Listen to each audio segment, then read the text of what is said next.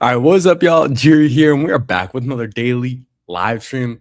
And y'all know we don't waste any time around here, man. We are hopping in. We're already in an eliminator. Draft starts in 20 seconds. We are at pick 10. And how we doing, everyone? Happy Saturday. Absolutely beautiful day. No better way to spend it than drafting some best ball, man. It's August. It's officially August. So happy August. Let's get these drafts, man. And there's some familiar names in here. Even though I joined this draft right before the stream started, we got our boy G Temp in here. We got Over the Rhine, I recognize. We got, who else did I recognize? Pap Dog is a name I'm familiar with. MVS even right next to me. A lot of familiar names. So should be a fun draft. Trying to get my eliminators up as this contest is filling faster and faster, man. It's 57.9% filled. I have 45 drafts left after this one. I feel pretty good about my pacing. I've been saying I think it's going to pick up very, very quick because most people are waiting, man. They want more information with this tournament. They want to know with the injuries and everything like that, man. And we got a lot to talk about with that, man. There's been some very unfortunate injuries. But how we doing, chat? How's everyone doing? Money a thing. We out here. Been enjoying everyone eat their words on DeJon Stribling this week. I'm sure you have as well. Dude, every time I hear about DeJon Stribling, I think about you, Jeff. Pause. But for those who don't know, our boy Money in a Thing was, I swear, the only person drafting DeJon Stribling pre-draft. No one else was drafting DeJon Stribling except Money in a Thing. But I will also say no one else was drafting Kalen Black except for me. So I'm the original Kalen Blacker. Pause. And Jeff is the original DeJon Stribling. And man, these injuries in San Francisco. Ricky Pearsall has been officially confirmed that he is out for the year with season-ending knee surgery. I'll take a look at my Ricky Pearsall exposure after this next pick. It's not my favorite. Wish I had a little less. But I'm not very overweight. So, hey, it happens. It's the game we play. And fuck, dude, give me James Cook, please. So I started St. Brown. Oh, man. So close. Okay, I'll take Saquon. I'll take Saquon as my consolation prize. I almost just started St. Brown and James Cook. We started with Amon-Ra St. Brown at pick 10 in the eliminator. And y'all know, there is no better way to start an eliminator than with Amon-Ra St. Brown. I mean, there is better ways. But as a Lions fan, I'm always happy. And then we get Saquon at 15. Not bad. But if I got St. Brown and James Cook, that might have actually been my favorite two-player start in the eliminator. So close. But hey, we got a lot of drafts to do, man. So we can test our luck a little later. But how we doing, chat? Disbanded Brotherhood with the classic period. Danimal back in here. The man don't stop. No, we don't do it, man. For those who missed it, man, we streamed for over 4 hours last night. Finished around like 2 a.m. Pacific. So it's less than 12 hours later, and we're out here again, man. We're out here doing it. Happy Saturday. And yeah, I'm happy to be drafting. Happy y'all are joining me. And yeah, we're still grinding. The cats are probably napping. Yeah, who do we got up there? We got Dan up in his tree. I went to the gym earlier this morning, got back just before noon, and man, spent a good like 30, 45 minutes just playing with my cats. It's such a great way to spend a Saturday, man. Just playing with the kitties, get a little food, and then now we out here drafting, man. All set. We got our coffee. That means we're ready for a long time. Happy Saturday. Jamie asking our thoughts on Devin White signing with the Lions. I mean, doesn't hurt, right? I don't know if he's going to make the team. Our linebacker room is actually pretty good, even with Anzalone leaving. We drafted a linebacker from Michigan as well this past year. So interesting to see where he might fit in. But even if he can just play special teams and be good there, then I'll be happy with that. What's up, Bayou Bengal? How we doing? Happy Saturday. I'm doing great, man. It's a beautiful day. Got a great workout in already. Spent some time with the kiddies. Couldn't be better. We got T-Guard in here as well. Saying what's up to me and the cats. Love it. What I would have loved is getting Devonta Smith. A little unfortunate there. Who do I want to draft first? I'm going to go with, let's take the man who just got paid. Let's take Chris Olave. Chris Olave got paid like $33 million a year. I kind of like him in the Eliminator. Should be a pretty consistent player. And Jordan Tyson being eased in a little bit more. He's been getting some more attention in training camp. But Chris Olave feels like a good pick in the Eliminator. And if I can come back around and get a little David Montgomery as my second running back, I'll be very happy. Saw a little clip on Twitter today of David Montgomery, and he's looking good, man. David Montgomery looks good. He looks shifty and does not look 29 years old. I've been saying, man, David Montgomery's not washed. Like, he's been underutilized on the Lions, and he is very, very good still. So I'm drafting a lot of him. And in the Eliminator especially, I want a lot of David Montgomery because I think he's going to be good right from the start. So really happy with that. One pick away. I'm either going to take David Montgomery here, or maybe we'll take a little Ladd McConkey. Garrett Wilson and T. Higgins are here as well, but Garrett Wilson and T. Higgins don't feel as good to me in the Eliminator. If you saw last night, we got T. Higgins at like 46 in a draft, but I'm going to take David Montgomery here. Lovely start, other than Olave and Monty having the same bye week, but one little overlapping week 8 bye. I'm not afraid. It's all right. Slayden, letting the people know, got 25% Debo in his first 500. And as good as the landing spot is, the substation. Yeah, man, the substation conspiracies are going to be there forever. And it's not looking good, man, with all the stuff going on. I saw Dejon Stribbling was sitting out of practice today with some hamstring tightness. I'm sure they're just being extra cautious with, everything they've been dealing with. But I'll show y'all my Ricky Pearsall exposure. 398 drafts. I've done almost 400. This is not including the Eliminator, though. But Pearsall, I have 7%. And wow, they put an out tag on him. That's interesting. I wonder if they're going to just remove him from the player pool or something too. Being out for the year, because still seeing him get drafted every now and then. But I have 7.3%, so I am a little underweight, but $452 in entry fees is not good. And one of those teams is in a 101 Dalmatian. So I don't love that, man. I don't love that. Don't love that it's in the 101 Dalmatian. Bayou with the 0% Pearsall. Damn, dude. T-Guard letting the people know. 14 Strib, 7 Debo, 1% Pearsall. Hey, I'd rather be underweight Pearsall than overweight Debo and Stribling, I think. I do have a lot of Debo, though. I have like 15 or 16% Debo. And in Best Ball Mania, I think I have like closer to 20%. So I'm happy with that. First Down Fantasy with the 4%, all in low dollar stuff. That's nice.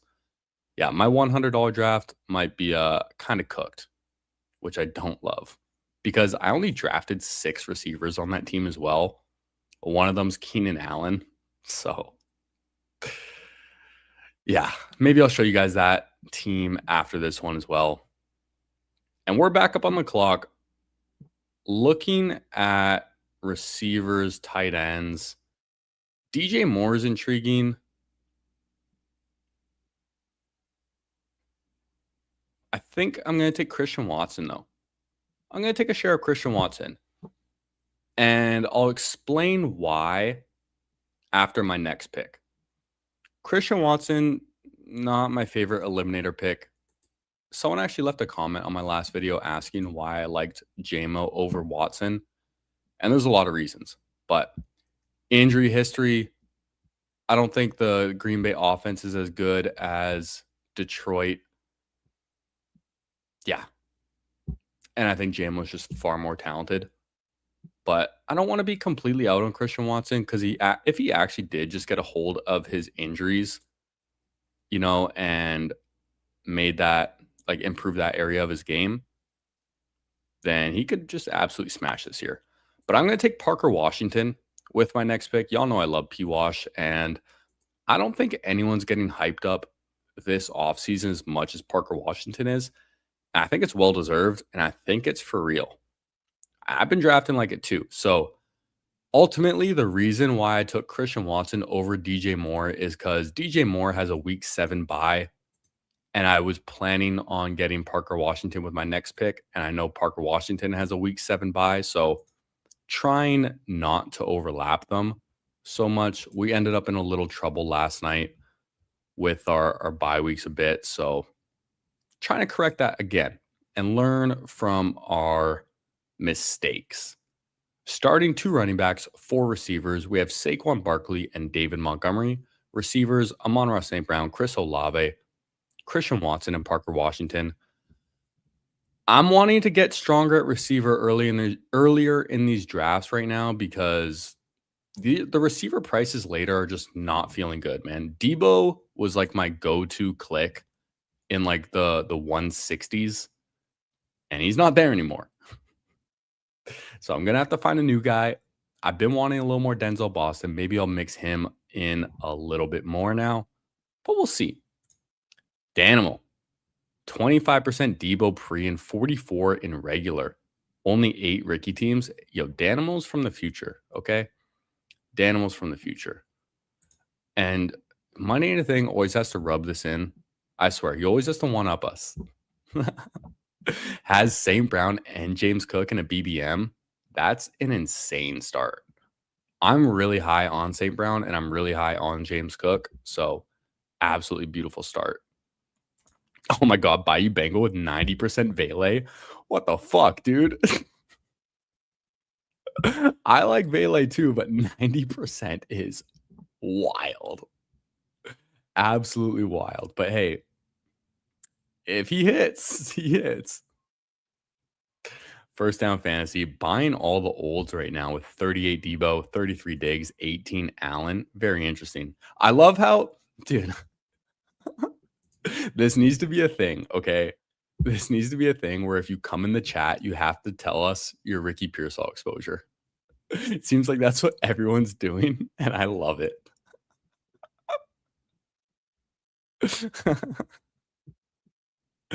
Okay, Caleb Williams goes. There's a lot of receivers here. I'm going to take the running back, though, in Blake Corum. Want to stay on top of the running backs. I like Blake Corum a lot, and I'm getting David Montgomery vibes from Blake Corum, with how the Rams are using their running backs.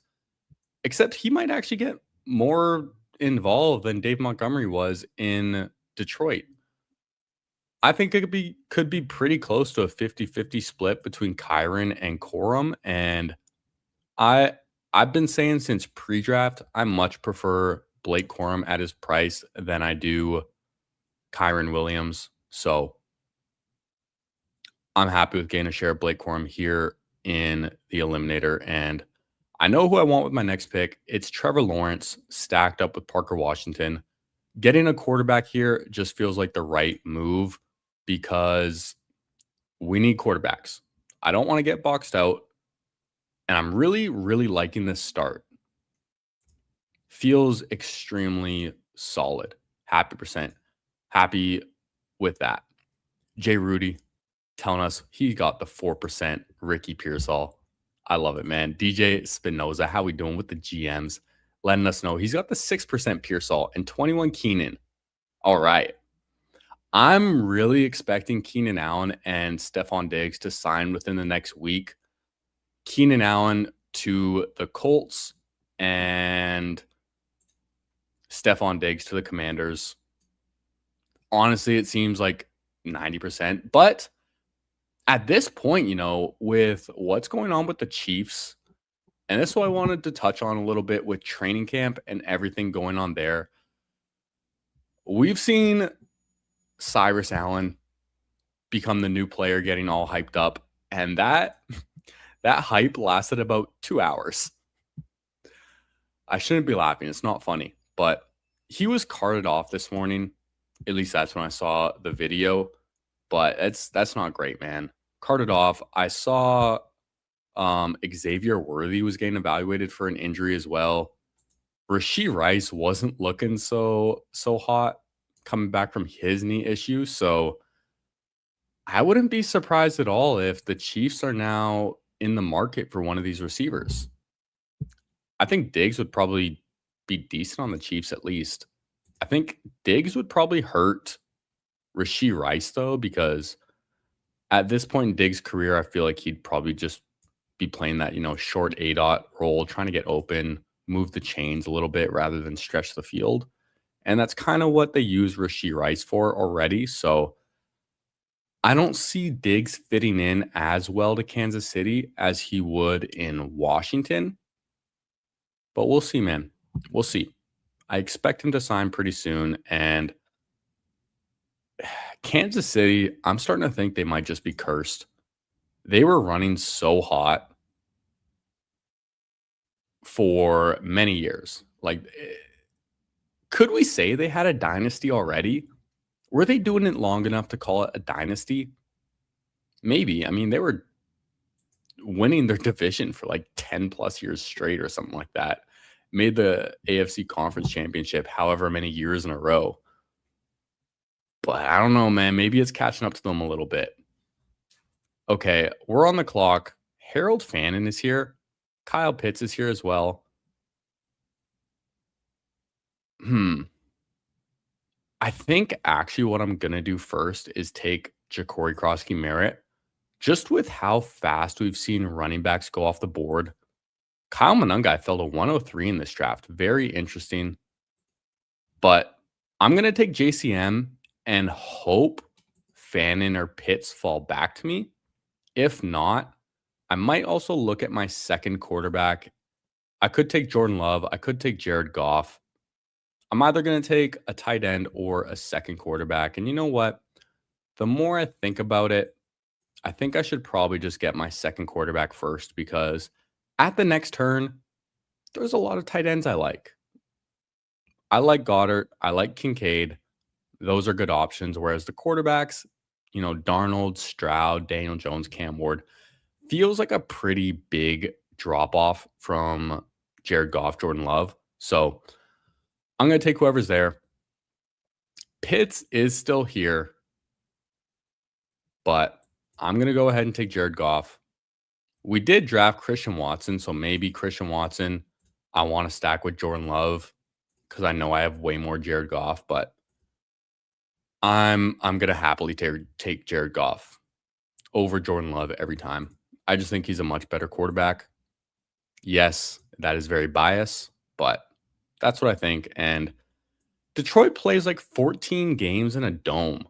They also have one of the easiest schedules this year, and their defense is trash. Like, our secondary is so bad that I expect them to be in a lot of shootouts, even with an easy schedule. So wheels up for the Detroit Lions offensive pieces. Sanka with 25% Watson in the limb. Damn. First Down Fantasy letting us know he has Neighbors in the 101 round 4. That does feel great. Feels a lot better than my Ricky Pearsall in the 101. That's for sure. My goodness. Think Williams and Corum could both have double-digit touchdowns. Is that crazy? I don't think that's crazy at all, man. Like, Gibbs and Montgomery have done it. I really don't, especially with how good their defense is. The only thing that I think would prevent them from both getting double-digit fantasy touchdowns is Devontae Adams and how much they like to throw that goal line fade to him from Matthew Stafford, because they're just so damn good at it. Like, it's almost impossible to stop, man. So that I think is really the only reason why they might not get that. But yeah, we'll see. Yeah, Worthy and Allen went down for the Chiefs today, which sucks. I haven't heard too much about Worthy's injury. Cyrus Allen was going like undrafted anyways. I took one share of him last night though, actually. Oh, dude, this is bad. It says shoulder injury, which is what he dealt with last year. Worthy left Saturday's training camp practice due to a shoulder injury, Jesse Newell of The Atlantic reports. It's unclear whether Worthy's injury is to the same shoulder that he underwent off-season surgery on to repair a torn labrum. He'll continue to be evaluated by medical staff to determine the severity of the injury, but both Worthy and Cyrus Allen, lower leg, leaving Saturday's practice early. There could be more offensive snaps on the table for the likes of Tyquan Thornton, Jalen Royals, and Nico Remigio. Haven't heard that name in a while. And Jason Brownlee. Okay. So Tyquan Thornton might be becoming my favorite last round click now because everyone else I like is getting drafted earlier. We'll see. Giroudi, 19 Keenan, 21 Diggs. There you go. Cyrus just has a shin bruise. Okay, well, if that's the truth, then that's definitely good. Shouldn't affect him too long. Now we're one pick away. Travis Kelce is still here. I'll take Kelce on this team. Sure. Why not? Yeah, the Taylor Swift curse for Kansas City. All Kelce's fault. I hope not for this team because I just took Kelce. So it was a nice little fall. And I like Kelce in the eliminator. Plus, if they're just dealing with injuries at receiver, he should just get used more early in the year before he like slows down. If he can like shed a few pounds, because Kelce looking a little thick, I will say. And how we doing, Nathan? Great to see you in here. Welcome, welcome. Happy Saturday. And we're back up on the clock. I'm going to queue up Dallas Goedert, or do I want to take Stephon Diggs as a fifth receiver? I think it's Diggs. Just knowing like I don't like the values of receivers later anymore. Am I Debo over Diggs? I don't know. I'm going to take Diggs on this team. Assuming he goes to Washington, that'll give us another week 7 bye with Parker Washington, making me happy that it took Christian Watson over DJ Moore now. But Diggs as my fifth receiver in the eliminator feels pretty solid, gives me a lot of flexibility. And I can get values at tight end later, and I can't get those values at running back or receiver. So I'm just going to break the tie towards receiver. Let's do a little recap. We have a 2-4-5-1 team in the eliminator so far. Quarterbacks, we have Trevor Lawrence and Jared Goff. Love it. Probably looking at one more late. Running backs, Saquon Barkley, David Montgomery, Blake Corum, JCM. Really, really love this 4 running back room. A lot of touchdowns right here. Hopefully for Saquon. The funny thing is, literally out of these 4 players, Saquon might actually score the least amount of touchdowns. I genuinely would not be surprised if Montgomery, Corum, and JCM all scored more touchdowns than Saquon. But hopefully that's not the case this year because we're drafting Saquon like he's not just going to, get tush pushed out of our starting lineup every week. But receivers, we have Amon-Ra St. Brown, Chris Olave, Christian Watson, Parker Washington, and Stephon Diggs. Feel really good about this room as well. And then Travis Kelce at tight end. I like it a lot. Really like how this team is coming together so far. Sweetleaf letting us know his Ricky exposure, 6% on underdog, 4% on DK, but still popping woodies. That's what we like to hear, man. Yeah, we know Sweetleaf likes to pop them woodies. And he's got the Tyquan Thornton bags as well. I think I need a little more Tyquan Thornton. But unfortunately, a lot of Worthy too. Yeah, that's the thing. First Down Fantasy saying Thornton's been his go-to round 18 pick. Mine's been Kayshon Boutte. But Kayshon Boutte is, people are waking up to him a little bit. People are getting woke to Kayshon Boutte, so he's not always there. I've been clicking more Rashad Bateman as well. I really like Zachariah Branch. Keenan Allen's still been a click for me. And then, yeah, Tyquan Thornton, Pat Bryant, kind of mixing in those guys as well. And can't forget Bayou Bengals, Devon Bailey. 90% is so wild, dude. Oh, Allen was non-contact? I don't know how you'd get a shin bruise if it was non-contact then. Do I want a running back first or a tight end? I queued up Spears, and I think I am going to take Spears first, and then I'll see what tight end comes back to me. Let's take Tajay Spears. He has a different bye week as well. And now I feel very confident stopping at 5 running backs. So don't need to look at running back anymore. We have Saquon, Montgomery, Corum, JCM, and Tajay Spears. Yeah, I am very easily done at 5 with that room. Now, Aaron Rodgers is off the board. I'm not going to reach up for Geno. I'm not going to reach up for Brissett. If I only have Trevor and Goff, then it's really not the end of the world. All right, I'm taking one of these tight ends next. Juwan Johnson goes. So it's Brenton Strange or Oronde Gadsden. Both of them have week 7 buys, so I can't use the bye week as a tiebreaker. So tiebreaker becomes the stack. And I have Trevor Lawrence, so I'm going to take Brenton Strange. Reports in camp so far have been Trevor Lawrence's favorite targets that he's thrown to more than anyone else in camp so far have been Parker Washington and Brenton Strange. So getting those two as my Jacksonville pieces to stack with Trevor just feels really strong. And I'm going to be happy with it. This team is coming together really well. And this is why I like to push tight ends. You know, instead of like doubling up and getting a Dallas Goedert, taking Diggs here, or else I'm looking at like Denzel Boston, Ryan Flournoy, like Adonai Mitchell, Jerry Jeudy. These guys, like, I don't know how much they're really going to contribute, especially early on. Diggs at least can help contribute early on, assuming he actually signs to a team soon. Nathan thinks he's going to be signing to Kansas City. Very well could happen, man, especially with all the injuries that they've been dealing with lately. I don't know how well he would fit, and I don't know how well he would mesh with Rice. Let's just say him and Rice better not become friends, or else that sounds like a lot of off the field issues with Rashee Rice and Stephon Diggs, man. My goodness. If Allen goes to the Colts, it's going to be like 120 targets. Let's see. How many targets did Allen get last year?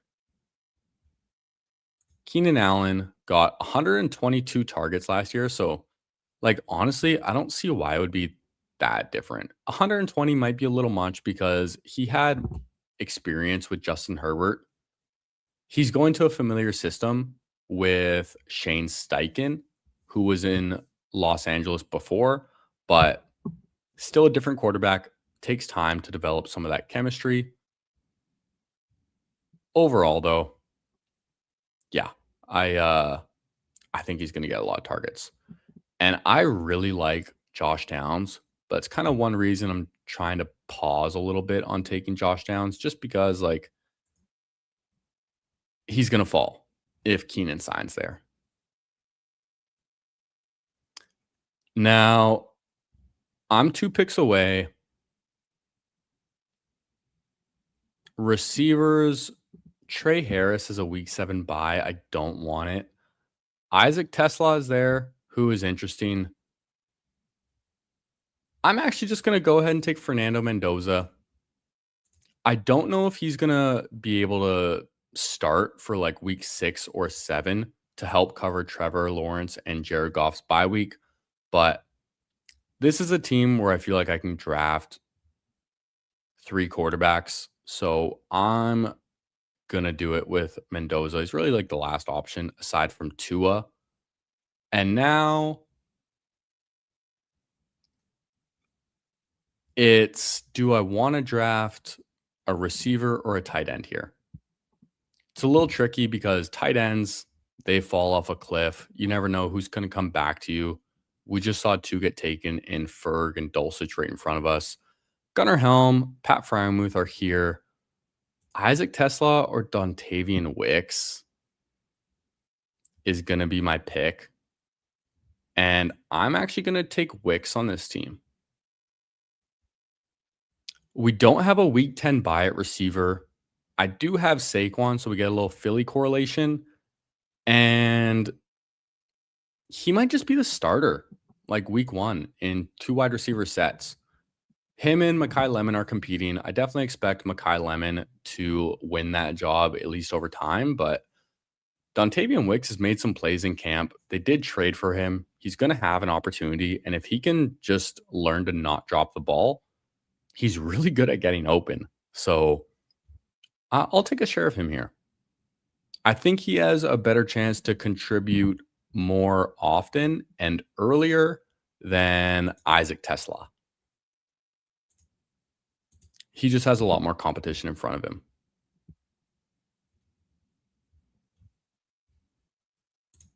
Sweet Leaf has been grabbing some booty. Didn't have much, but yeah, the nice booty is great, man. We like it a lot. Now I have to take him around 17 if I want him, though. Can't get him around 18 anymore. And yeah, I think 100 targets for Keenan Allen, if he goes to the Colts, is, yeah, pretty locked in.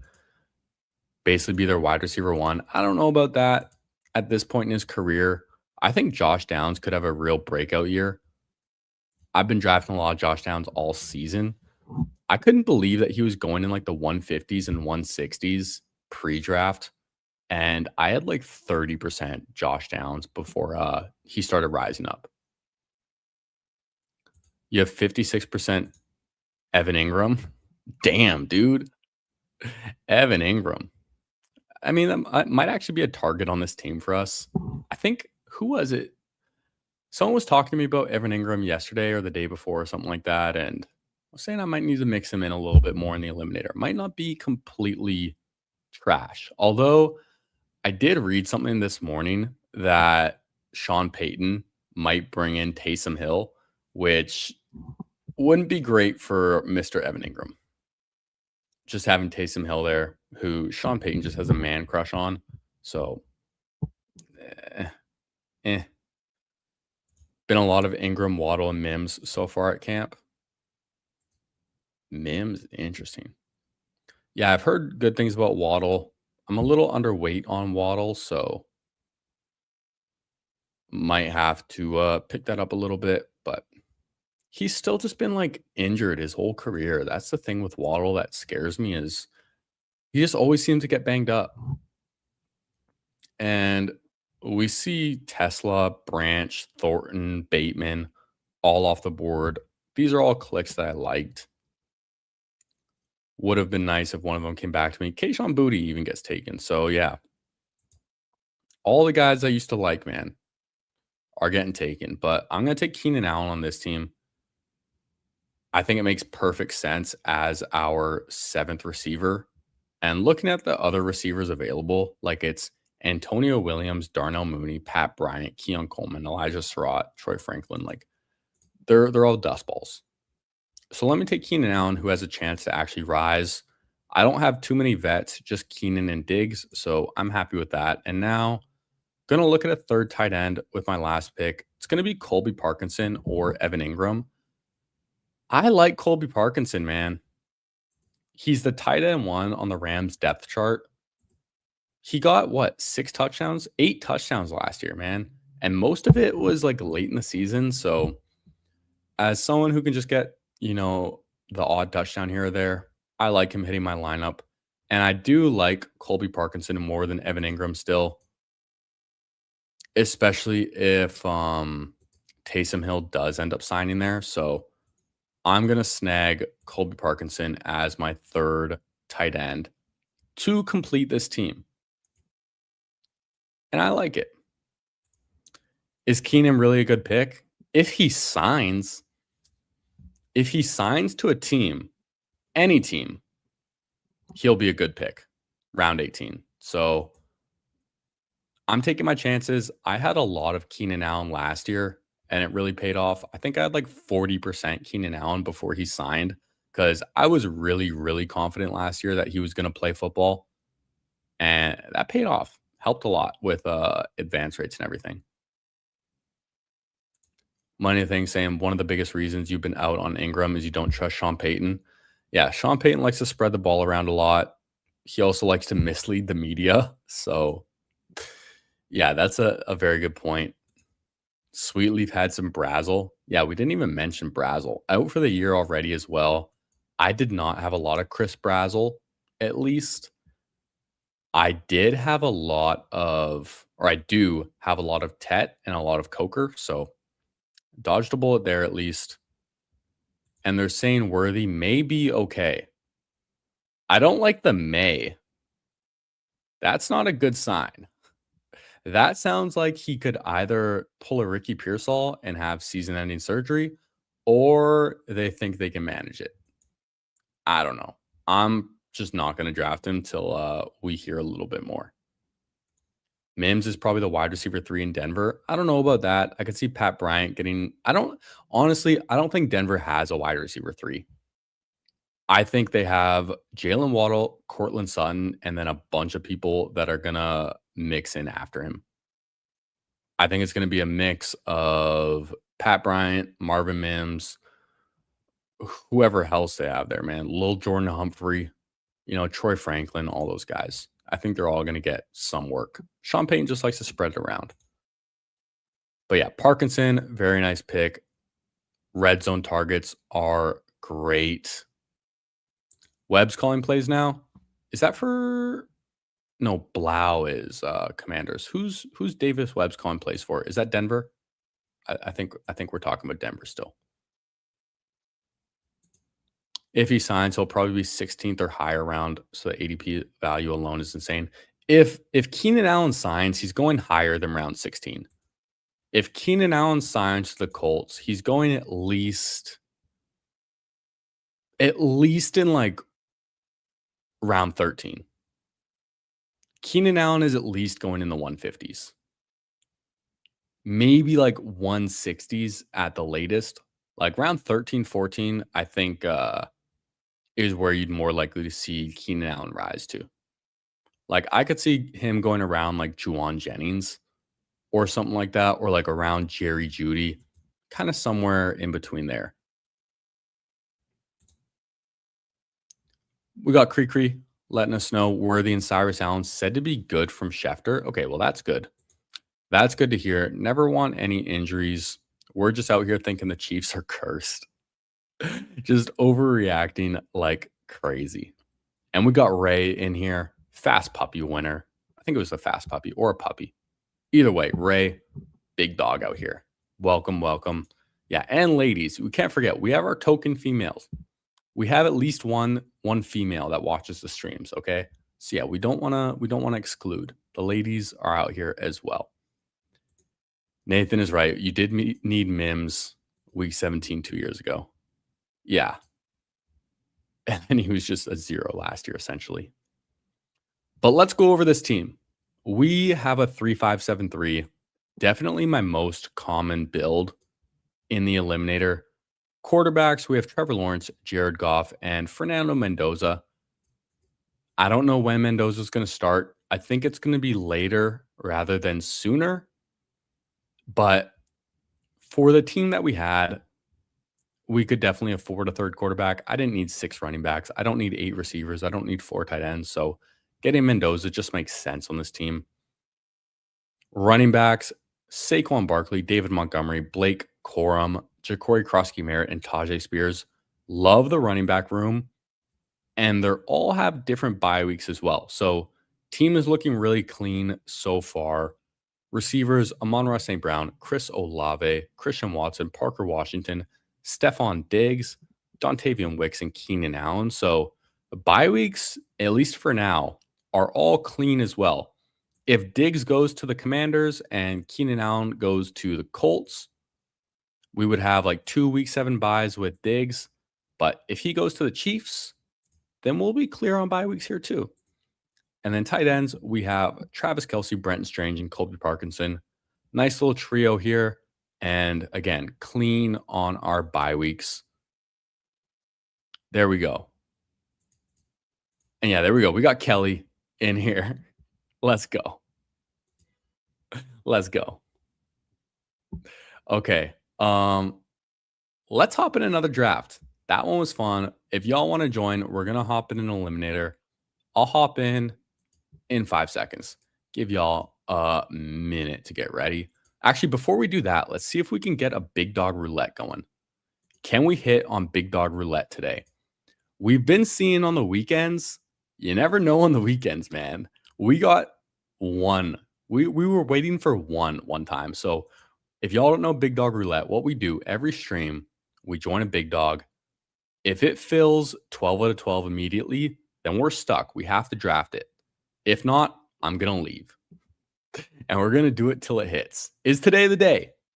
It is not. We're waiting for 10. So going to leave the big dog and hop in an eliminator. We're waiting for 3 if you're able to hop in here. One of these days, man, this big dog roulette is going to hit. Can't believe we were waiting for 1 the other day. That was so close. So while that's about to start, I'll show you this 101 Dalmatian that I had with Ricky Pearsall. And man, the butterfly effect is crazy because we were drafting next to Daily Rojo. If y'all know, this is Pat Crane. He won Best Ball Mania before, so obviously very sharp drafter. And here's the thing. He had Ricky Pearsall. Or sorry, he had Brock Purdy at 91, right? And then at 115, Ricky Pearsall was still on the board. And he could have taken Ricky Pearsall to stack with Purdy, who he didn't have any stacks with. But instead of Pearsall, who fell like 20 picks, he took Casey Concepcion, which looks like a 200 IQ play right now. Because I was hyped. I'm like, yo, Pearsall is falling to 116. Absolute smash, right? Yeah, joke's on me. Okay, I think this filled, so I don't want to. Okay, we're 8 picks away.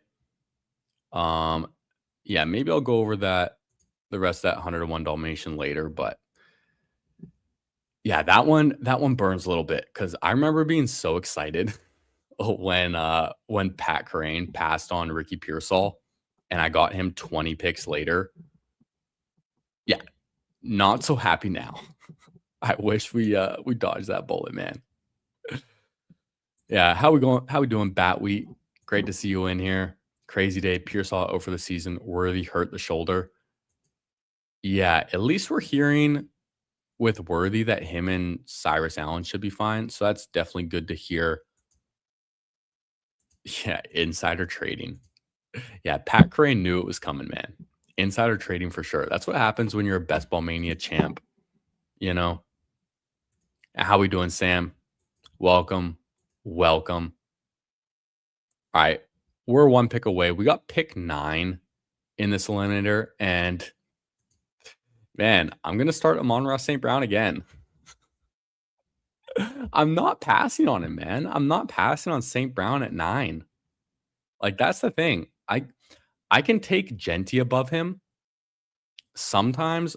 Maybe I can take Cook above him sometimes. But honestly, having that elite receiver in the eliminator, I think is so strong.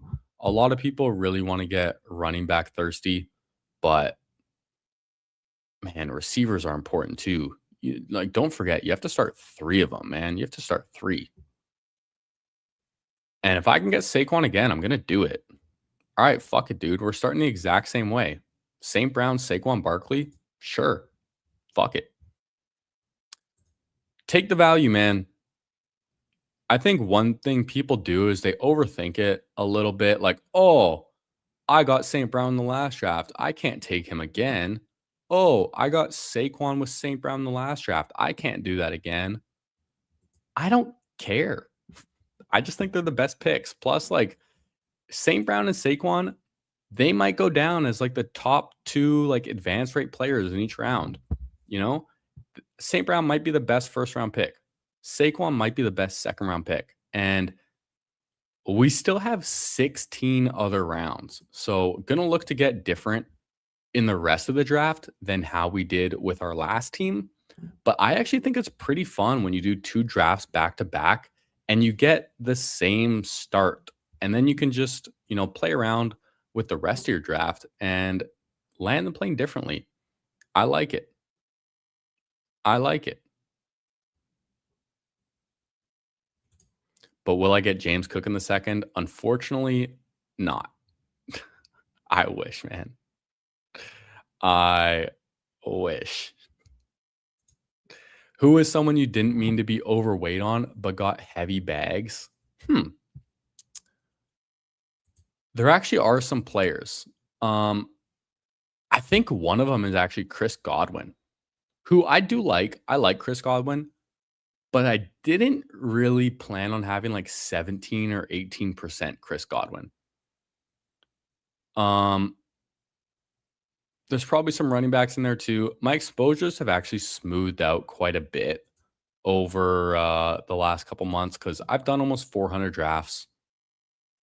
And my exposures are a lot more smooth now than like in previous years of me drafting. So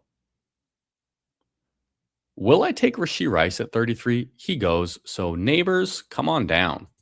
Malik Neighbors, pick 33. Yes, please. I don't think there's really any difference between taking him at 33 or 40 because a lot of the players that go in this range, you can get them at the next turn again. So I'm very happy getting to share Malik Neighbors here at 33. And there you go. We're already getting different. Instead of Olave, we got Neighbors.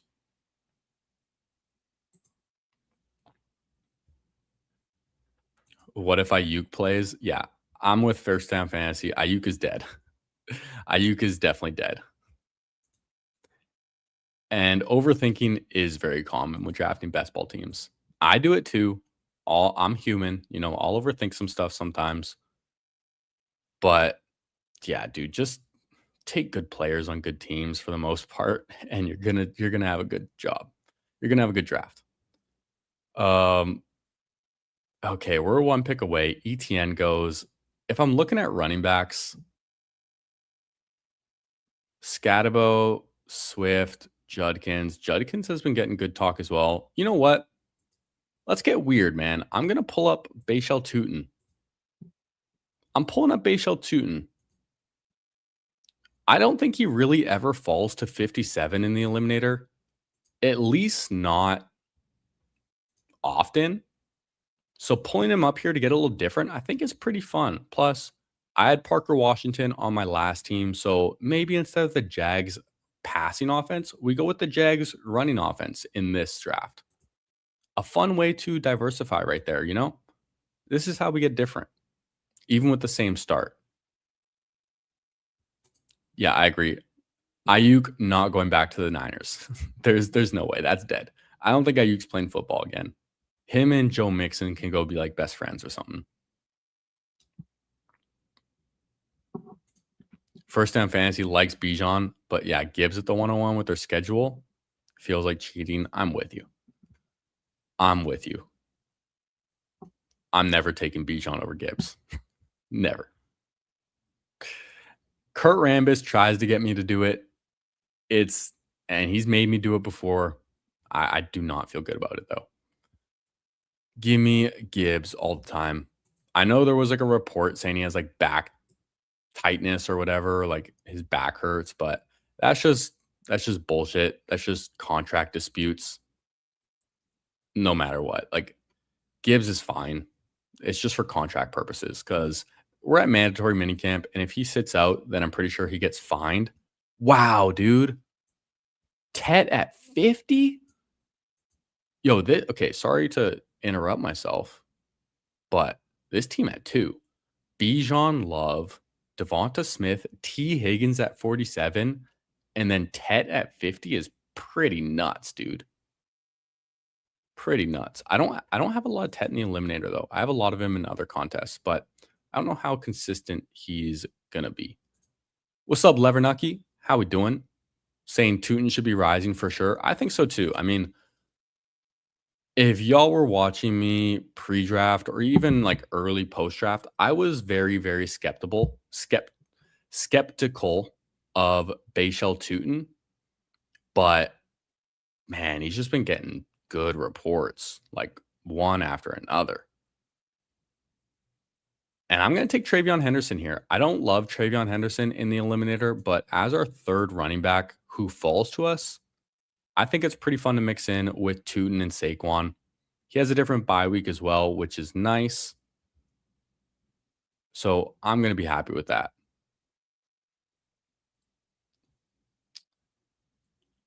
Team so far, we have 3 running backs, 2 receivers, Saquon, Bayshell Tootin, and Travion Henderson, and then St. Brown and Malik Neighbors at receiver. Love how this team is coming together.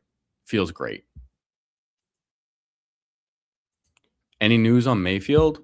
I don't think so. Not since like the last couple days where we heard like he's done talking about his contract. So no, nothing else. With this pick, I'm either taking Parker Washington or Tyler Warren, and y'all know what I'm doing, man. I'm taking P Wash. I know we took Tootin. I don't care though.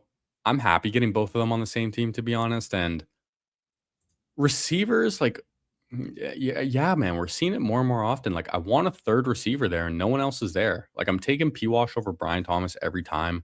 I'm taking him over Marvin Harrison. It just falls in my lap, and I'm gonna do it, man. I'm not a Tootin' Bull, but I'm coming around to him, man. I'm getting my exposure up, and I'm actually pretty overweight in the eliminator. Because if he does just turn out to be like a stud, then it's gonna be good in the eliminator. Ray's not in on him though, not falling for the psyop, the Tootin' psyop.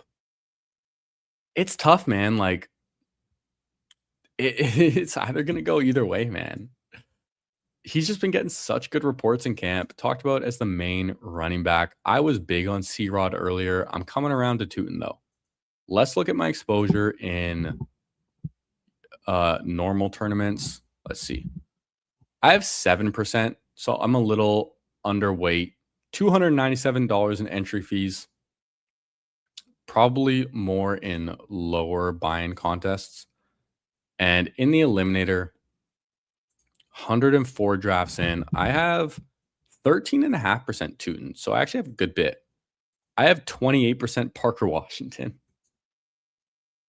Love it. I have almost 40%, almost 40% Michael Pittman. Michael Pittman is, yeah, one of my favorite receivers in the eliminator for sure.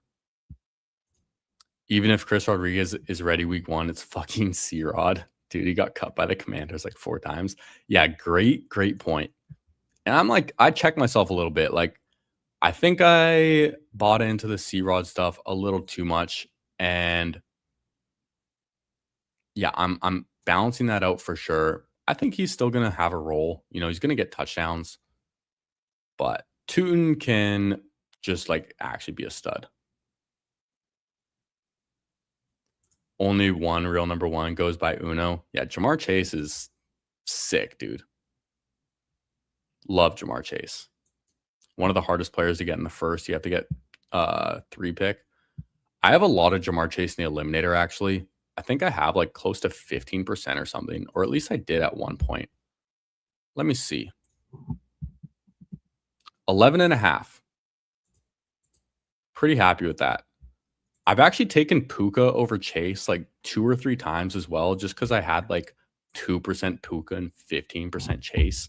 And I didn't want to be that overweight. So, yeah, wide receiver is feeling very, very thin this year, especially with all the running backs pulled up and receivers falling. It still feels thin. Okay, back up on the clock again. What do I want to do here?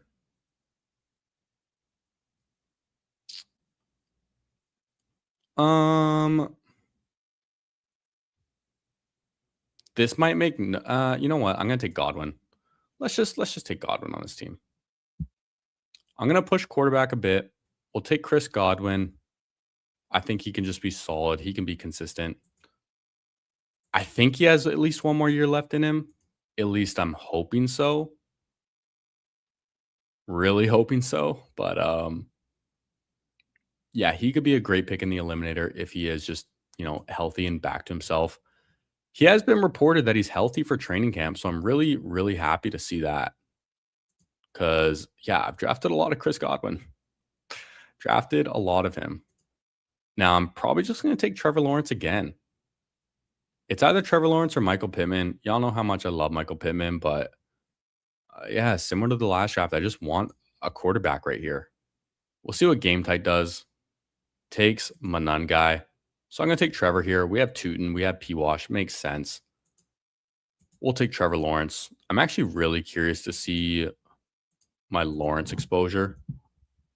Let's see Jacksonville in general. So 12.5% Lawrence. That's not that much. 14 C-Rod, 13 Tootin, 28 P-Wash, 11.5 Brenton Strange, 10 Jacoby. So yeah, I'm pretty in on the Jags this year. Brian Thomas, 1.9%. And I'm pretty sure that's because Kurt Rambis or Nice and Blunt made me draft him. One or the other. We also have only 2 shares of Travis Hunter in the eliminator as well. I just don't know how consistent he's going to be. Even though I do think he's playing offense this year, I don't know how consistent he's going to be. And I'm making my bed with the P-Wash. Best Ball and Call says, I feel like I've seen this before. We do have some similar picks. I mean, it's only St. Brown, Parker Washington, Saquon, and Trevor. I guess that is half our team, but I don't get tired of those players, man. The only one is like Saquon is a little questionable to me, I will say, but when he's there at 16, like I'm gonna take Saquon Barkley at 16. Very, very happily. There we go. We summoned Nice and Blunt. Yo, how we doing, Blunt? At least one of those is half your team. Yeah, I'm sure, dude. It's so funny, dude. I looked at like my what tournament was it? Pitbull? Yeah, the $20 Pitbull. I did 2 Pitbulls with Nice and Blunt, and both of them have Brian Thomas on them, which is hilarious. But if anyone saw the last live stream I did with Nice and Blunt on his channel, I made him take Parker Washington like 2 or 3 times in a row, which is just really funny. I didn't even have to say his name. He just knew, man. He just knew. The Jags did want Dobbins. That's true. And settled with C-Rod. Confirmed. Is it confirmed Worthy's cooked? No, it's not. Sounds like he actually might be okay. All right, back up on the clock again. Dude, y'all are going to hate me for this, but I'm so tempted to take JCM again. There's just no running backs left. There's literally no running backs left after him. Like I'm pretty out on Aaron Jones, C-Rod, Tyrone Tracy. I already have a lot of these guys. And then, yeah, it falls off a cliff. So we have 2 week 7 buys, but man, I like some Ja'Cory Groski-Merritt. I do. I like him a lot. I like him a lot. Sweet Leaf with the 20% Tootin. My goodness. And Nathan, he took Puka at 3 over chasing this one. Very interesting. Now, man. Goff again. I actually might take Mayfield. You know what? Let me take Baker Mayfield on this team, actually. We have Chris Godwin. I like Baker Mayfield. Let's take a share of him. I have a lot of Jared Goff. Baker Mayfield, he's so good when he's healthy, man. And he actually runs the ball a bit. So let's take a share of Baker instead on this team. There we go. We got a little different, okay? Instead of the same quarterbacks, at least we got a different quarterback, okay? There we go. There we go.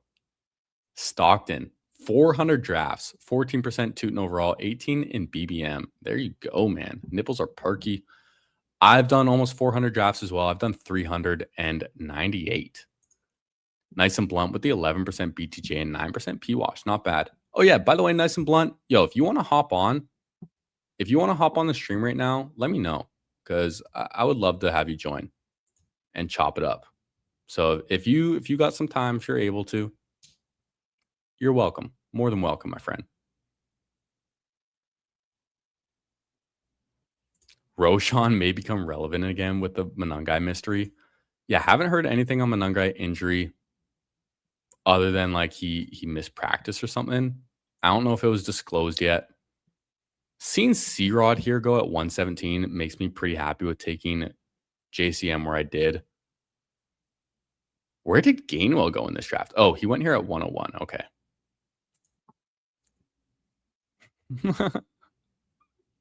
Quincy saying we got that stoner laugh. Yeah, we do. But I think I'm going to take a little weed break. I haven't smoked in like 2 days. I think I'm going to take a little break. Feels like a break time. I think Keaton is Achane 2.0. I mean, one can dream that Achane is 2.0 or Keaton is Achane 2.0. Y'all know I have a good bit of him. Money to Thing had 35% JCM in the big board. Haven't clicked him enough yet in BBM. Yeah, I want more JCM as well. I want more. Hey, no worries, Blunt. No stress whatsoever. I'm just always going to throw it out there because you and I, we always drive banger teams together. So whenever, nice and blunt, whenever I'm live, if you want to join, you have an open invitation. You can hop on stream whenever you want, my friend. I'm tempted to take Tyrone Tracy on this team as my 5th running back and just be done here. But I might actually take Coker first. Yeah, I think I'm going to go with the receiver. We took Diggs in the last one. Let's take Coker. I like some Jalen Coker. Gives us a different bye week as well and opens up a 3rd quarterback for us. So I'm going to do that. And then I'm probably looking at a tight end with my next pick. The reason I took receiver first is I've made the mistake where I've taken the tight end first, hoping a receiver falls back to me. And Coker, Shaheed, Diggs all go. And I get left in the dark. So gonna take the receiver first and hope a tight end can come back to me. I do like Dallas Goedert the most. I actually don't even know if I would want Isaiah Likely here. I might push it if Isaiah Likely's the only one available, but if Dallas Goedert's here, I'm taking Goedert. We'll see what Game Tight does. He takes Willis, so yeah, easy pick for me is Dallas Goedert. Let's get our first tight end. I feel good about that too. Yeah, we'll see you soon. For sure. Yeah, we love Adam. He is the GOAT. And if anyone's watching me who doesn't know Nice and Blunt, check out his channel, man. Absolutely crushing it. He does a ton of in-season content as well. So if you don't want just, best ball drafts in the summer, then yeah, check out Nice and Blunt, man. Him and I stream together pretty often too. We always draft good teams. So happy to have you as a friend of the channel. Sanka almost took Worthy at 116, pushed into 125. That feels great, man. When you're on the fence about someone and then they end up coming back to you, absolutely love it. Quincy got 10 round 4 neighbor shares. That's pretty nice. I will say I was maybe a little too cautious on the Malik Neighbors, but that's the thing. I'm more cautious on the injured guys in general than most probably. And sometimes it bites you. Helps a lot. Sometimes it bites you. Unfortunately, we see Bryce Young go to the team that took Tet and Jonathan Brooks. Can't blame them whatsoever, especially only as their 2nd quarterback, but going to have to keep my options open for a 3rd quarterback now. However, if it turns out that I only have Trevor and Baker, so be it. So be it. I'm not going to absolutely force it. Chig goes as well. This team at 2 is doing real nice.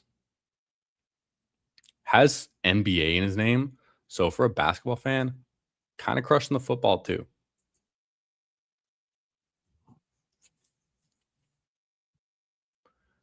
Did a dynasty draft today with rookies. A lot of good players. Dropped.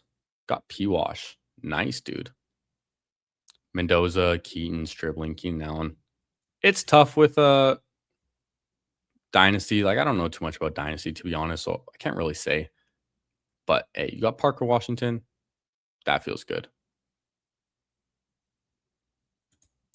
First time fantasy's right, man. We're talking about people overreacting in the fantasy football community. And yeah, seeing Malik Neighbors run the bases in a charity softball game makes sense. And you know what we should have thought instead of seeing him do that is, wow, Malik Neighbors is actually out at a charity softball game and at least moving around. How great. But instead, we all just got very bearish. Except for some people. Some people were bold enough. Okay. On the clock again, Hunter Henry or Brenton Strange is who I'm looking at. It's tough for me to take Henry over Strange because I just like Brenton Strange so much more. But for bye week purposes and portfolio diversification, I'm going to take Hunter Henry just because I already have 2 week 7 buys at running back. I have a week 7 buy at receiver and quarterback. Let's not get it on tight end as well. Unless Brenton Strange falls back, then I'm not going to resist. I'm going to take him. Tyler Algier off the board there too. And yeah, he did look cooked in that video. But it was probably just more mental when you really think about it. Like coming back from a serious injury, yeah, you're going to be a little hesitant, you know? It's going to happen. All right, Brenton Strange does go, so we don't have to be tempted by that. Gadsden is still here if I want another tight end, but I think I'm going to take my last running back. You know what? I think I actually might be able to push it. I could take Aaron Rodgers as a third quarterback. He always feels fine to take. I don't know if there's any receivers worth taking here, unless I want Stribling. Ooh. Do I want Stribling?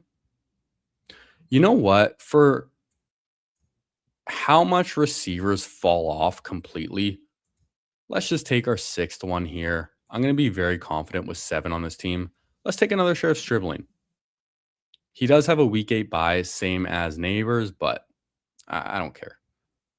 Let's push running back a bit. Maybe we can get a guy to fall to us. Sampson, Bigsby. I'm not taking Bigsby when I have Saquon. Sampson's interesting, but he still plays for the Browns. Still plays for the Browns. Where did Debo go? Wow, Debo went at 122 in this draft. That's early. I'm hoping that Debo rises to like the 120s. So then I can just be completely out on him because I already have so much. And I would kind of actually rather have Stribling in like Best Ball Mania type contests. In the Eliminator, it's very easily Debo, but in tournament style contests, I don't know. It gets close. What was I going to look at? Oh yeah, my Debo exposure, 26%. Yeah. 26% in the Eliminator feels really nice for my Debo. 20% at St. Brown is nuts. But I also feel phenomenal about it.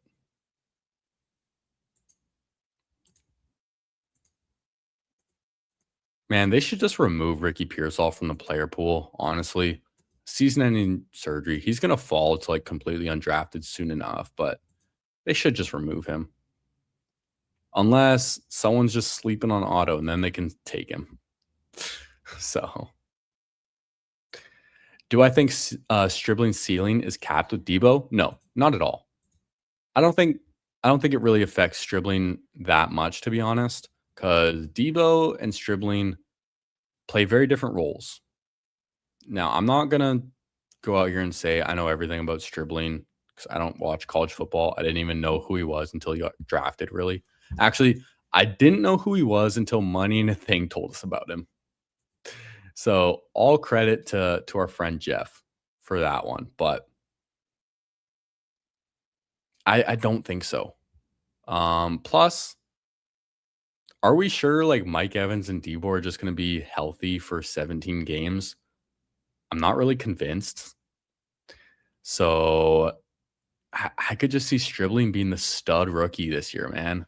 We see it every year where there's a late round rookie who just ends up being very good for fantasy and producing. Could just be Stribling this year.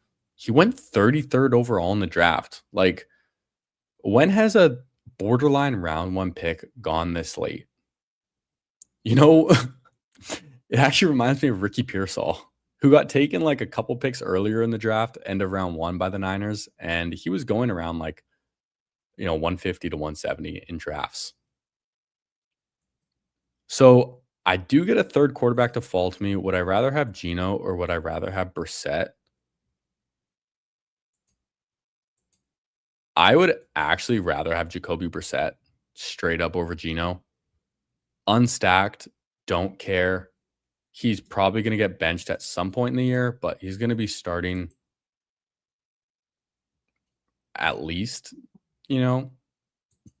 And at this point in their careers, I think Jacoby's just better than Geno. Also has more talented weapons, arguably. Although, you know what? Geno has some really good weapons too. He has fucking Garrett Wilson. Missed out on AJ Barner. That's a bummer. I would have really loved to get AJ Barner on the way back as my third tight end. But maybe we just push it more. Really considering Jaden Blue, or I take one of these tight ends. The only thing is like running backs around like 17, 18 are just trash. Jaden Blue at least gives us some upside. And, he's being talked about as having like a little bit of a standalone role regardless and getting like 5 to 10 touches a game, which for a guy who you're getting around 16, it's really not bad. BKG is on the blue train with us saying he's legit. Yeah, it sounds like most of the issues that Jaden Blue had last year were maturity related, which you can very easily improve. I mean, not everyone does it. We see a lot of boneheads in the NFL clearly that have maturity issues, but hopefully Jaden Blue, is reading the playbook more this year and worrying about what brand of cleats he's wearing a little less this year. And I think he can be a great pick. I mean, his competition is Javonte Williams.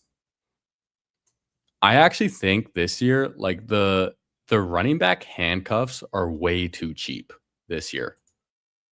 They're way too cheap. Like Jaden Blue, Marshawn Lloyd's been getting good buzz as well. It's just I still have a hard time taking him. But like Blue, Ray Davis, Brian Robinson, all these guys are just going way too late. Like last year, we saw Ray Davis going in like the 130s. Tyler Algier as a handcuff was going in like the 130s, 140s. And this year, they're just going multiple rounds later. Algier way too cheap. He is cheap, but he plays on such a bad team. That's the only thing with him is they're just so bad. Jaden Blue was rushing his process. Understandable for a rookie. Yeah, I mean, you're like a 20-year-old kid coming in the league. You want to wear your custom Louis Vuitton cleats now that you finally have money. But yeah, hopefully he grew up a little bit in the past year. Now, we have 2 more picks. I'm going to be looking at one receiver and one tight end. And yeah, I can never get Kayshon Boutte anymore, man. Kayshon Boutte is just impossible to get now. I'm convinced. It's impossible. And I'm probably just looking at the same. Even Evan Ingram goes, wow, okay. I'm going to take Colby first then. I need a third tight end. The rest of these guys don't feel good. So, yeah, I'm going to take Colby Parkinson. He has the same bye week as Hunter Henry. I don't care. It's a third tight end, and it's a week 11 bye. Few more picks from our round 18 selection. We're going to be taking a receiver, and man, couldn't even get Keenan Allen in this draft either. Dang, dude. Yeah, round 18 is so dry. So dry now. Like, who do I even want, man? Looking at my team, I can afford to get a veteran because I have a lot of younger players like Stribling, Coker, P-Wash, Neighbors, St. Brown. They're all like pretty young. Chris Godwin's really my only unk on this team. So maybe I get a Cooper Kupp share. I don't have much Cooper Kupp, but looking at the guys left, Pat Bryant's here too. He could be an interesting play. I do already have a week 10 bye at receiver. Let's get a share of Cooper Kupp, man. Sure. I don't like Cooper Kupp. I don't draft him a lot, but look at the guys who are left, man. It's disgusting. Ray's saying it's Phil Maffei season. Dude, that would be nuts. If Phil Maffei actually just becomes the backup, that would be very, very interesting. But this is our final team. Another 3-5-7-3. By far my most common build in the Eliminator. Quarterbacks, we have Trevor Lawrence, Baker Mayfield, and Jacoby Brissett. Running backs, Saquon Barkley, Bashal Tutin, Travion Henderson, Ja'Cory Cross-Camara, and Jaden Blue. Receivers, Amon-Ra St. Brown, Malik Neighbors, Parker Washington, Chris Godwin, Jalen Coker, Dejon Stribling, and Cooper Kupp. Tight ends, Dallas Goedert, Hunter Henry, Colby Parkinson. I like the team, and it actually feels very different than the last draft, even though we had the same start and we got some similar players. It feels like a really different team, and I like both teams that we drafted so far. I think you could argue, man, both of the teams that we drafted today are better than any of the teams that we drafted in the stream yesterday. So we're knocking the rust off. We're knocking the rust off with the streaming drafts, and we're getting back to drafting shippers. All right.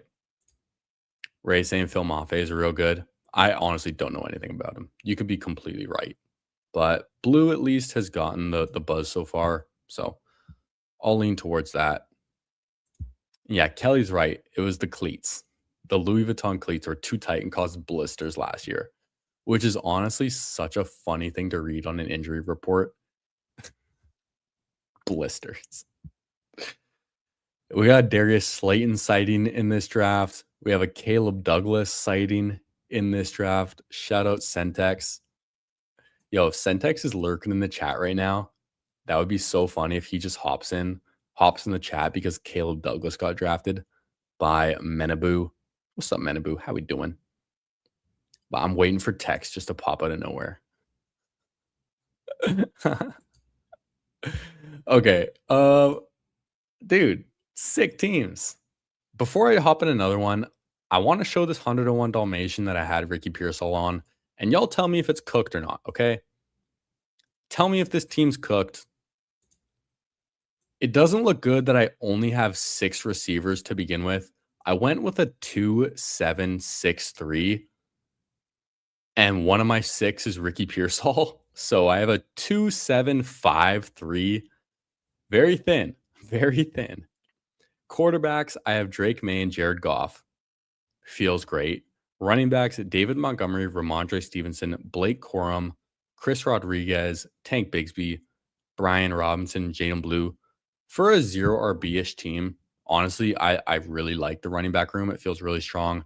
Receivers, JSN, AJ Brown, Rashee Rice, Jameson Williams, Ricky Pearsall, unfortunately, and then Keenan Allen. So really, we have JSN, AJ Brown, Rashee Rice, JMO, and Keenan Allen.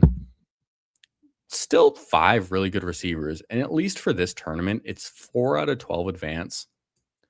4 out of 12, at least gives us a little more wiggle room, you know, not having Pearsall. And we have really strong other receivers. So there's that. Tight ends, Dallas Goedert, Brenton Strange, Terrence Ferguson. Love the tight ends. Pretty similar room that we had to the last draft that we just did. But let me know, is this team cooked? Is this $100 team cooked because of no Ricky Pearsall? Or do you think we can get by with these 5 receivers? I took Rashee Rice because he fell to 29. Hopefully he can just not be complete dust for this team. But I still think it feels pretty solid overall. Nathan's done 11 eliminators and has 4 Pukas. Damn, luck of the draw right there. But let's try big dog roulette again. Are we going to hit on the big dog? Probably not. Waiting for 7 now. So might actually happen today. We'll see if it does. We're going to keep entering it and see. But let's hop in another elim. I'm trying to get my eliminators up. If y'all want to join, we're hopping in right now. Oh, 12 out of 12. Sorry, y'all. We got pick 3. Sanka's in here. Okay. We got Sanka in here. Managed to sneak in. We got G-Temp right next to us as well. Probably not watching the stream, but hey, you were in the first draft. Out here grinding. What's up, G-Temp? I know G-Temp has been on a Goofy Chicken stream before. So shout out to him. What's up, Hank? New name. Welcome, welcome. Got to drive Denver Medical Institute to correlate with Dobbins week 17. Oh, gosh. Oh, gosh, dude. Yeah, I hope Dobbins can stay healthy just for, you know, him. I'm probably underweight Dobbins, though. I'm actually curious now. Y'all always talk about a player, and it just makes me curious to see how much I have. I only have 4% Dobbins. Sounds about right. I have a lot more Harvey. I'm a Harvey believer. At least more than Dobbins, anyways. Gibbs goes 1. Are we going to get a gift? I'm expecting G-Temp to take Bijan right here. I'll probably just get my Ja'Marr Chase and be happy about it.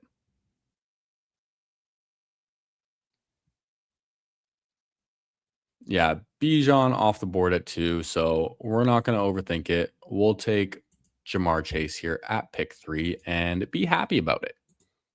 Love some Ja'Marr Chase. So welcome, welcome. Wow. Sanka goes ahead and takes Amon-Ra St. Brown at pick 5. I respect it. I respect it. We started our first 2 drafts with Amon-Ra. Absolutely love it. And seeing him go at 5, yeah, dude. I respect it. Over JSN. Really not the worst, man. Not the worst.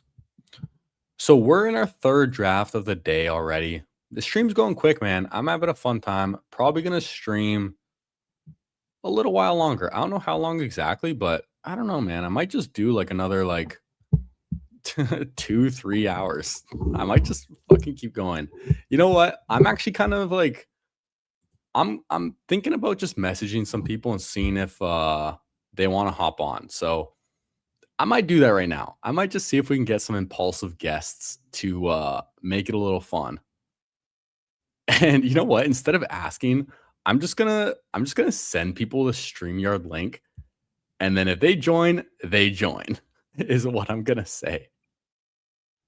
And I'm gonna keep it a mystery from y'all who I'm gonna be inviting on, but we'll see.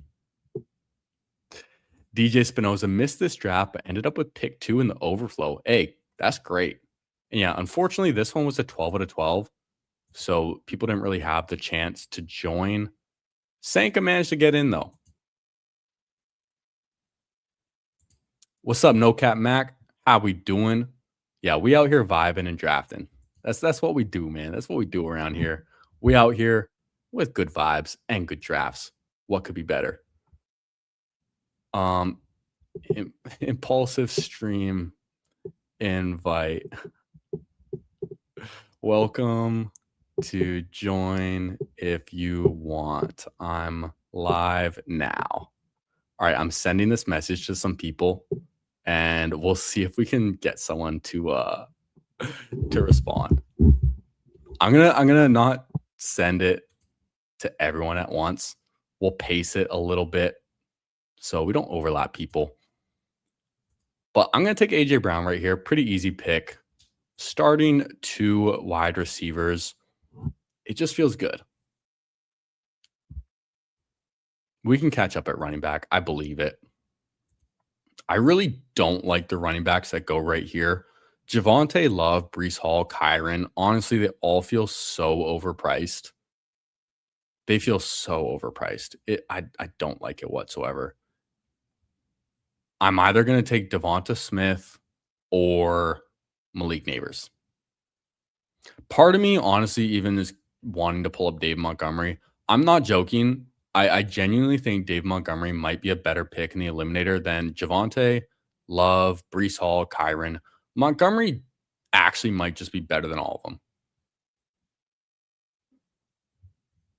And I might take him with my next pick. I'm really tempted to start 3 wide receivers, but getting boxed out at running back just doesn't feel good. There's good receivers at the next turn as well, which is it makes it tough to take a third right here. It's really hard to pass on Devonta Smith, pass on Neighbors, but you know what? Let's get weird today and pull up Montgomery. Let's just try it out. Montgomery never falls to like 46 anymore. So let's try it out.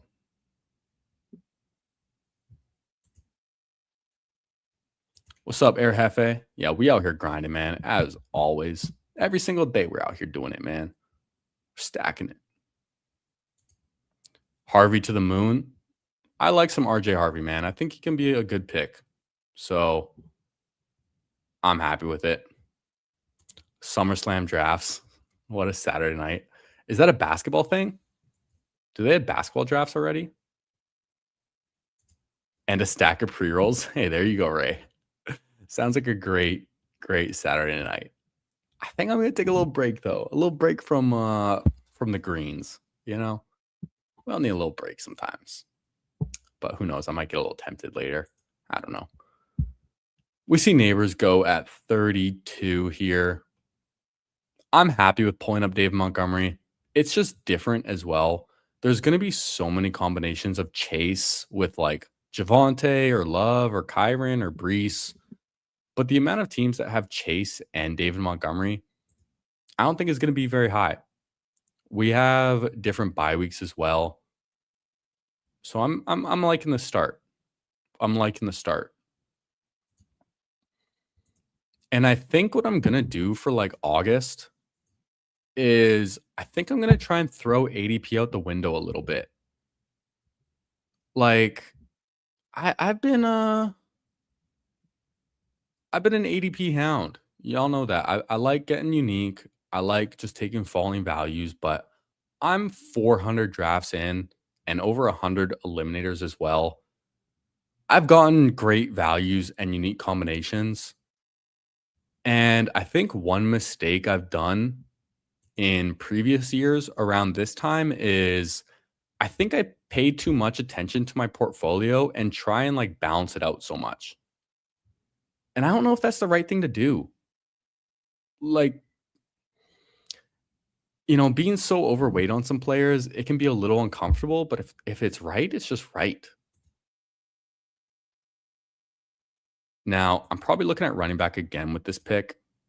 I'm going to take one of these 3 guys, Swift, Judkins, or Tootin. We'll see who's there. Swift goes, so it's Judkins or Tootin. Judkins intrigues me, but Judkins also has the same bye week as AJ Brown, and he plays on the Browns. So for that reason, I'm going to take Tootin, literally just because bye week and he plays on a better team. So sometimes it's just that simple, man. Don't need to overthink it. DJ Spinoza saying he can't stop jamming Flowers in the eliminator. That's an interesting eliminator pick.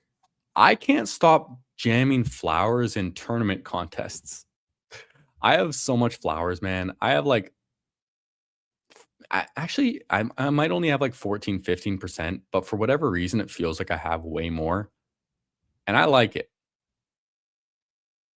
Now, man, there's some really nice picks here still. I think I need one of the receivers, Terry or Burden. I'm always so tempted to take Colson Loveland. Like Colson Loveland is so good. But Terry McLaurin's still here at 51. I'm going to take Terry in this draft. It's another week 7 bye with Tootin, I know, but I'm happy with it. And I like how I played that as well. Like, would I rather have David Montgomery and Terry McLaurin in the eliminator? Or would I rather have Devonta Smith and Malik Neighbors? Or, sorry, Devonta Smith or Malik Neighbors with Travion Henderson?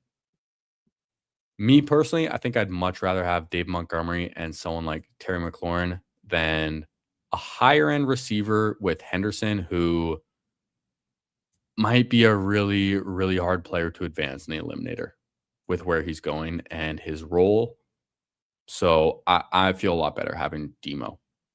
Even though we pulled up Demo, to me, it feels better knowing that I also started with Jamar Chase and AJ Brown, because Jamar Chase and AJ Brown are complete studs. And I expect them to be good every week, really.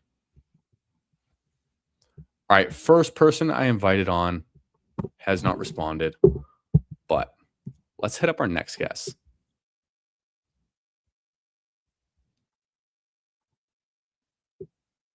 Sending a link. And we're going to copy it.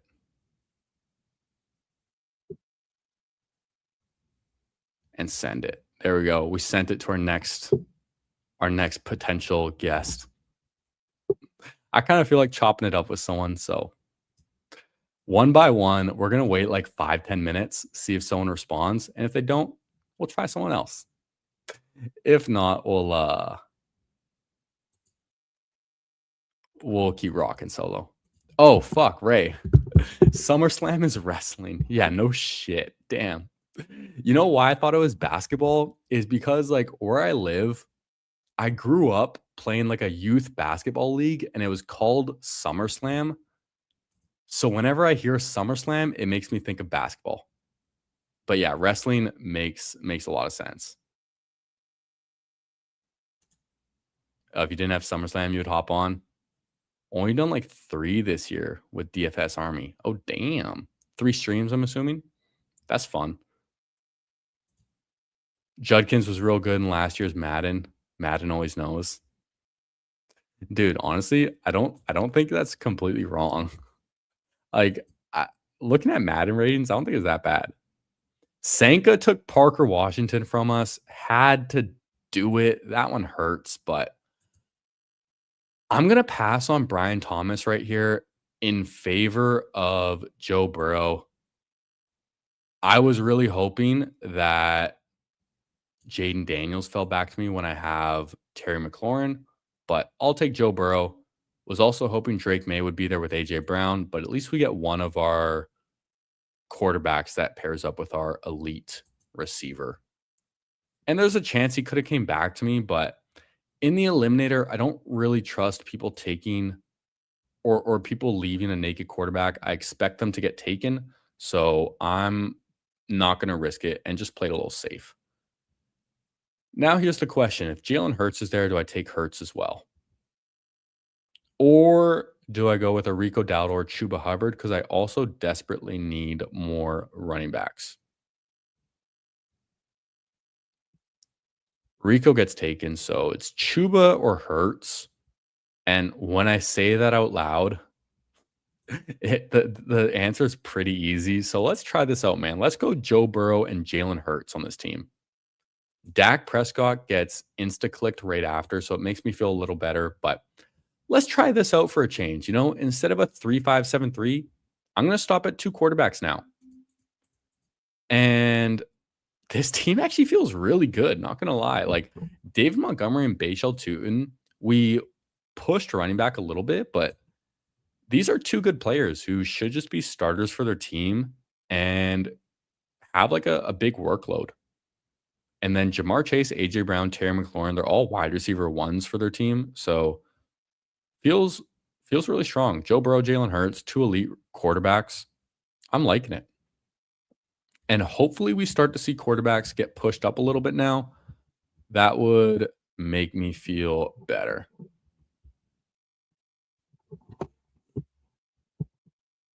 Word. Okay, we got a reply back from a friend. Okay, we're gonna have a guest on.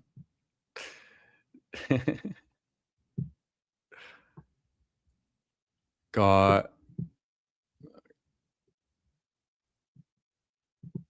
just throw it out there. All right. We'll see if someone comes and crashes the stream. They're always welcome. DJ Spinoza, again with the flowers. The Ravens schedule looks nice. And you tack on a late round bye. Yeah, the late round buys always are more intriguing. And I haven't looked too into depth with all the schedules. I don't want to put too much weight into schedules because like it can look like one thing on paper and then be completely different. But Ravens schedule is easy. I might have to look into it a little bit. It's never this simple, but Ravens plus your stars not sucking early feels like a simple way to get out of the first few weeks. Yeah, for sure. For sure. DJ Spinoza likes our start of a 2-2-3-0. Yeah, worse to get boxed out at quarterback. I think we've done a decent job at quarterback in the last two drafts, like with where we got guys. Getting Trevor as your first feels good.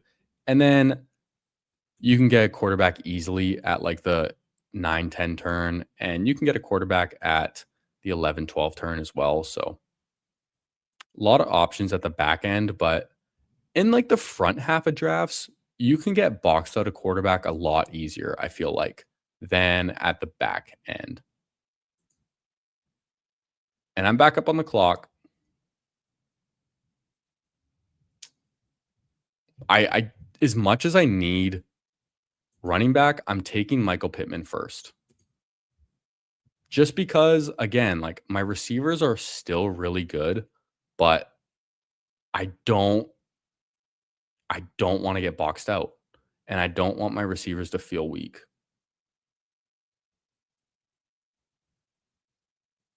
Kyle Monangai is still here. Jordan Mason or JCM. I'm taking one of them with my next pick. I like JCM a lot. I don't know if I want to reach for him at 99, though. And I already have Terry McLaurin. So getting two Washington players. We already have a week 7 bye with Tootin as well. So I think I'm not going to look at that. Monangai, what's going on with him, man? Undisclosed reason for being absent from practice. Don't love that. Okay. Jordan Mason goes too. If Kyle Monangai's there, I'm going to take him. And then just hope that his injury isn't bad if he is injured. We'll see what G-Temp does. Takes Fannin. Let's take Monangai. Third running back. Feels good. Jaden Reed is still here too, but I need the running back more. So right now we have Joe Burrow, Jalen Hurts at quarterback. Going to be done at 2. Running backs, Demo, Tootin, Monangai. Receivers, Jamar Chase, AJ Brown, Terry McLaurin, and Michael Pittman. I like it a lot. I like it a lot.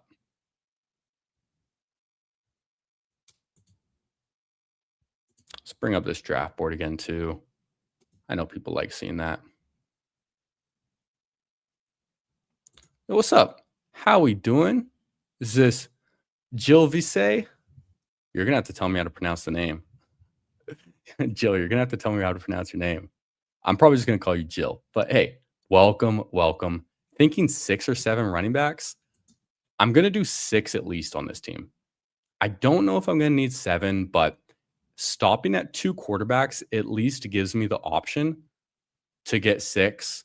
And then I don't have any tight ends yet, so I'm going to look at 3 tight ends. And then it's whether I want like, you know, yeah, I'm probably looking at a 2-6-7-3 build on this team. Yeah, I'm gonna message back our mystery guest who might pop in. Word. I'm 3 drafts into my stream right now. In round 10 of the 3rd draft. Jared Goff, George Kittle off the board. I want to see these quarterbacks go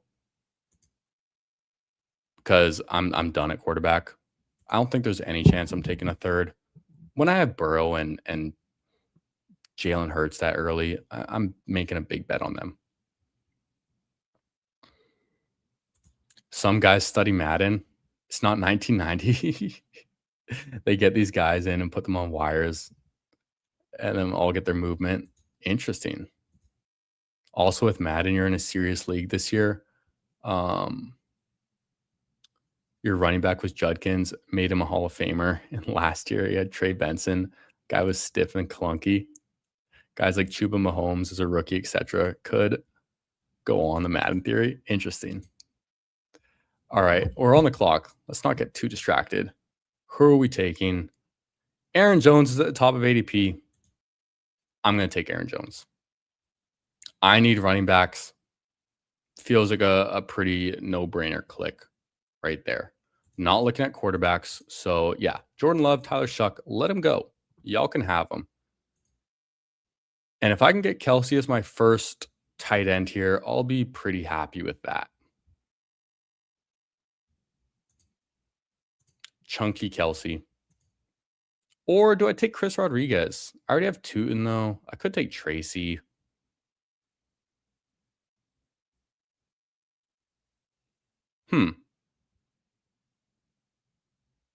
No, let's go Kelsey. Let's not get totally boxed out at tight end. And maybe there can be a nice running back that falls back to us. Although it's not a great range.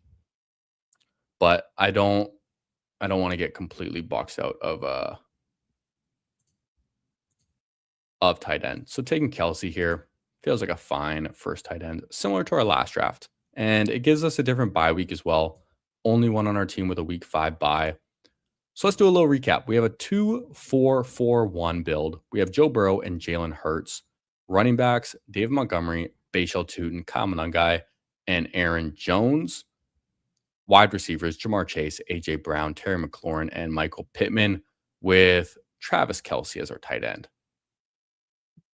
I like this team a ton. So I feel like I'm drafting a lot better teams today than I did yesterday. Oh, it's Liv Say. Okay. Liv Say. Appreciate it. Yeah, I am notoriously terrible with pronouncing people's names, especially if they're all like lowercase letters. We don't need another Laverne Ucky.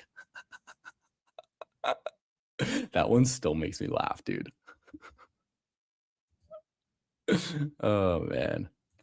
First Down Fantasy got the 101 and a Best Ball Bash. There you go. Seems like a big advantage. I've only done one Best Ball Bash. Or sorry, Brawl. Best Ball Bash. I'm thinking about fucking Pete Overzet. Badge Bros Brawl. Sorry, I am so fucking dyslexic. This is my team, though. It's kind of sick. I've only done one, and I'm just going to stop at one. Jalen Hurts, Justin Herbert, Dak Prescott, Jackson Dart. I went with a 4-4-6-4. I probably should have gotten a 7th receiver than a 4th tight end or 4th quarterback, but fucking whatever. Running backs, I have Bijan, James Cook, Omarion Hampton, and Devon Achane. Absolutely disgustingly good. Receivers, CeeDee Lamb, Chris Olave, Malik Neighbors. Love that I got Neighbors on this team. Tet, Jamo, and Parker Washington. Studs. And then tight ends, Tucker Kraft, Kyle Pitts, Dalton Kincaid, Dallas Goedert. Yeah, feels like a pretty solid team to me. Although maybe I should have gotten one more receiver instead of another tight end. But yeah, those running backs, fucking nuts. Bijan, James Cook, Omarion Hampton, and Devon Achane. Like, come on now. I would like to see a better with CD as well. That's the craziest thing. We got those 4 running backs and CD Lamb. Would love to see someone with a better 4 running back room than me. Okay, we are 2 picks away. I'm looking at these tight ends, Likely and Chig. The guys next to me at the turn, they both only have 1 tight end. But I think I need Spears first. I need Spears first. I do. I need my 5th running back. And now that I have Demo, Tootin, Kyle Monangai, Aaron Jones, Tajay Spears, that feels like a really solid running back room. I'm happy with it. Now, do I look at Likely, Chig, or do I take a receiver? I'm just looking at the players that might go at the next turn. I only have 4 receivers. I need to remember that. But I only have 1 tight end as well. Tucker goes. Tucker probably would have been my click. Tucker's kind of the only one I would have had made a case for, but I'm going to take Chig. We have Terry McLaurin as well, so we're betting on that Commanders passing offense a little bit. I love Chig this year, so getting him as our 2nd tight end, I'm pretty happy with. Even if Diggs signs there, which I think he went, then or I think Diggs is going to go there, then I'm still pretty happy with Chig at his price. Feels like I was roster baiting that went crazy in the BBB. Yeah, dude, exactly. Exactly. The roster baiting is real now, especially with like all these injuries happening. People have been roster baiting like fucking crazy, dude. And we got word that our guest will be coming in for the next draft. So we are going to have a guest. That'll be fun. Let me get my headphones ready too. I probably should. Thankfully, I have it like right here. Okay. I'm looking at these receivers going off the board. Jalen McMillan, Jalen Naylor, Omar Cooper, all gone. I think I can push my 6th running back till later. If I get 2 receivers, though, I might be able to stop at 6 receivers, but I think I probably want 7 no matter what on this team. Even though I have like Chase, AJ Brown, I think 7 is probably the right amount. Stockton guessing Whohames or Nice and Blunt? Nope. Nope. We'll see. Surprises are fun, man. Surprises are fun. Okay, we are 4 picks away now. Dylan Sampson is interesting. No, I think I might need a receiver first. Sampson's interesting, but as a 6th running back, I think I'd rather get my 5th receiver before a 6th running back, especially with how receivers go off the board. Now the question is, do I want Judy or do I want Boston? It's tough. Do I want the rookie or do I want the vet?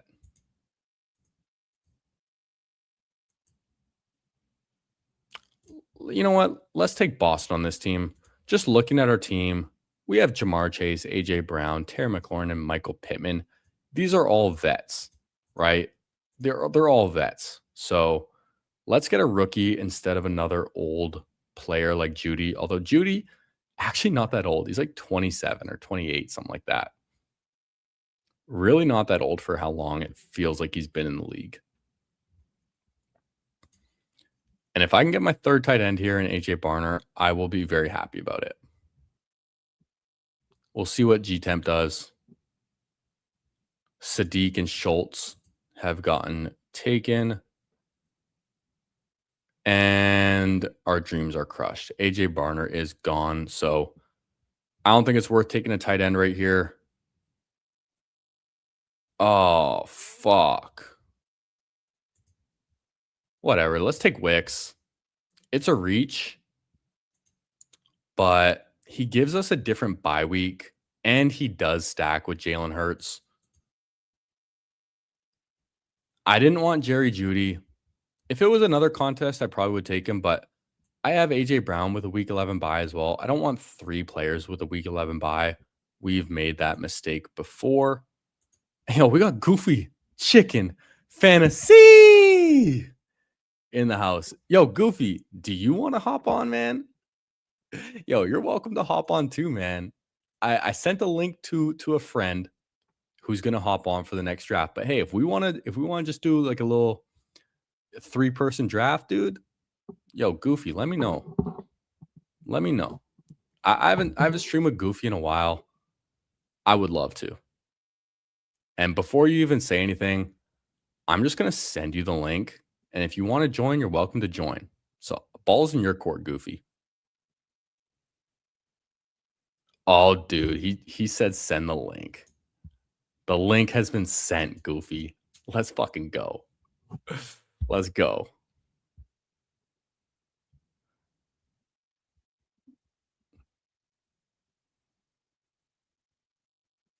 All right, messaging our other guest as well, telling him that Goofy's going to be on as well, just so there's no surprises.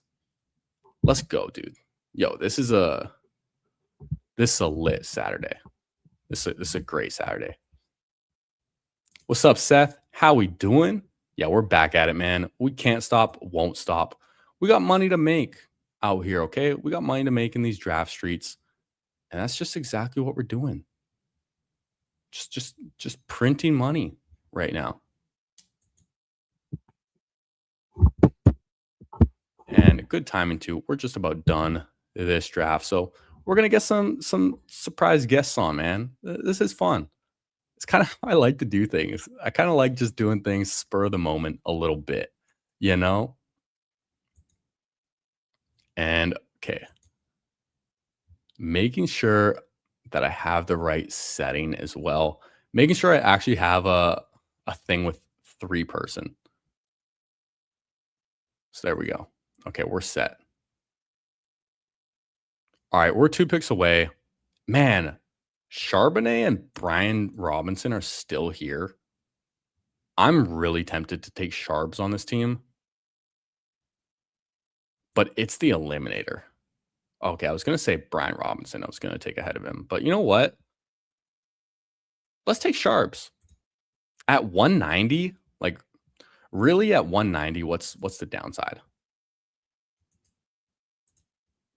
Like, seriously, we might not have production for the first like half of the season, but with the running backs that are left, do you really expect many of these guys to give you like solid production for the rest or like early on? I don't know. I'm not. So Charbonnet 30 picks past ADP as my RB6. Sure. I'll do that. Now I really want T Ferg here. Okay, sick. Sick. I'm loving this team and how it's coming together. We're going to draft one more receiver to end this off. Honestly, you could argue we could even draft one more running back. We'll keep them both open, running back and receiver. But probably one more receiver, and then we'll call it a draft. But man, I'm liking this team. Really, really fun team. Now I'm gonna make sure I sent the right link to our boy as well.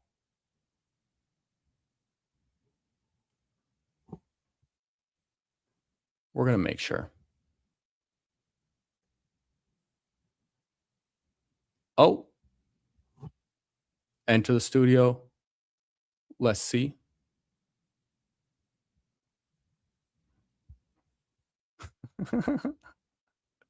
Okay, yeah, it worked. It's the right link. There's me again. Hello. Okay, we'll back out. All right. What was it again? Liv J? Was it? I'm forgetting the pronunciation. Livesay, right? Yeah, appreciate it. Solid team. Solid team. I think it's coming together pretty well. Yeah, Livesay. Okay, I'll remember that. Let's do a little recap. We're going to be drafting one more player. There's actually some decent players available. I'm not going to say anything, but we have a 2-6-6-3 so far. Joe Burrow, Jalen Hurts. Love my quarterbacks. Running backs, David Montgomery, Bashal Tutin, Kyle Monangai, Aaron Jones, Tajay Spear, and Zach Charbonnet.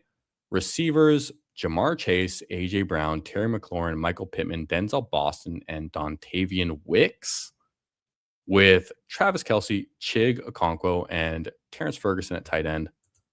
I'm loving it, man. Really, really loving it.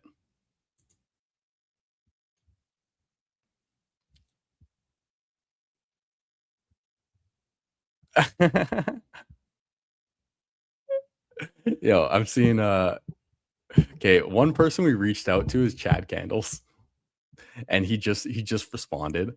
So hey, maybe we'll get him on later too. Tyquan Thornton. It's Tyquan Thornton or Ray Davis. But I think it makes more sense to go with a 7th wide receiver. So I'm going to take Tyquan. Ray Davis, though, great value. See if one of these guys scoop him up. I would love to see Ray Davis go undrafted.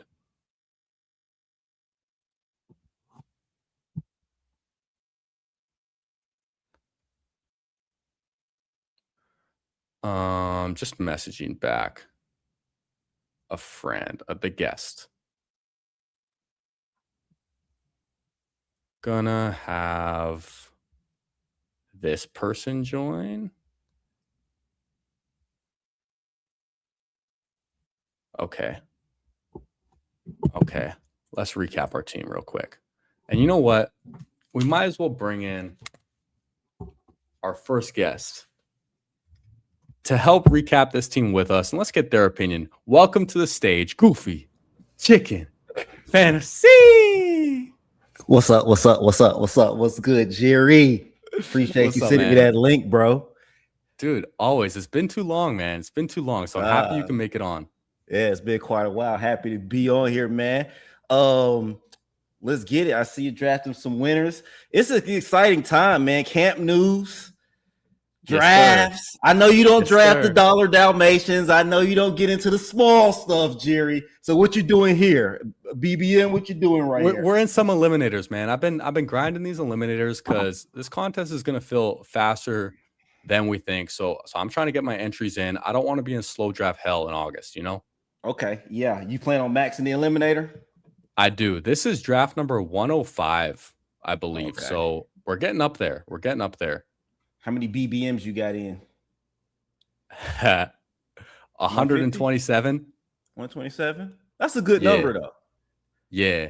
Honestly, man. Yeah, go ahead. I was thinking I might have drafted too many too soon, but seeing how the draft board is changing now, like I'm going to take some L's with some dead teams, sure. But the CLV and the uniqueness, you can't get that again. That's exactly what I was going to say. You are a known CLV guy, and the best time to get that is in late June, early July. You know, for a sharp like yourself, maybe mid-June, early June. So, you know, I've already seen people on X talking about the winner has already been drafted in BBM. So if you're drafting now, you're just drafting to get your money back. Yeah, dude. I see some people are saving like 100 of their BBMs for August. That I don't like that, man. That's not me. I'll be the opposite. And you know what? I think some of my best teams were actually like the first couple days that the contest opened. And I wish I could have drafted more at that time, but I was traveling to New York, so I was a little limited, you know, not trying to spend my whole trip just drafting, but I got some sick teams. I didn't know you were in the NYC, or did I know you were in the NYC? Oh yeah, I did. You're on your Asia trip here soon.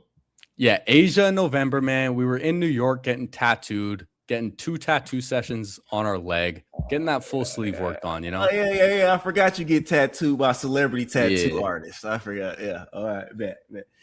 Yeah. Reporting that Worthy is okay. All right. Okay. I hope so, man. And apparently Cyrus Allen should be okay too. That's good. So that's some good news, man. That's hella good. And I clicked something. Oh, what are you going over your team? Did I interrupt you? Did I interrupt you from going over your team? No, we're just about to go over it. I was gonna have you help me. I don't know what I just did, but I made my screen so much smaller in StreamYard. Okay, there we go. It's better. All right. We got a 2-6-7-3. This is the eliminator. We got Joe Burrow and Jalen Hurts at quarterback. Went with the double elites, stopping at 2. That's double elite. Running backs, David Montgomery. I pulled him up to 27 to get a little different because honestly, I don't think like you. I mean, it's eliminator though. It's eliminator. He doesn't fall back to 46. And honestly, man, the amount of teams that are going to have Jamar Chase with like Jeremiah Love, Javonte Williams, Kyron, Breece Hall, it's going to be so many. You know, I want to get a little unique for my portfolio. Pull up Monty, and honestly, it would not surprise me if David Montgomery outscores all these guys. No, you mean I saw a good clip today on X. His legs look fresh. I've been saying he looks good, man. He's fresh. Like I think he's got a lot left in the tank, even though he's 29. He's a good back, man. 29 is not that bad. You know, I saw Joe Mixon was getting after it in his 30s. Aaron Jones was getting after it in his 30s. CMC will get after it in his 30s. So it's not like that. He hasn't been the workhorse for the past 2 or 3 years. He's been sharing the load. So this is his last opportunity. So, he should seize the day. I like David Montgomery. And, his pick'em prop for touchdowns opened up at 5.5. Then it went to 6.5. Now it's at 7.5. So, that's going in Vegas the right is damn getting direction. more and more confident. Yeah, we like that. But we got Bashal Tutin, Kyle Monangai, Aaron Jones, Tajay Spears, and then Zach Charbonnet at 190. In the eliminator, I mean, Zach Charbonnet is going to miss at least a few games, maybe half the season. But 190, I don't think there's much downside. And for a 0 RB-ish team, I think it works. What do you think? Hey, I like it, man. Did we go over your receivers yet? I like your running back room. Not yet. Receivers. Yeah, I'm really liking that when it started out with Jamar Chase. Go over it. Let's see what we got. Yeah, we got Jamar Chase, A.J. Brown, a couple pick fall, Terry McLaurin in the 5th round, Michael Pittman, Denzel Boston, Dontavian Wicks, and Tyquan Thornton. These late round receivers are getting thin, man. Debo used to be my go-to, and now that's gone. Hey, but as far as Denzel Boston goes, I've been seeing him show up on my X feed. He's got to be a lock to get 60, 65, 70% of the snap share out there, man. I mean, at first I was worried about Casey Concepcion and Jerry Jeudy and these guys, but man, Denzel's been lighting it up. Yeah, I've seen a lot of clips of him, and it was him or Jeudy for me. Usually I lean Jeudy in the eliminator because I expect him to contribute earlier, but we have a lot of like older players on our team, so we went with the young guy. And then tight ends, we got Kelsey, Chig, T-Ferg. Just solid. Great news about T-Ferg coming out of camp too. Say he's been balling, lighting it up. We like his draft capital. We love where his ADP is in underdog, man. Even if he just lights it up for about 600 yards and 5 touchdowns, that's good draft capital right there in underdog. Absolutely, man. And yo, Goofy, I invited someone else here too. Oh, heck yeah. Heck yeah. Boy, hey, what's up? What's up, coach? What's going on, bud? Chilling, man. Yeah, what's up? No, it's my coach. It's my oldest 15th birthday today, so I've just eaten some Oreo Blizzard cake from Dairy Queen, and I figure, get a little message from Jerry to hop on, and I'm like, oh fuck yeah, I've already been drafting all day. We're ready. It's peak eliminator season, boys. Peak news All warmed season up. too. Everything's coming out. We're in hot. We're ready. Hell yeah, coming in hot. That's what I'm talking about, Kurt. Hell yeah, dude. We like Yeah. the energy today. And I will say, Kurt, y'all know we didn't draft the best teams last night on stream, but the 3 we've drafted today so far, they're outshining all the ones we did yesterday. So hit and miss, you know? Yep. Now, Mine are hitting my hard question- today, boys. I tell you what. Just drafting shippers left and right. That's how we do it. Hey, That's Kurt, how we do it. I saw that Ricky Pearsall injury news, and you were the first person I thought about because you tried to tell everybody out there that Ricky Pearsall was glass. It's true. You know, many such cases of Kurt Rambis being right. That's a regular thing. Just saying. Hell yeah. Hell yeah, man. And I love I'm having just you glad. both on Honestly, stream. I've been. Oh, sorry. I was going to say I'm glad to see Cyrus Allen isn't hurt that bad. Seriously, for sure, there was man. an update about it. It was just knee swelling. Thank God, because I'm enjoying clicking him in the 18th free every time. And if this worthy shoulder thing is serious, then we are he's gonna be getting steamed very hard. I could see him ending up about 130. So why not get him for free in the 18th now? Did you see that Rashid Rice clip that was posted yesterday? Him just doing some routes on air. I think Jir, I reposted. I think Jir, you liked it, and I was just, bro, he was looking real stiff, man. He didn't look like my wide receiver 11. I'll just say that.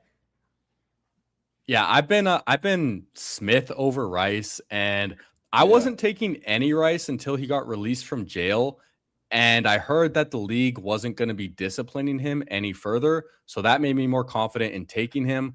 But yeah, that did not look good. I'm hoping that he's just, he's really getting eased in, and they told him not to run full speed on that route. Look bad. It looked bad. I run more It looked fluid bad. than he did in that clip. He did not You saw look it great. too, Kurt? Oh god. Oh, you damn right I did. I have Twitter now. It's awesome. Oh yeah. I'm dialed in everything now. It's beautiful. I made 6K last year without Twitter, and it's crazy because I got no camp updates. I did none of that paying attention, and I still made money. Now I have updates. My teams are supercharged. Let's go. Yeah, they better Thing be. is, and, man- and if you lose money, you better delete that shit. More information isn't always better, though. Sometimes it can make Right. you overthink No, things. I'm not losing. Sometimes, like the neighbors stuff. That's a good point right there. Everyone just got out on neighbors after seeing one little clip, and then we find out like the report of when he got his second surgery was way later than when he actually got it. And yeah, he's been running routes for weeks apparently now, not just like at camp for the first time. So it can go both ways. Yeah, I wish I never would have saw that softball video. Oh, for sure. Yeah. Now, Very true, Goofy. Very true. my question for y'all is, what do we want to draft? Do we want to hit up another eliminator, or do we want to hit up just Keep on the elims. oh, that little Chow Chow's gone now, or the Chihuahua, whatever it was, it's gone now. So No. hey, eliminator it is. Are y'all down? Yeah. Yeah, it was either a limb or BBM. Either or, I'd be fine with. But right now, let's take a gander back at what Malik Neighbors was going at when the big board opened. He was going at 15. Oh, gosh. If he is Yeah. healthy, let's be real here. He's going at 37 now. My tier of him is at the Rashi Rice tier. I look at them about the same. So after about the Rashi Rice tier is where I'm going to click Neighbors at this point, because I have been out for a while because these injury scares, because I was on Twitter. So therefore, I had a low amount of Neighbors. So now I am just going to click the shit out of him until he gets to about 22 to 25, where I feel queasy about it. But I view him and Rashi Rice about the same. So now that I'm getting him at a discount, I'm clicking him a fucking shit ton now, and especially since I'm behind on it. So let's just get back with the program and get it up to 15%.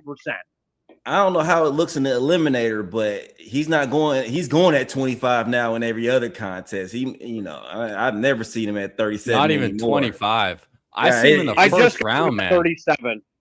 I just got him at haven't seen 37 in the eliminator. That's why we need to be drafting the eliminators hard right now. People aren't as up to date on the news or something, because Neighbors about 27 plus every single time. 27 is about where I like to get them. Well, it's also the ADPs. Like, they don't update as fast. He's 38.6 here. I know in other contests, he's like 28 or 27 now. Like, there's just not as many eliminators being drafted. Whereas all the other contests, they share the same ADP. Eliminators its own. So it just doesn't update as fast. And I'm with you, man. It's like, been middle of the beautiful. third, I'm clicking him. If we could get him at 32, I'm sure we'll all be on that same page, but we also have a lot of friends and family in here, so I think it might be a little tough, but you never know, man. what do you you never think? know. That's okay. What pick we got over here, Jury? We got pick 8. Loving it. The Genty zone. I feel like I know who we're going to take in this one. We'll see if anyone jumps the gun. If he gets there, it's not guaranteed he gets to us. No, not at all, man. He gets How pulled you up been, a Goofy? lot. Hey, I've been good, man. I'm glad you on Shree. You know, it's always great kicking it with Kurt Rambis, man. And dog, I don't think you ever put out on X how you did in that tournament with your all-star team, your 5th grade team. I did. Yeah. Well, the thing is the tournament didn't get all that many teams. So it was going to be us and one other 5th grade team, and we could have played them 3 times. I was like, no. So there was 1 6th grade team and 2 7th grade teams. I'm like, fuck it. I'm like, fuck it. Just combine them all. So, we played our first game against the other 5th grade team. It was 2 8-minute running clock halves, 3-on-3. We won by 30. So, that happened. Yeah. Then we got the 6th grade team who beat that same 5th grade team by 22. We beat the 6th grade team by 16. Suck it. And then we got in the championship game against the 7th graders, and we lost by 30. Puberty matters. For sure. That's a big thing. Yeah. Going from 5th to 7th is a big jump. Yeah, for sure. We started out with Ashton Genty. Yeah, I know you like that. Damn right I do. Let's go. I had to do it. I had to do it for Kurt. We'll go with the majority. We got 3 people, so it's pretty easy. And then if we're all like on a different player, we'll have to figure that out when it comes. But we're 2 picks away right here. Do we want to double tap running back? We have Kenneth Walker, Chase Brown. I would be one of these 2 guys. Yep, I agree. Yeah, I'm Kenneth Walker. It's eliminator. Yeah, I think I'd in be this one order, Walker also over Brown. Walker's playing Denver. Yeah. Walker will be playing Denver week 1 if that matters at all. Nope. Not really. That wouldn't be a great defense, thing, but But he catches passes out of the backfield, and if their secondary is locking people up, then Kenneth Walker, I wouldn't be surprised if he gets like 5 catches. You know what I mean? For sure. Yeah, I think he's going to be real involved this year out of the backfield. Oh, yeah. He'll be good enough. And we got Genty against the Dolphins week 1. That is just an absolute smash. Yeah, that's a smash against the Dolphins. Yeah. For sure. So, Goofy, I want to ask you, man. I know you took a little break from the streaming. Were you on vacation or you just need a little break? What was going on? I was just taking a little break, man. I was just like, yeah, man. Yeah, man. I just needed a little break, man. I can't even explain it. I know you know what I'm talking about, though. I know Kurt know what I'm talking about. After I tried to keep the pedal on the gas after So You Think You Could Tout, but to be deep and serious, I was tired after So You Think You Could Tout. I needed to just take a little break, man. Yeah, nothing wrong with that. I just took a little 3-day break. Took a little 3-day break to recharge, and now we're back going hard. And how are your contests doing? Like, what contests are you doing? How far along are you, Goofy? I want to know.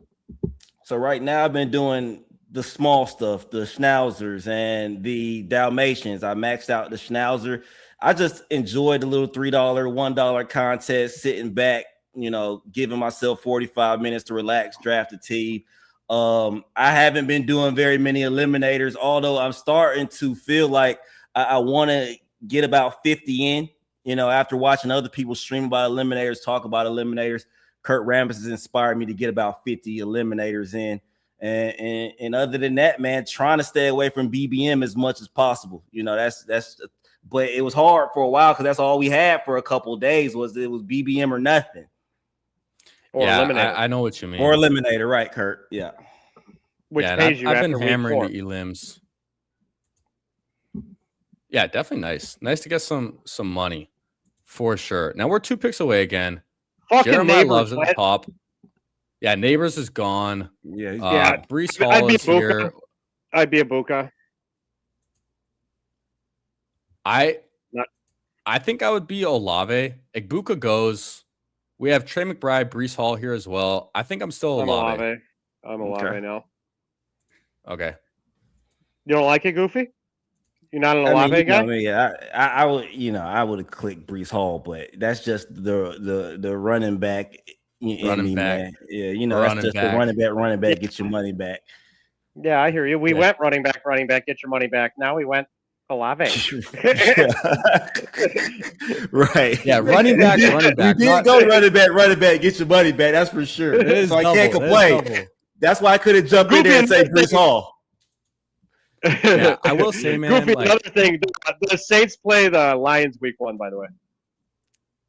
Yeah, that's secondary. Oh, it's so bad. Our Yeah. secondary In is so Detroit, bad. Yeah. That'll be electric. Yeah. That'll be a lot of points scored. Yeah, just get us to week 2 and then let's dance. Why not? But yeah, I haven't even with streamed in a week and a half either, Goofy. Honestly, I took a little breather. I'm just so busy with work and with the kids and shit. It's like, I do it when I feel like it. Whatever. That's the way that's the way to do it, man. Yeah. I'm on with 'Cause we- Huhames tomorrow, though. That was pre-scheduled at like 4:00. Huhames seems cool. Huhames is cool. Who's Yeah. cool. He's really supportive as well Heck yeah. for the fantasy community. I'm Josh Jacobs right here. I'll be Josh Jacobs with you. And that gives us Kurt? our RB in the flex. Is he possibly getting sued, though? I'd rather have Scattaboo. I'd much rather have Scattaboo. I think it's Up to you 2v1 guys, still. That's So fine. we'll go with Jacobs on this team. Hey, I'm Kurt, just worried about him getting suspended somehow. I don't know how, but this weird aura about it that I don't feel great about.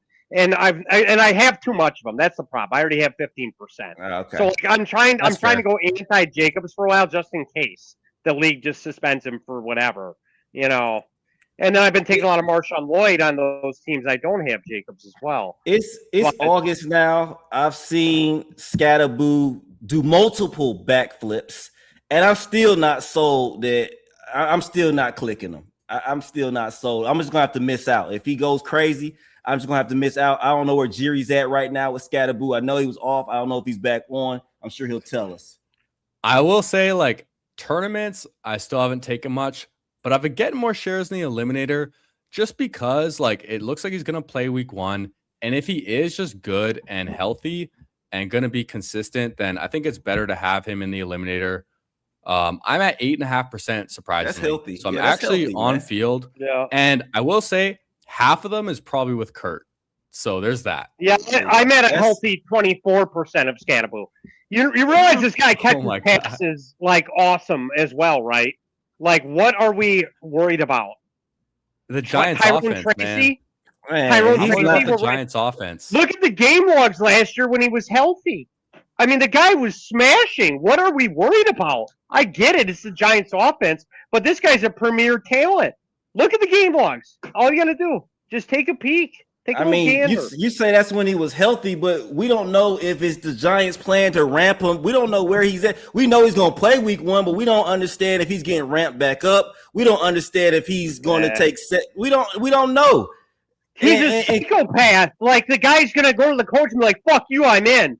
And then he's just going to go in, or else he's going to headbutt his coach. Like, that's just the mentality this guy has. He's a dog. I mean, he's just going to go out there. Have you not seen him bashing his head against the wall in pregame like stuff? The guy's I'm not impressed. I'm not impressed, man. said he's I don't know gonna if that's play. He's gonna good, play as though. much as he chooses to. I know, but let's just enjoy the dog in him for a little bit, But I like making bets on those kind of guys that just. He's the most hyped. He's the most hyped NFL football player that I have seen in a while. Like, the hype is beyond measure for a guy coming off of injury who, in my mind, I mean, he's good. He's good just like Jackson Dart is good, but I ain't gonna crown their asses, either one of them. I'm not crowning him either. I have 38% Genty. That's who I'm crowning. That's my Okay, game. that's true. Let's go. But I got 22% of him because he's a really good football player, and I bet on really good football players. I get it. The team kind of sucks, but the guy is an awesome pass catcher. Jameson Williams. I'm All right, Jameson we're Williams on or the DJ clock. Moore. Yeah, I'm We're gonna need J-Mo. I'd be DJ Moore. Goofy, you have There the you go. final say. I'll go DJ Moore. Actually, you need some variation anyway, because I know you got enough Jameson. I And know. DJ I Moore know. has been looking that DJ Moore Josh Allen connection, and I know I'm just watching X has been looking really good, man. Yep. There's something I saw there that for too. real. There's something Hey. there. I don't disagree with that. I like DJ Moore. A lot of people have been hating on him. I think he's going to fit well with Josh Allen. But yeah, to be fair, like I always just I'm going to take J-Mo. I love J-Mo. I know you're gonna take we know you're gonna take J-Mo. I said DJ Moore just to spite you, honestly. Also, I like- another reason, like J-Mo, if I take him here, he has a week 6 bye, and then it lets me get Parker Washington with a week 7 bye rather easily. So that's my bias. You already know. Well, you should have said that, then, Jerry. You should have. You should have. You know. I You didn't should make have. that case. Yeah, you Jesus. should have made your case. Not after Hey. the fact.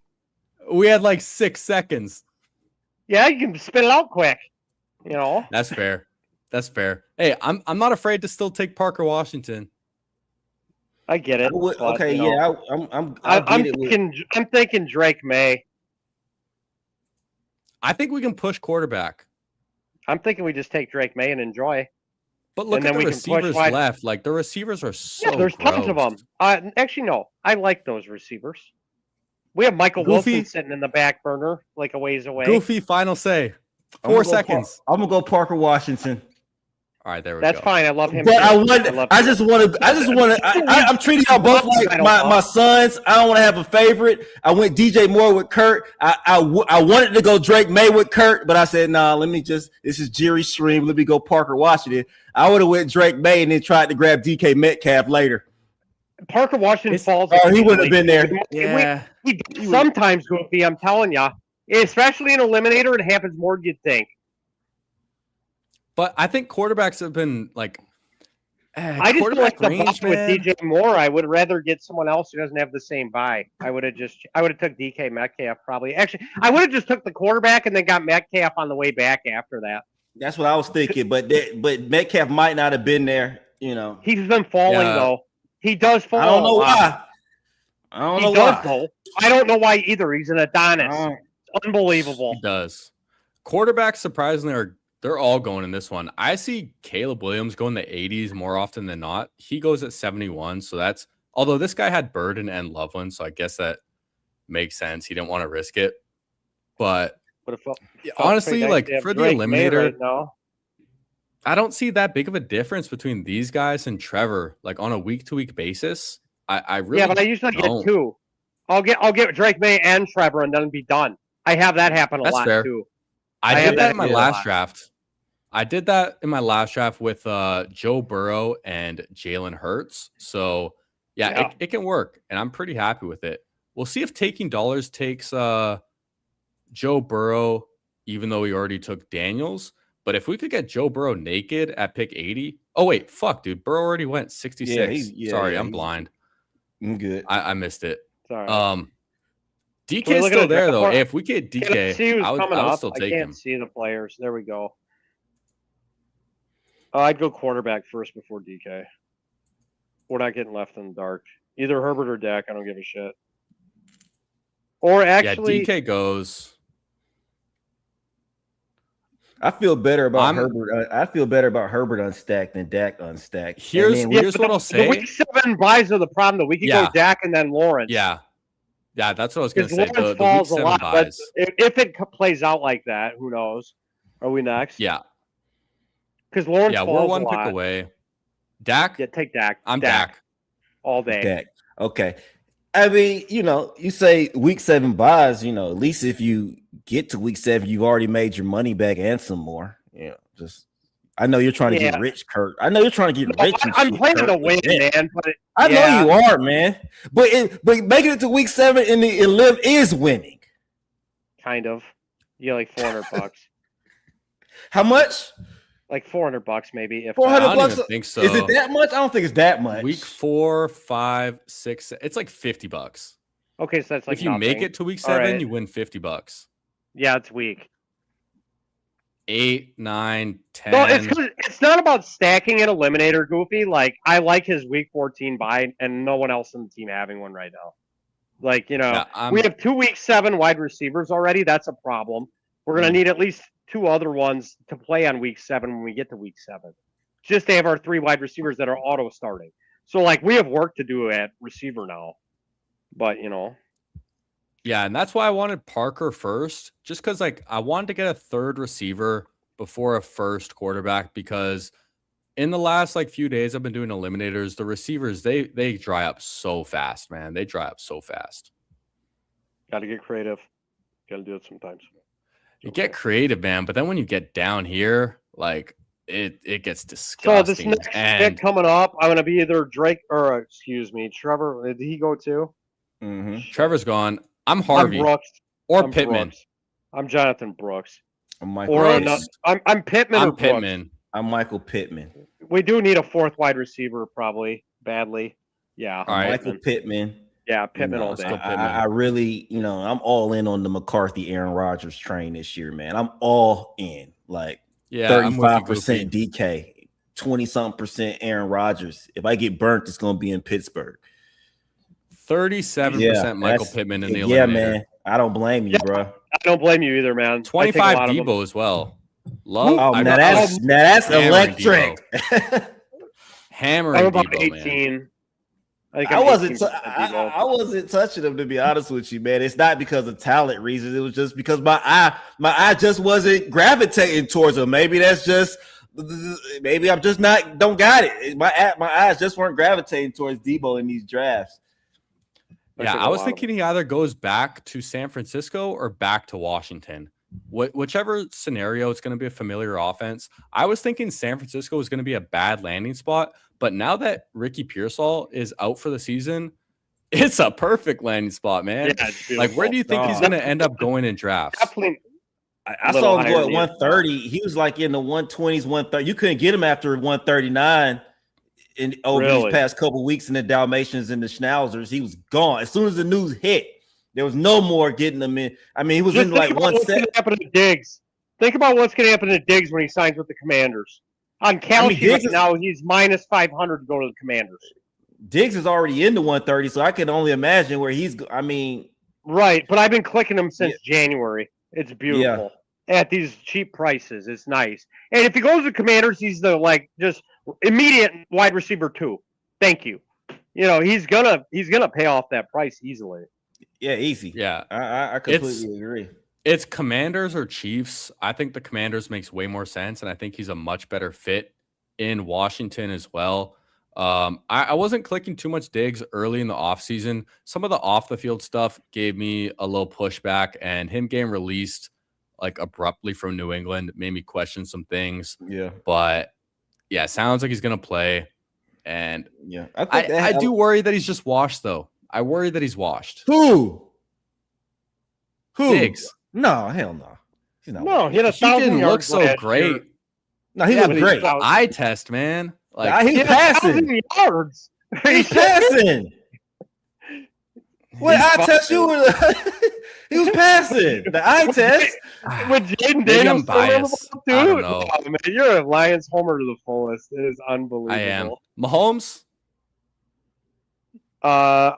Yeah. Fine. That can't. Yeah, I'm. Yeah, there ain't no other choice here unless Fannin. I'm or Fannin.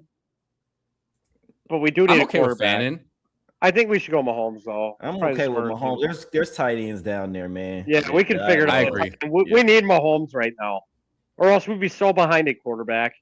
We do have Ken Walker as well, actually, so it's a little correlation. Never mind. We got Dak, too. I forgot about him. I was thinking about Kenneth Walker and going Mahomes. That's why I was like, go Mahomes. Why not? I know, I mean, did Kurt, you said something about stacking not being that important in eliminators? It's not. It's really not. No, it's not that important, but it's not nothing either. You can use it as a little tiebreaker, but I build a lot of unstacked quarterback teams. But let's do a little recap so far. We have a 2-3-4-0. Dak Prescott, Patrick Mahomes at quarterback. Running backs, we have Ashton Genty, Kenneth Walker, and Josh Jacobs. I'm really happy we didn't take Breece Hall now that we got Jacobs in the 4th round. And then receivers, Chris Olave, DJ Moore, Parker Washington, and Michael Pittman. Team is really solid. I'm liking it. Yep. It's very good. I'm JCM here. Me too, man. I mean, All right. Rashad. No, I'm Kittle. I'm Kittle. Hell no. Oh, no, No. dude. No. We need a tight end. It ain't that tight end. It could It be ain't that tight end, bro. He's only going to No. not play for 1 week. Why do we hate Kittle? What? No. Are we discrediting Kittle? Are we Nope. shitting? You shitting me? No, duh. I saw Kittle 2 weeks ago. He's his one leg's this big, one leg is this big. He's still feeling on that Achilles. Nah, man. Nah. It's bro. that The thing with bad, but Kittle- they're talking. They want him to play week 1. What? Yeah, they always say that, man. People always say that. They didn't tell us shit about Ricky Pearsall either. They knew that information too, and everybody got burnt by that too. And then we're Can't fucked at trust tight San end because Francisco. Kelsey's You fat cannot as trust shit. San Francisco, bro. San Francisco. God damn it! I know you can't trust San Francisco. Brandon They're fucking Ayuk is right, man. You can't trust San Francisco, We're dog. really just gonna side with Brandon Ayuk here. When it That's comes the to side San we're gonna Francisco, and how they deliver information in regards to injuries and stuff like that, hell yeah, because nah. The CMC stuff last year, 2 years ago, like, come on, man. We heard CMC like was okay, and then all of a sudden had some tendonitis, and then was just out for the year. Right. All Ricky of a Pearsall. sudden. Yeah. Ricky Pearsall, he was there all of OTAs. Ricky Pearsall was there all of spring. First day of training camp. Oh, surgery. No, Out man. for I the don't year. like that. The thing with He Kittle didn't- as well, like even when he comes back, I think he's just going to be running. Like when he came back last year, he openly said, "Yeah, I used that first game as cardio," and he didn't get a single catch. Yeah, it's Like, just one I don't think week, he's though, going to but I'm be the worried. old George Kittle. I think I he's going do to take by some week time to 4. ramp up. By week 4, I think he's old George Kittle. He better As be. our first tight end, though, like I'm- Tight You end. get- There's you're better getting out two there. more. You're getting 2 more. Once he's actually healthy, the guy's a beast. oh, he's so good, man. Like talent wise, George Kittle's so damn good. He was so But- damn good. That's a good point. He's like 33 now. Getting Right, up he there. I was think tight ends damn age good. well. We see him be on the field and play shitty. I've never seen it. He always looks good. Pre-Achilles or post-Achilles? Oh, Currently, I mean, I don't know. Are we talking He about looks- this? He was the shit pre-Achilles. Now we don't know what he's like post-Achilles, Kurt. But we're just gonna bet on the guy. You know. No. You see him on the Netflix and stuff. He looks fun. He's enjoyable. He looks like kind of like a little bit of a basket case. That's what you want out of your fun tight guy, end. but I would imagine that Travis Kelsey's going to outscore him the first 4 weeks. I don't know. Travis Kelsey looks like he's having him and Taylor Swift's baby currently. So who knows? I would still take him right here. Hell yeah, take him. I'd take him too, but he looks pregnant. He's looking real fat in that photo on X. He ain't never He looked was- like he a was body. thick. He ain't never looked like a fitness model now. Yeah, well, he's not He was a supposed to be the little one who's carrying the baby. And, you know, he looks like he's carrying the baby and not Taylor. It's a problem. You know, he's got to get into shape a little bit. You didn't see that All right. photo, Goofy? Like he I looks saw the pregnant. photo, I but did, I ain't man. never seen Travis Kelsey with a six-pack. Well, no, but now he looks pregnant.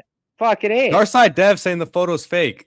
You Right, can't just just say like, anything them online. just like them fake ass did- photos they have of Debo Samuel. This shit's Yeah, I was AI, gonna bro. say, I saw a fake Debo one, and yeah, AI is getting good, man. So AI Kelsey got me might on be the a little Brandon chunky. Ayuk shit. I thought Brandon Oh. Ayuk was fat. Kelsey, like, he's actually been getting good reports in camp, though. That's the thing. Even though, like, whatever he looks like, he's been getting good reports, saying that he looks quick and everything. So Are we I'll almost take done? that over a potential photo. Now, I have a question for you guys. Structure-wise, do you want to stop at 4 running backs? I think we can. I think we On this can, team, unless- yes. On this and team, something, yes. unless something falls to us in the 17th or 18th, like you know, We you have just bigger get a- issues right now. We have wide Yeah. receiver and tight end issues big time. If you just get an If- itch for Jaden Blue in the 18th. Ooh, 18th, you can't get him anymore, man. We're Nah, talking no 16th more. now. Yeah, you're right. I don't let him get to the 18th. We're 2 picks away. We're up in 2. I say never thought we could take Andrews, but I would lean Diggs. towards one of the receivers. We have 2 week 7 buys though. If he goes to Washington, that's a 3rd week 7 buy. For that reason, No, I'd Washington's be week 10. Shaheed. Washington's week No, 10. Washington's week 7. We have JCM. They are? Yeah. Fuck. Yeah. I'm Shaheed. Damn, too, then man. I don't want them. Then yeah. Yeah. I'm Shit. Shaheed over Andrews as well because we can get tight ends to fall back. Receivers, I mean, we could have taken Debo actually. He just got taken. I have so much Debo in like 160, 170 though. Like Dog, y'all can take him expensive. You're eating, man. I'm not paying for Debo. Like I like he's going in the situation he was in 2 years ago. He's just older now, and he's probably gonna play that same role. I mean, realistically, we're talking like 500 yards, 7 tutties. Is that really paying off a whole lot? Healthy 17 games. I'm like, and with no Ricky Pearsall and no George Kittle early, I like him over 500 in that situation. I don't. I I think do Stribling makes a jump. I think Stribling is wheels up right now, big time. Honestly, Debo wasn't even that bad last year. For like the reputation he has, I think he's being criticized harder because he was so good in his prime. Like we were taking Debo in the 2nd round of drafts, and now like we see him. Obviously, he's like slower, not as explosive, a little chunkier, but we're comparing him to a couple years ago when he was truly elite. Like he's not ass. Last year, what I'm looking he's at, not ass. 800 total yards and 6 touchdowns. That's and he missed season. Games too.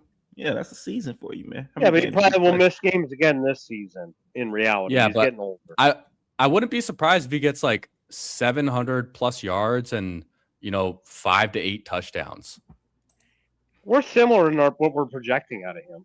We're really talking the same language. It's just I just don't know. And there's the younger. I'd rather have the younger guy in the room. I don't disagree. For tournaments specifically, I'm Stribling over Debo, but in the eliminator, I would be Debo over Stribling. We need that second tight end, don't we, boys? Yeah. I'll queue some up. Henrique and Sadiq. What's he's gone now? Sadiq. The week 7 tight end situation is annoying, man. I don't know. I know everybody's been dealing with that, but the week 7 tight end situation is hell of annoying. Brenton Strange, Aronde Gadsden, Dalton Kincaid. It's just too many guys that I like at week 7. I'm a Brenton Strange. I say we guy. go Henry. I like Brenton Strange more. It's just the bye weeks that we have. I'm sick of week 7 buys on this team. We need week 11. We'll go Hunter Henry just because of bye week, but usually it will be Brenton Strange over Henry all day. I agree.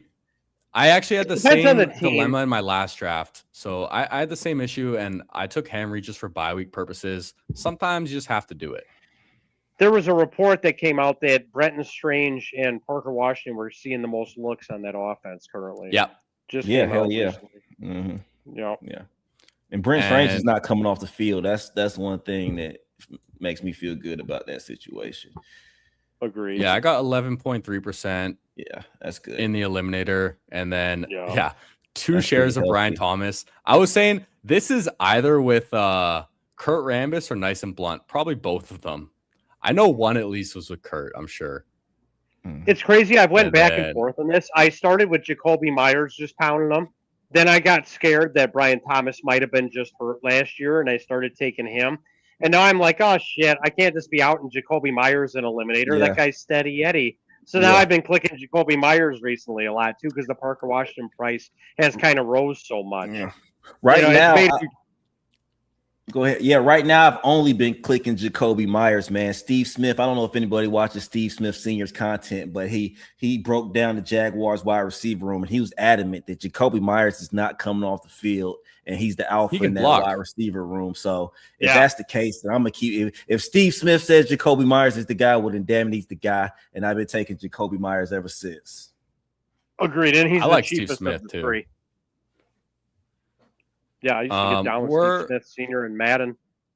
We're on the clock now. I would be Juwan. I think we can push a 3rd tight end. I'd be Rodgers. Let's get that 3rd quarterback locked in. Actually, that's a good point. Yeah, you're right. It's either or. Yeah. But I've heard Juwan Jennings has been in camp catching everything. Just because of Eliminator, I want my 3rd quarterback locked in, so we have 2 on the bye.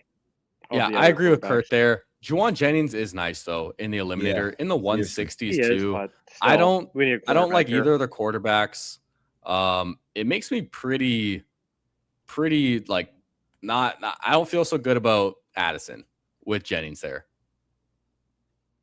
I think I it's still know, like he Addison. threw a bomb. Kyler threw a bomb to Jennings or Addison like the first day of camp for a tutty for like 60 yards. Yeah, I saw that Addison actually tweet too. The thing Addison is, certified. Kyler's touchdown line is 17.5 this year. That's low as Doesn't shit. mean it's right. Yeah, don't mean it's Don't right. mean it's right. That is true. Don't mean I'm putting my money on the over either. They might be baking you in don't like a touch it. potential like JJ McCarthy if he comes in, if Kyler's just ass or Kyler gets hurt again, something like that. But yeah, if it was like 25, that'd be a pretty easy under.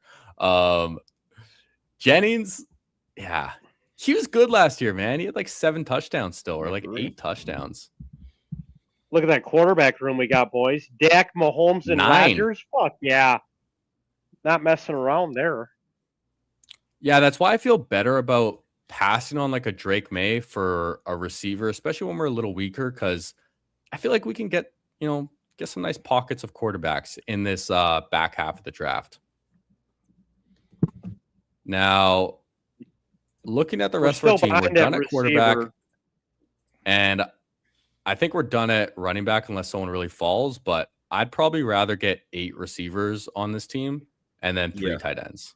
Yeah, that sounds We about need another tight end for sure, but yeah, we need to make up for those week 7 buys, it looks like there.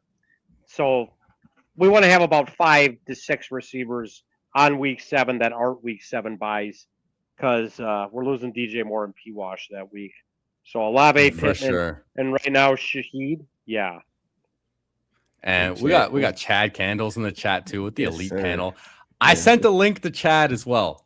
And yeah, he didn't see it in time, unfortunately. But yeah, we're definitely got to link up with Chad Shout at out some Chad, point man. too. Shout out Chad for sure. No. Yeah, we like Chad. Now we're 4 picks away. Let's queue up some guys. I'd probably be Schultz or Barner as a 3rd tight end. There's some decent receiver clicks down here as well, but Yeah. what are you guys looking Get it at? out of the way. I'm Barner. Actually, no, I'm not because of week 11. They're gone Shit. now anyways. Gunnar Helm. No doubt. He is the tight end 1 in Tennessee. Correct me if I'm wrong. I mean, he is. That's true. Or your boy Gunnar Helm is good. I'm Gunnar Helm over Kate Otten, but I know your boy Kate Otten is sitting down there. Gunnar Helm has more upside. Yeah, and when we have Kelsey and Henry, I want like a more athletic 3rd tight end than old man Otten. So I'm happy with Gunnar Helm right here. Beautiful. Have you been? What's your take on Pat Fryer move, Kurt? Now that since he's sitting there, I click him a shit ton actually. Yeah, me too. As a cheap 3rd tight end, why the fuck not? Yeah, me too. And I take Rodgers a lot as my 3rd quarterback, so why not? It's just a cheap little stack towards the end. And I click DK Metcalf a shit ton at current price. Dog, like, DK are we Metcalf. serious? Look at him and then look at the little pussies that go around. Exactly, dog. I'm not right, Kurt. I'm not trying to act like an expert, but you called it right, bro. Like the children going around him are like, hell no, I'm not clicking that shit. I'm never clicking Makai Lemon over DK Metcalf. I know who the fuck DK Metcalf is, all 6'4", 230 or whatever of them. And then I look at Makai, let it get out of here. With Jalen Hurts throwing him the ball, I don't trust the Eagles receiver as far as I can throw him with that guy throwing him the ball. Are we serious? Stop. I've been clicking a shit ton of Barkley, though. Tell you that much. Oh, hell yeah. Yeah. I like some DK too. But the thing is, I pass on him sometimes because I can usually get Michael Pittman in the same spot like 15, 20 picks later. Yeah, I mean. But I still mix him in. Get one of the two. Now we're 1 pick away. I mix them both in. Shit me. Tesla. I think I'm Tesla. I'm Tesla. Bankman. We passed. The thing is, we passed on St. Brown and we passed on JMO in this draft. So getting Tesla, I think, actually just makes sense. Even though I don't have much of him. Because you're a Lions homer. Yeah. Also We makes me passed feel on good. the Makes other my two, heart so happy. can I get the third one? So at least I get one Lion on this team. That's funny. At least we get one, man. At least we get one. Okay, Now- Bateman next, if he's there. Bateman's been. I like Bateman too. Bateman's been shooting up the ADP Yeah. board. Man, I'm Shooting up the Zachariah ADP Branch, board. man. I'm Zachariah Branch with all that preseason hype. Come to daddy. Are you serious? Man, Branch has been getting open constantly, apparently. Who's their wide receiver 2, honestly?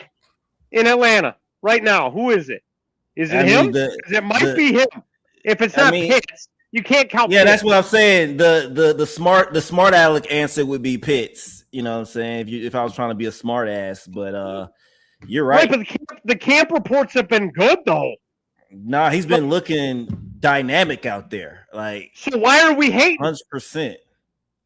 Because Tua's fat and has a bad back, and Michael Penix is still hurt, and they got a guy out there who's out there right now throwing. What's the camp arm that's out there right now? What's the boy that was in Baltimore? Anyway, there's no timing being developed right now out there.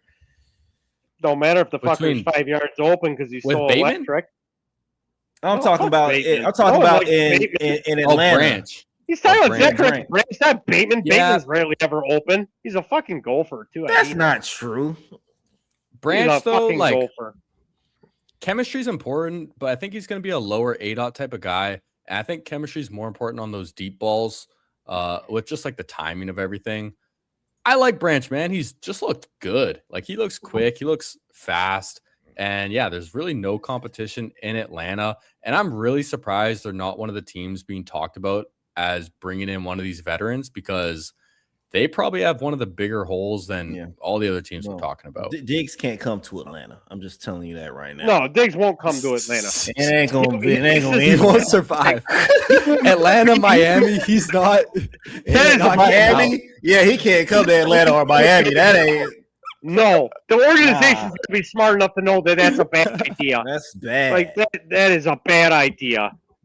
Yeah, man. Send Diggs to Green Bay and just let him get 1,500 yards and 12 touchdowns with no distractions. Green Bay That would be probably cool. happen. Actually, I don't know because there's such a time Bateman? share over there. I'm Bateman. I'm Bateman. Sure. Yeah, Bateman's fine because he's gonna play. That's the And we thing need- at this point. we need bodies right now. Yeah. Running backs. Like, if we want to take a fifth one, we could think about it. I think we go 8 receivers, though. I like our 4 running backs. Yeah, Let's get Cyrus Allen on this team too. I say click him now. It's gonna be the 17th, isn't it? Or are we the We're 18th? going to the 18th. Click Cyrus Allen. Quit I'm actually fucking around. I'm not opposed to it. I don't have a share of him in the eliminator. I do after yesterday and the day before. I've clicked him every single time in the 18th, and I'm taking, especially if fucking Xavier Worthy is hurt and Allen's he's catching back shoulder passes from Mahomes already. Like we're at that level already. Get him in there.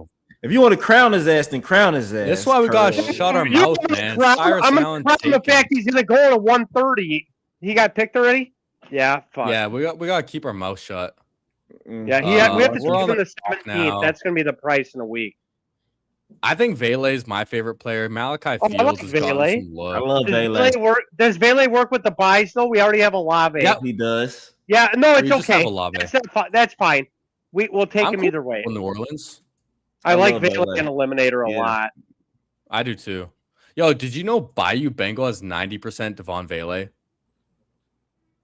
I don't know if it's 90. that high. I wouldn't brag about that. You're gonna have. Yeah, I a don't know if it's that death- high though, Jerry.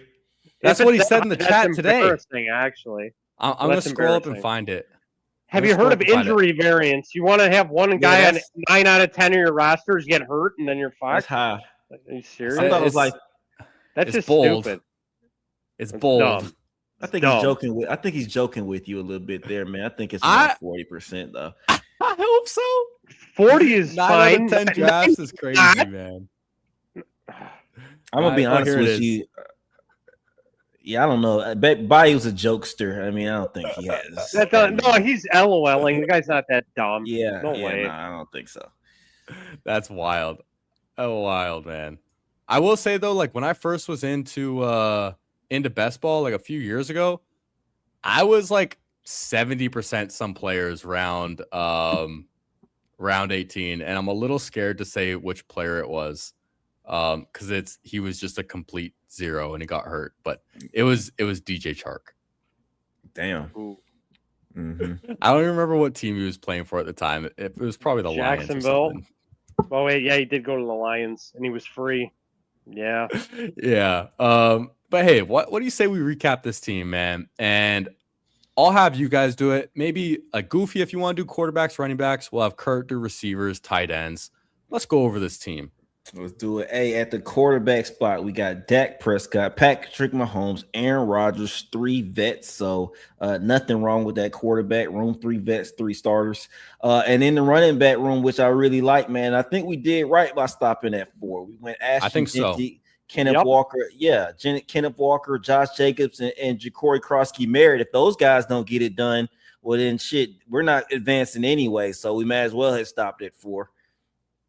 Yeah, I like making the bet on JCM just being like a dude. Like if he actually is just good, if he's the lead back in Washington, then we really don't need a 5th. Like he could pay off a round 5, round 6 value. So we got Chris Olave out here. Yeah, we got Olave out here. You know, don't get concussed, or if you don't, you're good. DJ Moore, just try every play, please. That would be great. And he looked pretty good in training camp. P. Wash, wide receiver 1 for the Jags. Michael Pittman Jr. Was the wide receiver 1 for the Colts. Now he's over on Steelers. Still going to get 8 targets, 7 to 10, whatever. You know, he's going to contribute. Shaheed, they paid him a shit ton of money. Why don't you give us a shit ton of production for once, you fucker? Isaac I don't do Shaheed like that. Well, you don't know, do Shaheed like that. You know, I'm going to it's throw not him his in fault player. last year. Well, It's not his fault last year. Oh, okay. He was there for half the season. Isaac Tesla, you got like a 48-inch vertical. You jump really high. Let's let that amount to something. Bateman, you're the wide receiver 2, and you're getting about 400 yards and 3 tutties. At least that helps sometimes. Devon Vele, you're solid. Then we got Kelsey. Looks like he's pregnant with his and Taylor Swift's baby. Hunter Henry, you know, he's there and decent. And Gunnar Helm, he's German like you, Jerry, and he produces points, hopefully. Let's go, team. Not bad. Not bad at all, man. I actually think it's a pretty solid team. And I've done one team with 3 people before when I had Kurt and Emo on at the same time. I think it's actually hard to draft a good team with 3 people together, but we were on the same page with most of our picks. This team is not bad at all. Oh, no, it's good. From your rundown, it didn't sound like it was great, Kurt. I mean, that was a shitty rundown. Well, I always talk shit about people I draft because it's fun. It's just a thing I like to do, you know. It's just fun to just bag on your own teams, even though you know they're good anyways. Suck it. You know, that's how we do it. Sometimes you like to, you got to be able to laugh at yourself, Goofy. You know. Yeah. No, I know that. Yeah. Hell yeah. No, I actually like most of our. I love P-Wash. Are you serious? I'm very high on P-Wash. I have a very large exposure to P-Wash. Let's go. And like other people on this team. No, I have 38% Genties on this team. Why would I not love this team? This team's really fucking good. And it's well set up. With 3 quarterbacks, different buys is nice when they're all good. We got 3 tight ends that are all solid. Running back room, we stopped at 4 because it was so fucking lit. We didn't need another one. And then we go Olave, DJ Moore, P-Wash, Pittman. We got a shit ton of decent bodies in there. It's not like the elite receivers, but they're going to fucking produce. This could win us $200K, Goofy. Let's enjoy. You know?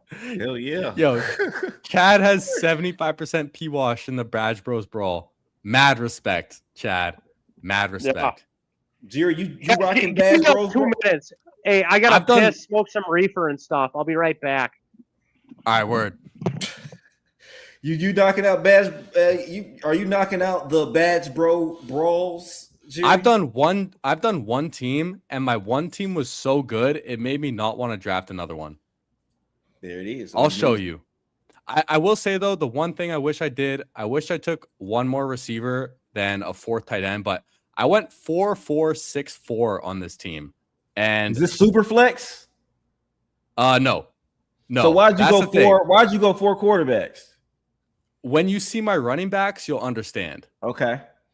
I have Jalen Hurts, Justin Herbert, Dak Prescott, Jackson Dart. So, yeah, a lot of options. Running backs, Bijan, James Cook, Omarion Hampton, and Devon Achane.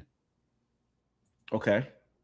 Come on now. Yeah, I mean, receivers, we got CeeDee Lamb too, Chris Olave, Malik Neighbors, Ted McMillan, Jameson Williams, and Parker Washington. Maybe I could have gotten a 7th. I still feel really good about these 6. And then tight ends, Tucker Kraft, Kyle Pitts, Dalton Kincaid, and Dallas Goedert. So I pushed tight end, I pushed quarterback, and just got a bunch of volume there. And I felt like my receivers and running backs were strong enough to be a little thin. What goes the first on this draft? What's the prize? I think it's 100K actually. It's a big tournament. Yeah, 100K. 100 large. $10 entry. Nice. Yeah. Okay. Nice and Blunt made the finals in this last year. Nice. He actually inspired me to 375. So 375. How much do you make for coming in 375th place? 250. It's not bad. 250. So you don't get your max entry money back, but this tournament kind of seems like it's the puppy, except you draft only like six person drafts, not 12, and then double entry fee with half the amount of people. So it's pretty much like half of the puppy. Do you do any 6-man drafts in season? You know how they have those? No. I don't really mess with BRs. It's not my thing. Like in season. What do you do during in season? What do you do during in season to put a little money down on the games? Yeah, man. I just do like I do pick'ems. I do parlays. I don't love I'll be honest. I don't love the underdog pick'ems. I don't like having like you have to pick 2 in order to like make your thing. Yeah. I don't like that, and it has to be like different teams. Right. I think it really is just set up to fuck you. It is. Yeah. I will say though, like on underdog though, I use it when I have the boosts, and sometimes you could just get some better odds. But most of the time, I'll make bets on Bet365. I like doing just like single player props. I do a lot of player props, and then I'll mix in like some bigger parlays too, just trying to hit big. Bucky Irving cost me 75 grand last year. I don't remember if I told you that story, but that one still hurts my soul. You had a 20-leg parlay going? No, dude, it was maybe like 8 or 9. It was a good bit, but the only one that killed me was Bucky Irving, and I needed 12 more rushing yards, and he had 2 carries for like -14 yards. And in the fourth quarter? No, just like randomly in the game. But he finished 12 yards short, and he had 2 carries for -14. So if he didn't run the ball those 2 times, I would have made a nice 75K. So, yeah, I don't like Bucky very much. Man, I know you're sweating that game. You guys want to know what I got is, like, for his birthday today? What's that? You guys want to know what I got my kid for his birthday today? A basketball. Yeah, dude.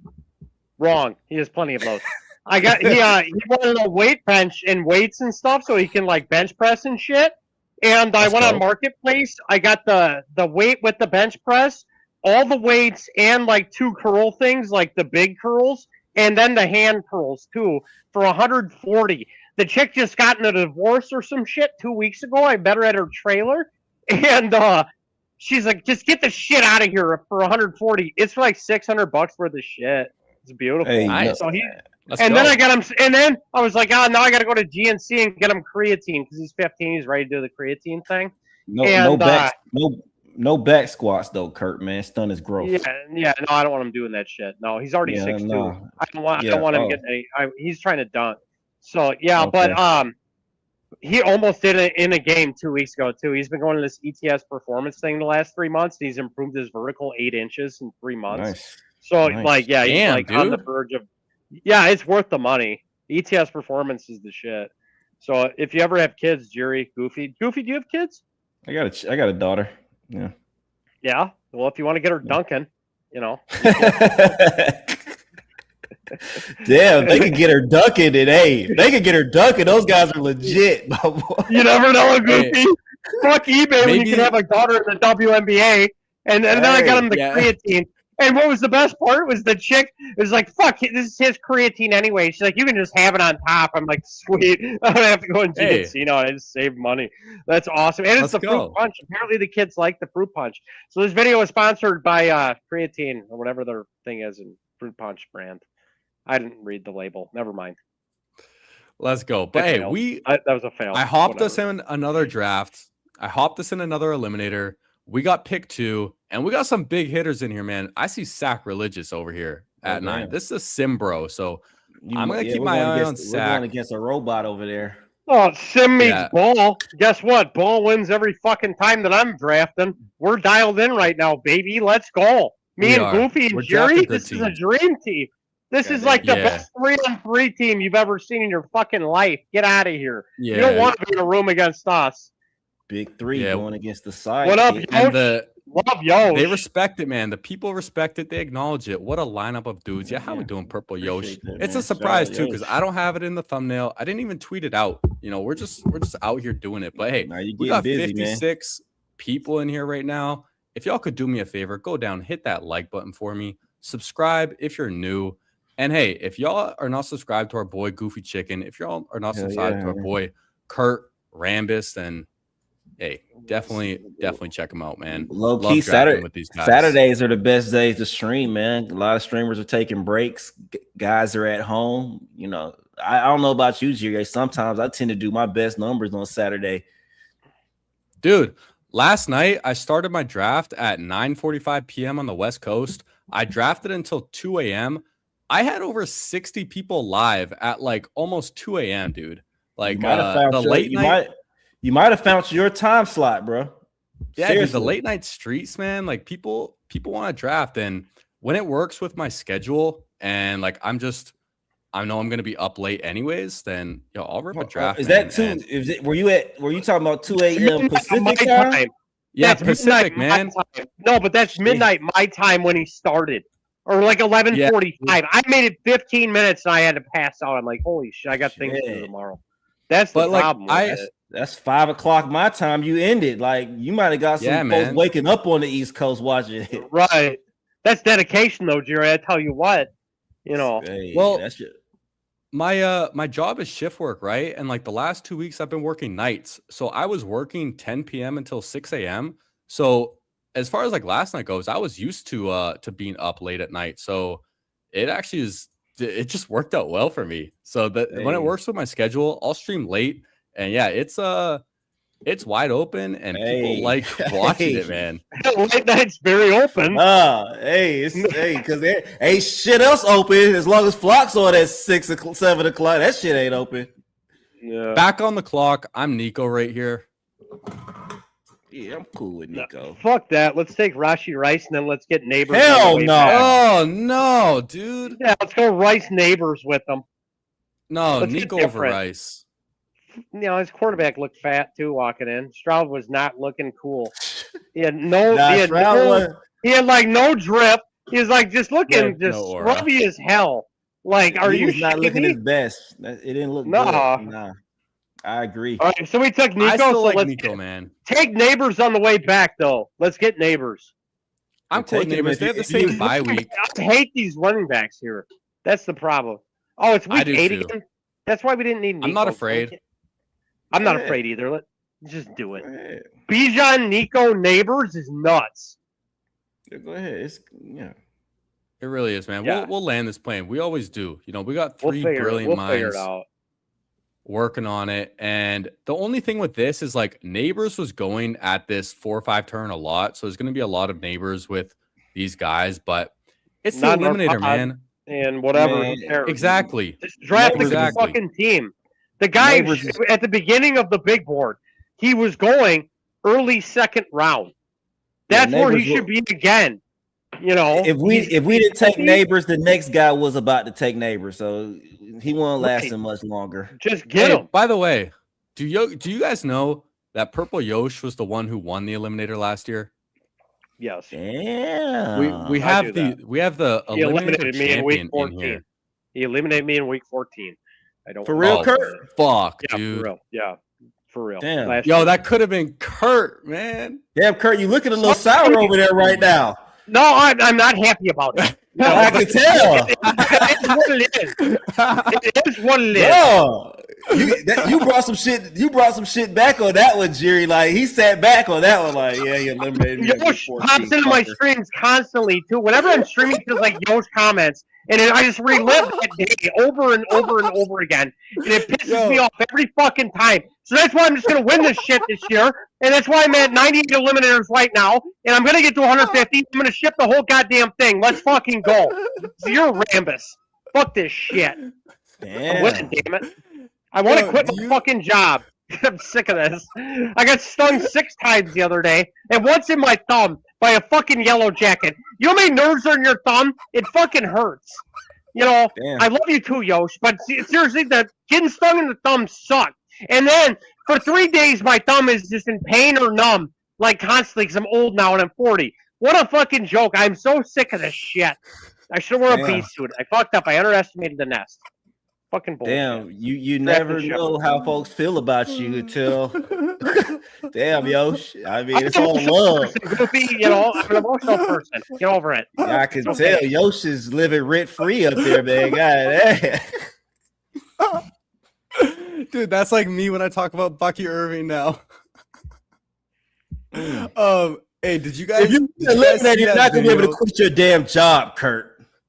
It's not enough to quit your job. It is, because then I'm just going to invest it in drafting again, and I'm the best drafter of all time. So therefore, I'm just going to fucking make a shit ton of money. I'm at least good enough to profit year to year, and let's at least ride the wave and not have to do all this bullshit. You know, also do some things on the side. If I find a sweet job, I find a sweet job. But you could just live a little bit of the soft life for a while. Don't you want to live the soft life, Goofy? Don't you want to just golf every day and then reinvest and just assume you're going to make a shit ton of money? And then if you do again, then you just do it all over again and just ride it out as long as possible and just enjoy. And what if at one time you win $2 million? I'm tooting here. I think we need a running back. Tooting. Okay. Love Tooting. Easy pick. Oh, we can't take Evans. That's in third, week 8. Yeah, that's not happening. No. I'm a receiver right here though. Burden or McLaurin. I'm Burden. I'm cool Burden. I actually have a decent amount of Burden in the eliminator too. In the 5th round, it just feels so cheap. I don't have enough just because I take Loveland over him. Yeah, well, yeah, we could take my nemesis Bucky. No, but on this, no, we need another receiver. When we have 2 week 8 wide receivers, we have to get a receiver here for sure. That Nico Malik Burden is looking nasty. It is nasty. I just wish it was season long and not eliminator. Yeah, Yosh heard the story but didn't realize it was week 14. I'm pretty sure it was week 13 or 14. It was late. And I remember Steampunk Mario against me, and then just didn't work out right. But what do you but how much did you? Go ahead, Jerry. No, I made money. I was just gonna say all my money on last year was eliminator. I was in for 6,005, and with all my eliminator teams, it was like 11,000 I got back, or some shit like that. There you go. Yeah, that's a good. Definitely made money though. Yeah, I'm saying week 14's payout should have been pretty damn strong. That's what that's a 5-figure payout. So, well, then it was 13 because it wasn't that much. I think it was like 5,000 when I was playing for 10K is when I lost. Okay, it's the same structure this year. I won 5K or whatever, and then I was playing for whatever the next round was, and then I lost. That is and then week I 14, lost that one. Yeah, that's week 14. I was gonna say though, if y'all seen like the Tony Romo, DUI video. Yeah.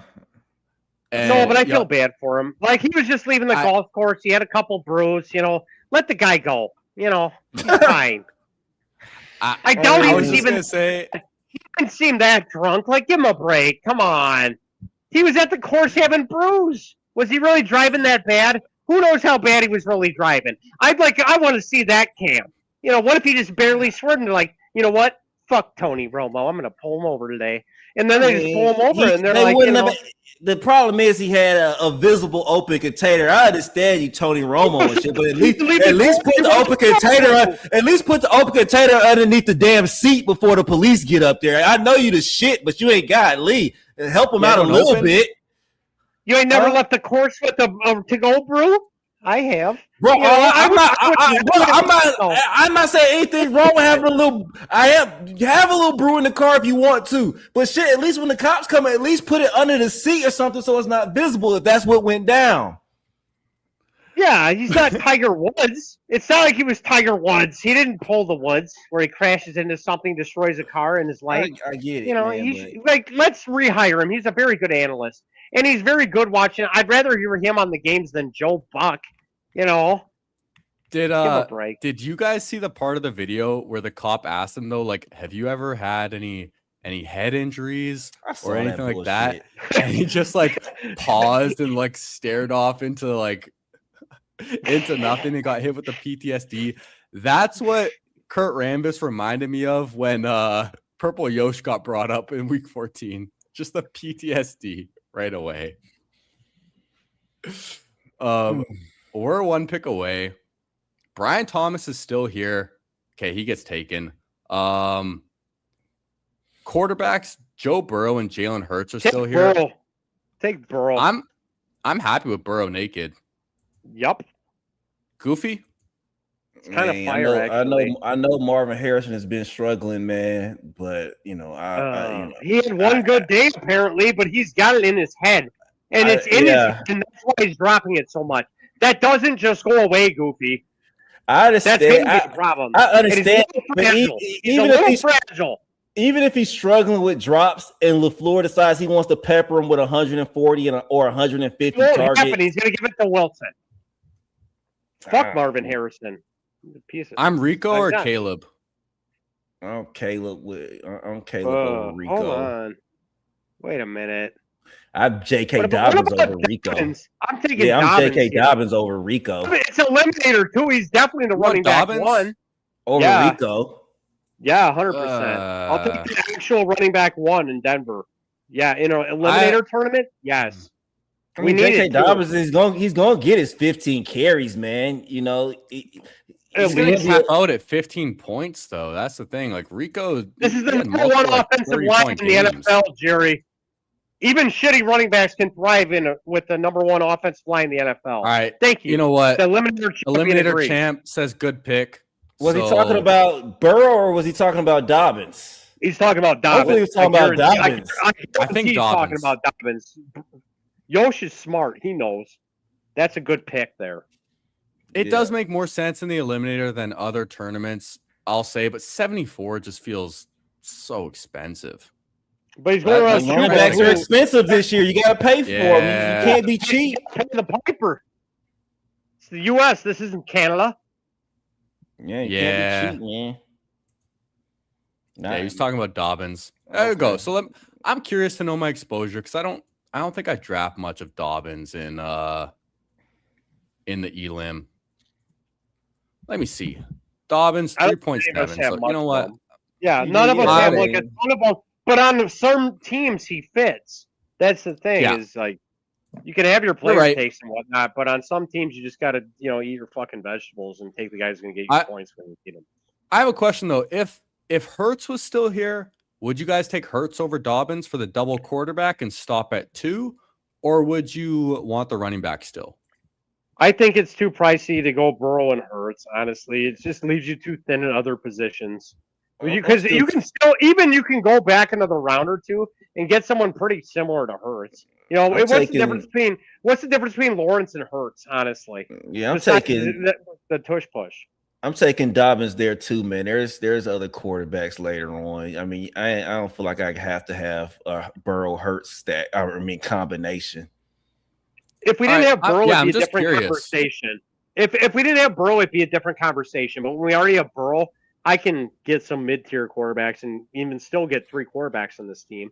That's not out of the question if you get 2 mid guys. We have Dart as an option with Neighbors if we want another quarterback here. Looking at receivers, Josh Downs just went. I know Rambis loves Michael Wilson. We need him on this team too. It's important. I think I'm actually on the clock. Yeah, no, we need Wilson big time on this team because we have 2 week 8 buys. He's going to fit in just fine on week 8 as a wide receiver 2. He's getting peppered, and he's looked great all preseason. There's a million videos on X about him dominating and Marv sucking. Why are we not buying it still? Quit being a hater, Jerry. Be better. I was gonna say I'm Michael Wilson right here. I don't have a lot of him, but I think it makes sense on this team. You rant and like semi-tilt without just agreeing immediately. Come on. Yeah, now Wilson's the click right I'm just there, letting man. you go, Yeah. man. I'm just letting you go. Now we have Brock Purdy, Jackson Dart. I'm a little feisty today. I don't know why. It is what it is. We can have Dart, or we can take Purdy a running went. back, but I think I'm Dart right here. You know, what you thinking, Kurt? I'm never Dart. So if you're Dart, Kurt, I mean, we got Neighbors. Or it's a running back. I'm happy with a running back too. Kurt. Dart's, yeah, we got only reason I said Dart is because we got Neighbors, man. I just don't think Dart's a very good player. But I agree. Yeah, the aura, you can't sell me on the Dart aura. You just can't. I mean, or the Cam Scatterboo aura. I can't get with it. Yosh said Mason. The only thing is, like, when I'm at the turn, I don't love playing chicken with quarterback on the left side of the board. On the right side of the board, I think you can get a lot of quarterbacks late, but I find on the left, I get boxed out more than other spots. And we're seeing a run on quarterbacks now, so I'm actually pretty happy with that quarterback run was crazy. Purdy, right? Dart, run. Stafford, Mahomes, Knicks, all off the board. I'm okay with it, but I'm with you, Goofy. I don't feel so confident about Dart, especially with how many times he goes in the blue tent. And did we lose Kurt? Yeah, we lost Kurt. He'll be back. I just don't think the Dart aura and the legend is real. I'm just not buying it yet. I see the end zone dances and I see the jewelry and the flash, but I just don't think he's a very good player, man. Goofy, this is where you and I agree on the Giants. I don't think Dart and Scatterbo have proven anything yet. No. People are talking about, look at their game logs and everything. It was like 6 games. Man, like 6 games is not a lot, man. And it's not all their fault. It's a lot. It's got a lot to do with the city that they're into, the media hype. It's just, it's just crazy about, like, these guys haven't done anything. Like, I mean, outside of 3 or 4 games, but Dart is in the injury tent, the blue tent all the time. Scatterboo's coming off a major injury. They're not my guys, and if I get burnt by them, I'll be fine with that. Chat has a good point. Neighbors and Dart haven't played together yet because Neighbors actually got hurt before Dart even started. No, that's super true. Yeah, so it does help him a ton, but it still doesn't like discount Dart's injury risks. So there's that. But yeah, they're big personalities, Dart and Scatterbo, and the New York media just eats that up, man. They love it. Yeah, so I'm with you on Dart. I'm pretty skeptical still. I think it does make sense on this team, and I'm happy we took him with all the quarterbacks that have been going, because the only one still on the board in this tier is Tyler Shuck, and I don't even know if he's in this tier. I think he might be in the next tier with like Malik Willis and company. But we're 2 picks away right now. Jacoby Myers is still here. I think that's an insta-click. Yeah, I'm Jacoby. Oh, boy. Travis Kelce is still there. Again. I know so much Kelce. Yeah, talk me into going somewhere else other than Travis Kelce, but we could take Shakir. Shakir's an eliminator ass pick. We could take Dobbs. You want Dobbs? Yeah, hell yeah. Let's take Dobbs. After what I saw in camp, those clips that I saw of Dobbs yesterday? Did you see him? No, I didn't.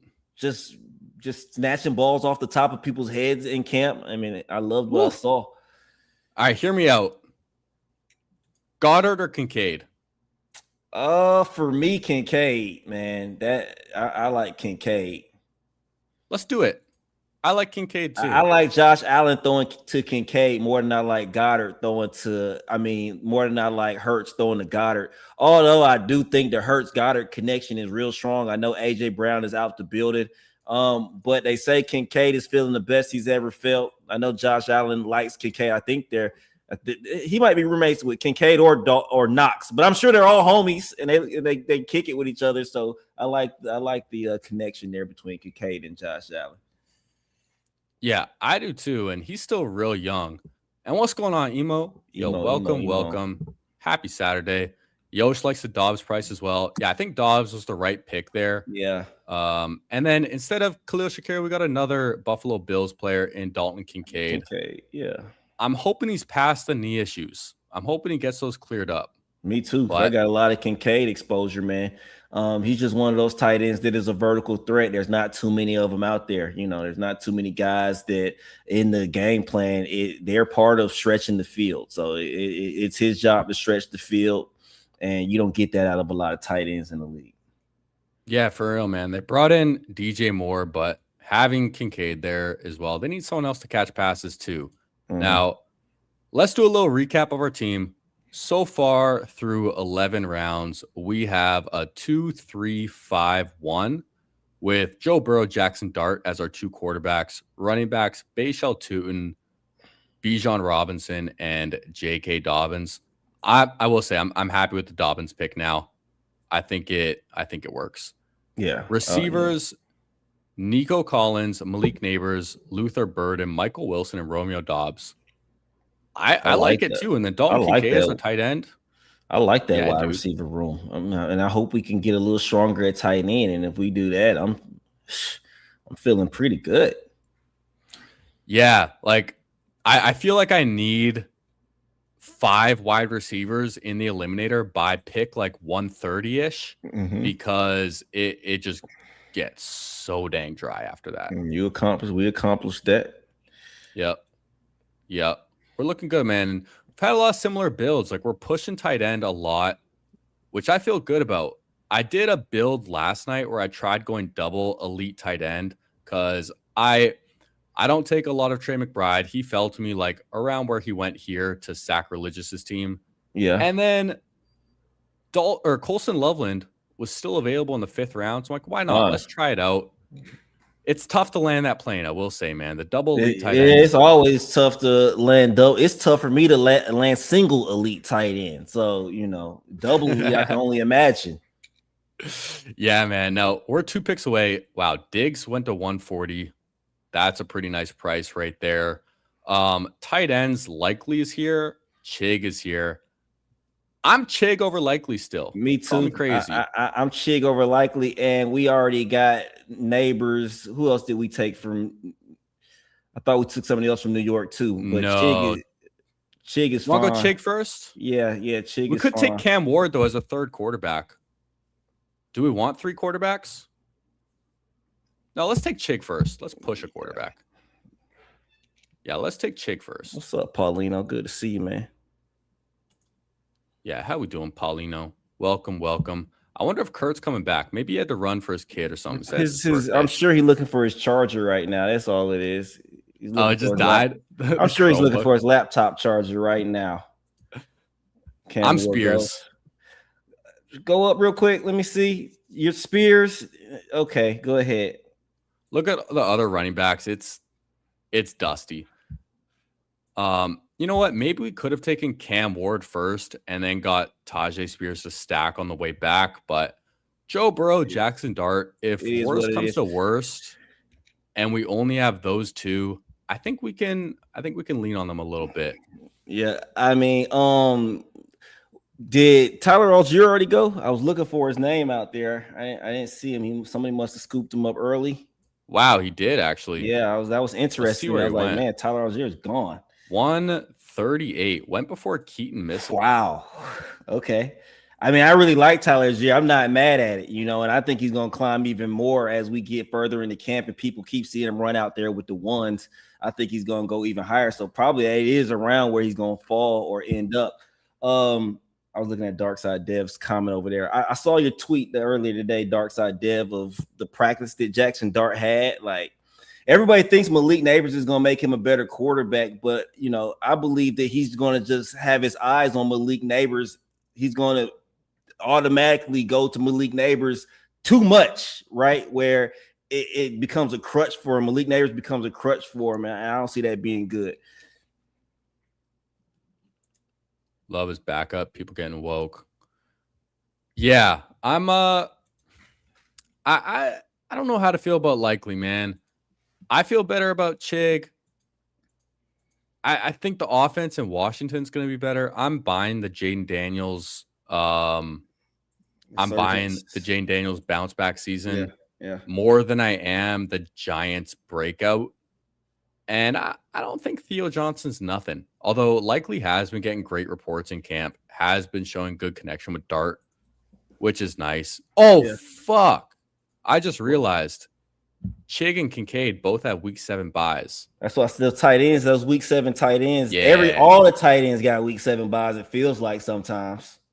Yeah, you mentioned that earlier. Like Gadsden is another one, and Strange. Yeah, dude, these like mid-level tight ends with the week 7 buys are just killer. Rambus is gonna come back and not be happy about that, man. He's probably watching the stream right now, just like punching his keyboard. But it's okay. We can land the plane, man. It's tight end. We can get a third. Yeah, that's no problem. I'm not too concerned about, having double bye weeks at tight end. It'll be fine. I think so too, man. And I like to draft like I have luck on my side. So I might get a little more risky with the bye weeks than someone like Kurt will. I know he's really, really in tune with those, but I like to draft like luck is on my side sometimes. And if it's just the best player, I like taking the best player. Now, we're 2 picks away. Receivers, Jalen Naylor's still here 17 picks later. That's interesting. That's interesting another for sure. Running back. Kamara's also just got taken, so never mind. I think we go one of these receivers, either Naylor or Jennings, and then we come back with the tight end. Let me see our running backs real quick. Let me see the running back room real quick. Okay, who we got? Oh, sorry. Okay, yeah, I'm cool with going. Juwan Jennings is gone, so Naylor on that fall is pretty easy, man. I think Naylor's the fall, and then I think Brissett's a no-brainer pick next. We have Michael Wilson, and we could use a third quarterback. Yosh was talking about T. Ferg. I have been clicking the hell out of T. Ferg. I'm not sure. I think he could fall back to us, though. Yeah, I'm not sure if that's a little bit too far to bring him up. I like some T. Ferg as well, but there's a lot of tight ends still here. Quarterbacks are completely dry. I'm Brissett. What do you think? It's over. Yeah, it's over with after Brissett. Brissett's the only last sure thing on the board. Yeah, let's lock up that third quarterback. We could play it with 2 with Burrow and Dart, but I feel better about getting 3 quarterbacks in the elim. We could stop at 6 receivers. It would be thin, but we could if we wanted to go with. We don't need 6 running backs. Maybe we do take Theo Johnson in the 18th. Okay. Yeah, I mean, Dark Side, I think you might be right at this point about Shedeur being the last sure thing as a starting quarterback on the board. I think the picture is being painted, man. I just can't. You throw 3 interceptions at camp in one day, dog. I think the competition is over with.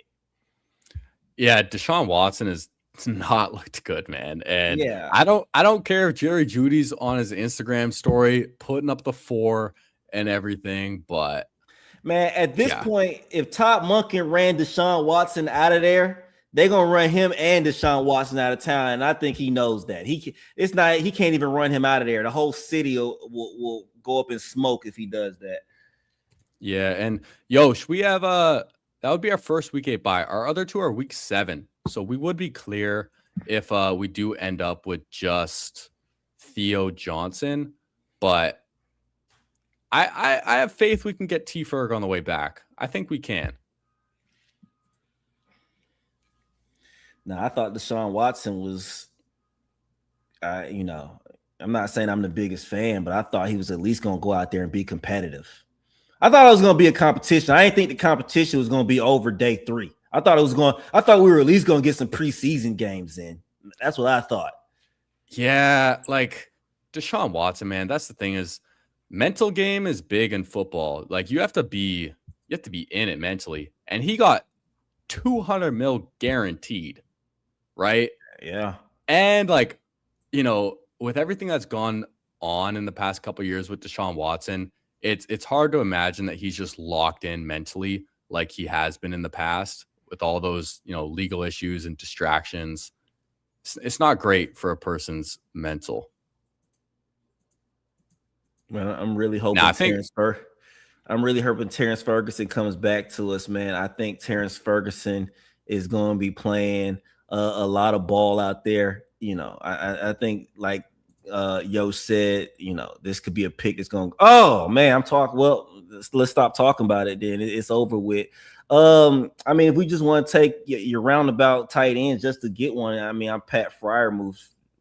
I like Freiermuth the most. I like them in this order, so I'm with you there. Now, let's talk about our next pick before we make it. Do we want to take a running back or a receiver first? I think we take our choice of running back.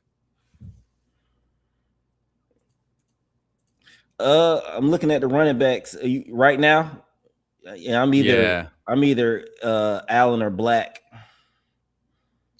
Hey, you don't have to talk me into Kalen Black. He's my highest drafted. Black? All right, bet. He's my highest drafted running back. Not in the Eliminator, but in other contests, I love Kalen Black. And when you're looking at Braylon Allen, like Braylon Allen might see some more touches without an injury, but he plays for the Jets. He does play for the Jets. All the Jets aren't that bad, Jerry. I mean, they're bad. No, their offensive line is actually decent. But dog, that offensive line is decent. The Garrett Wilson is a stud. Adonai Mitchell, if he gives them anything. There he is. What happened, Kurt? The fiance was supposed to plug the Chromebook into the correct charger. She put it in the wrong charger. I didn't even realize it was draining this entire stream, and then it just died. So then we had to do a little 5-minute charge in the correct charger, and then we had to regroup. How'd we do? For some reason we have Jacoby Brissett. Why is he on the team? We have Michael Wilson. We needed a third quarterback, and we got him at 170. I will say, Kurt, we made one mistake with our tight end bye weeks. We took Chig, and we forgot that we had Kincaid for double week 7s. That's the one thing. So take a fourth. A fourth? So take a fourth. This team probably, yeah. Look at our receivers. We either go one more tight end or one more receiver. I'm a 7th receiver. Can't we do both? We're on 18 already? Shit. Yeah. So we'll do a little recap for the audio listeners and for Kurt. We have a 3-5-6-3 right now. We have Joe Burrow, Jackson Dart, and Jacoby Brissett at quarterback. Running backs, we're leaning heavy on Bijan and Tootin, but we got Bijan, Tootin, J.K. Dobbins, Tajay Spears, and then dart throw on Kalen Black. Receivers, Nico Collins, Malik Neighbors, Luther Burden, Michael Wilson, Romeo Dobbs, Jalen Naylor. Nice 17 picks past ADP. And then tight ends, Dalton Kincaid, Chig, Freiermuth. How are we feeling, nice. Kurt? We didn't have a receiver bad. Right now, we only have 4 wide receivers. Yeah, it's nice, though. But we only have 4 wide receivers going on week 8, and that's if they all stay healthy when Nico and Neighbors have a bye. So if we're going to get through week 8, we need another halfway decent receiver. The initials are CA. That's who we need. You guys should know. I don't know if that's the pick I want to make on this team as a 7th receiver. I think I would rather get It's the right pick. A more solid bet. Well, he goes anyways. So does anybody? I mean, I think I might be the only person still taking Cooper Kupp a little bit. I mix in Cooper Kupp every now and then, man. I know, he led the team in targets in the Super Bowl. No. I know it's a double no from you two guys, but it's okay. I mean, he's okay. I would take Cooper Kupp on this team. It's Kupp or Pat Bryant for me. I'd be Kupp over Pat Bryant. Pat Bryant goes. I mean, Sam Darnold and Cooper Kupp are going to hook up on that res. You don't draft Cooper Kupp. I get it. I'm Torrey Horton. I'm Horton.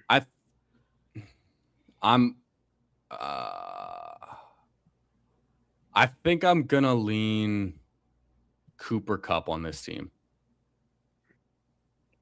Yeah, I'm going to lean Cooper Kupp on this one just because we don't really have any old heads.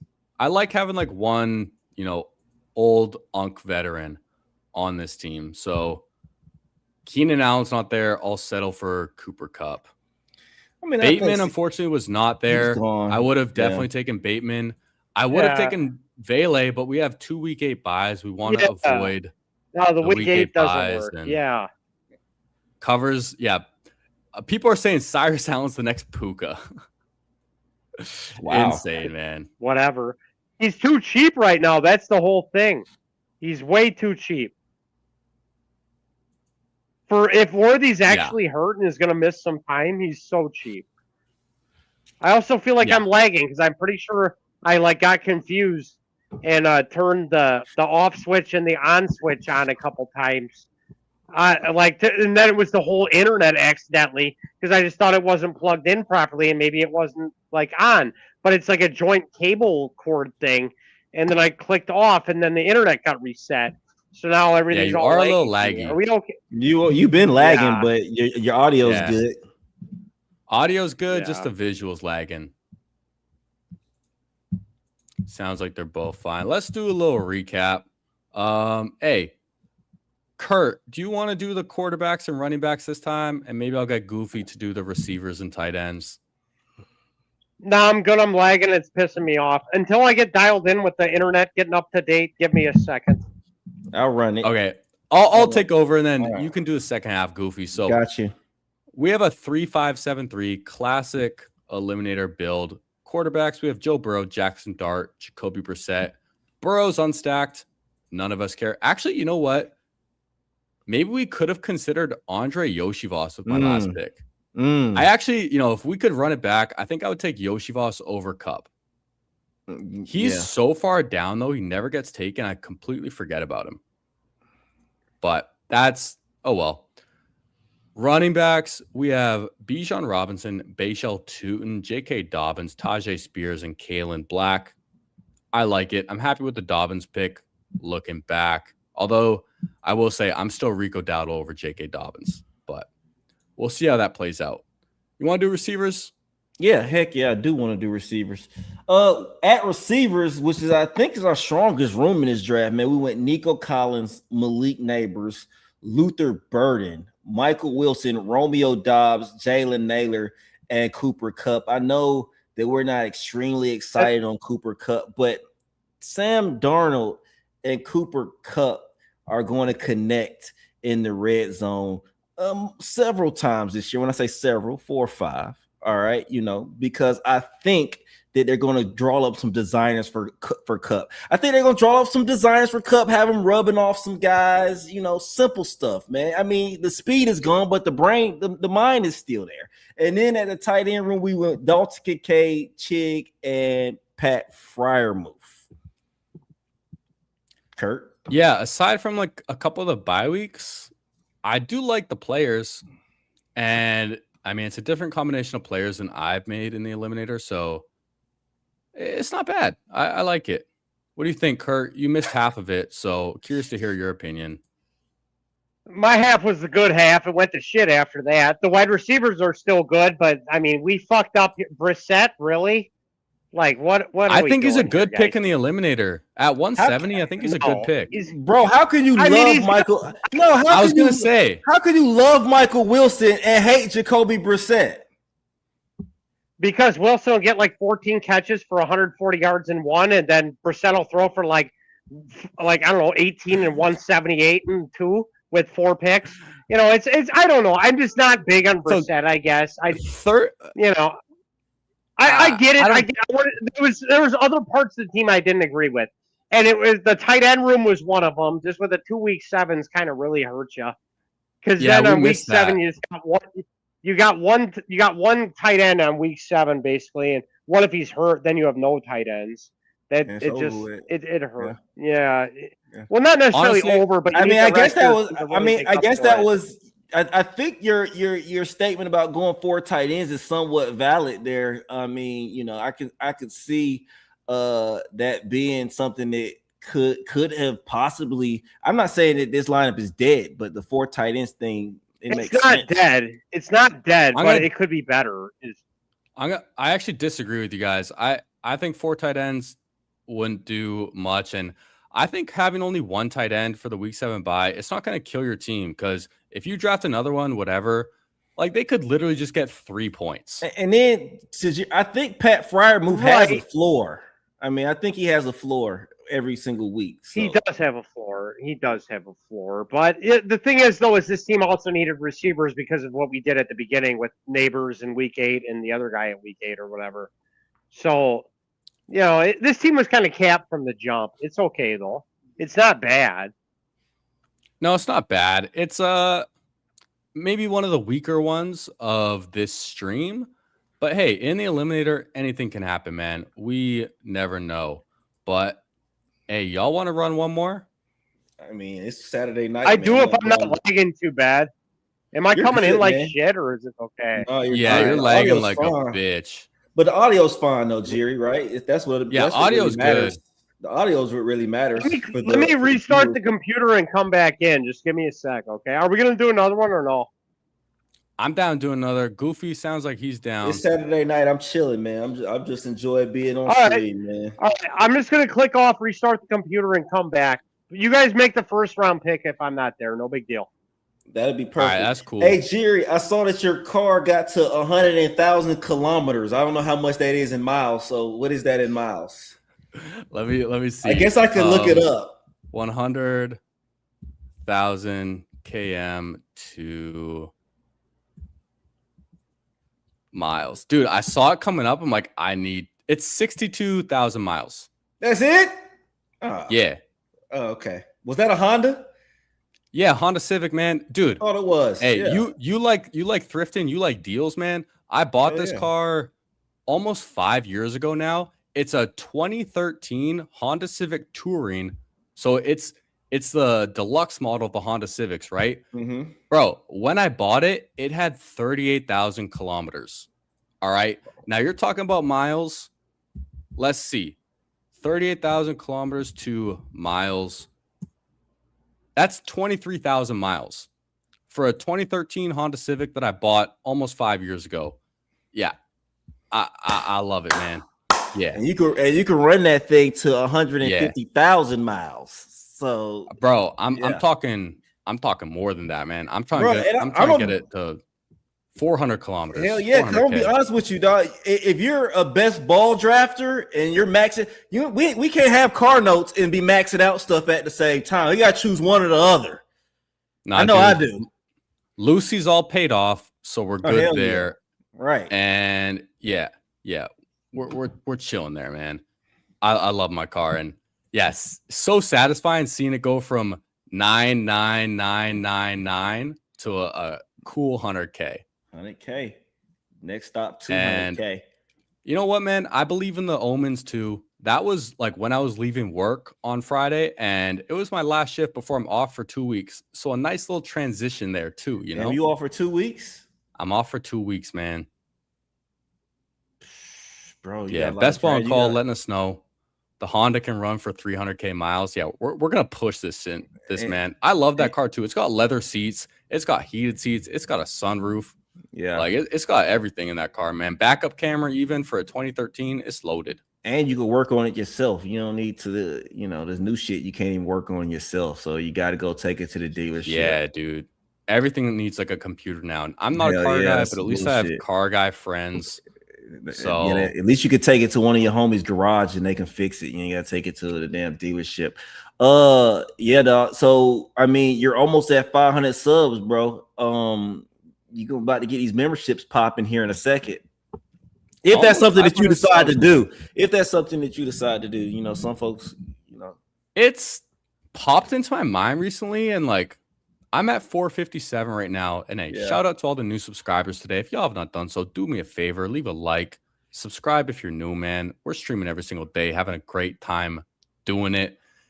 No one's doing it like us over here, man. We stream for 4 hours, starting at midnight and stuff sometimes. Like we out here, man. I think that's gonna be your spot right there. Late night West Coast. If you were doing 60 late night West Coast with 450 subs, I think you've found your lane right there, dog. Seriously.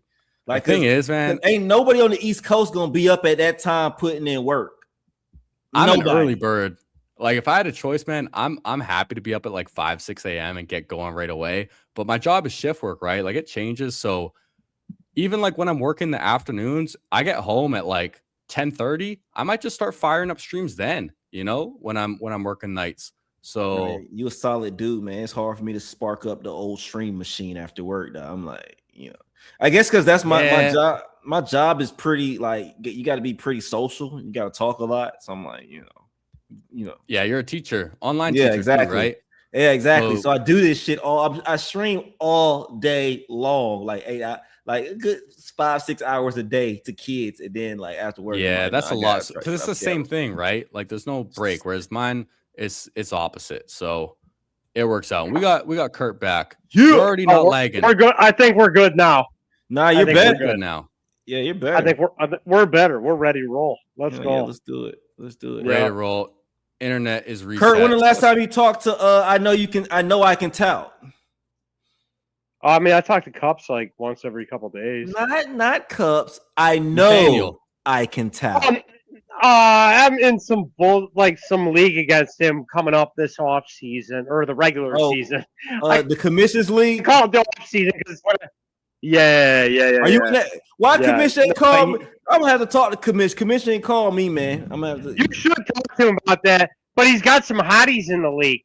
There's like a couple hotties. This was unexpected. It's like what do you mean? I wasn't a bunch of dudes, and I don't know what's going on, man. I have no idea. I'm not the bad guy here. Let's not blame Rambus. He did like that.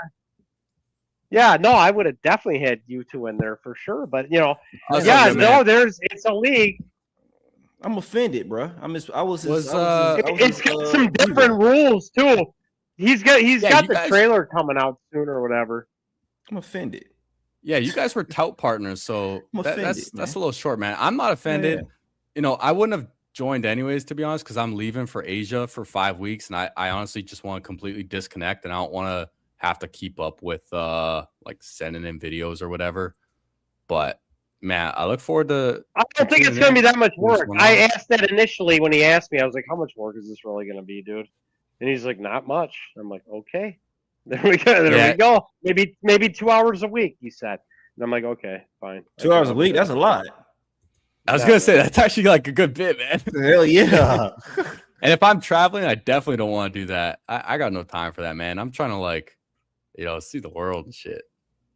Yeah, it just depends on when the 2 hours a week is. I coach basketball during the football season, and flag football, tackle bar now, apparently. We got M. Lars telling us Cyrus Allen hurt a ligament, apparently. No, I heard on X it was a knee bruise. I heard knee bruise on X. And that was as of an hour. We're all just bullshitting, man. All right, we're on the clock. We have pick 7. JSN is still here. Genty. James Cook. Genty. No, he plays the Texans week 1 over Genty against the Dolphins. All right, you're right. If he plays the Texans week 1, I agree with you. It's about who's a better player. Genty's a generational prospect. Don't get me going on this, Goofy. Cook's a better player. No, he's not. He's not even close. He's fast. It's hard to. I don't think you can say Genty's a better player right now because he hasn't proven it yet. You could say he's a better prospect. I don't think anyone would disagree with that. But James Cook was the leading rusher in the league last year. I'm pretty sure. Man, right. And then they don't even unlock what James Cook could do in the receiving game. I mean, if they would actually use him like he should be used, James Cook is. I don't give a damn what you saw Ashton Genty doing at Boise State, man. This ain't Boise State no more, dog. Like James Cook is the better player. Genty with no offensive line whatsoever last year still put up over 200 half PPR points with the worst offensive line in the league. He's a great receiving prospect. He's a great prospect in general. He's number 1 in Cupsy's model all time of running backs. All time. Alex Cup's model. That's that guy. He's that guy. I mean, he just is. It is what it is. He's generational. Let's just forget that. Let's forget last year with the worst offensive line in the league. Every time he touched the ball, he's getting hit 4 yards in the backfield. Not going to be the same. We got Tyler Linderbaum coming in. We got other guys coming in. We have Clint Kubiak coming in. This is going to be a different offense, and he is going to get loose and get busy. Brock Bowers. Or A-Chain. I'm A-Chain. A-Chain, come on. I mean, I don't want to. We don't have to have 2 Las Vegas Raiders out there on. I'm not taking Bowers with Genty.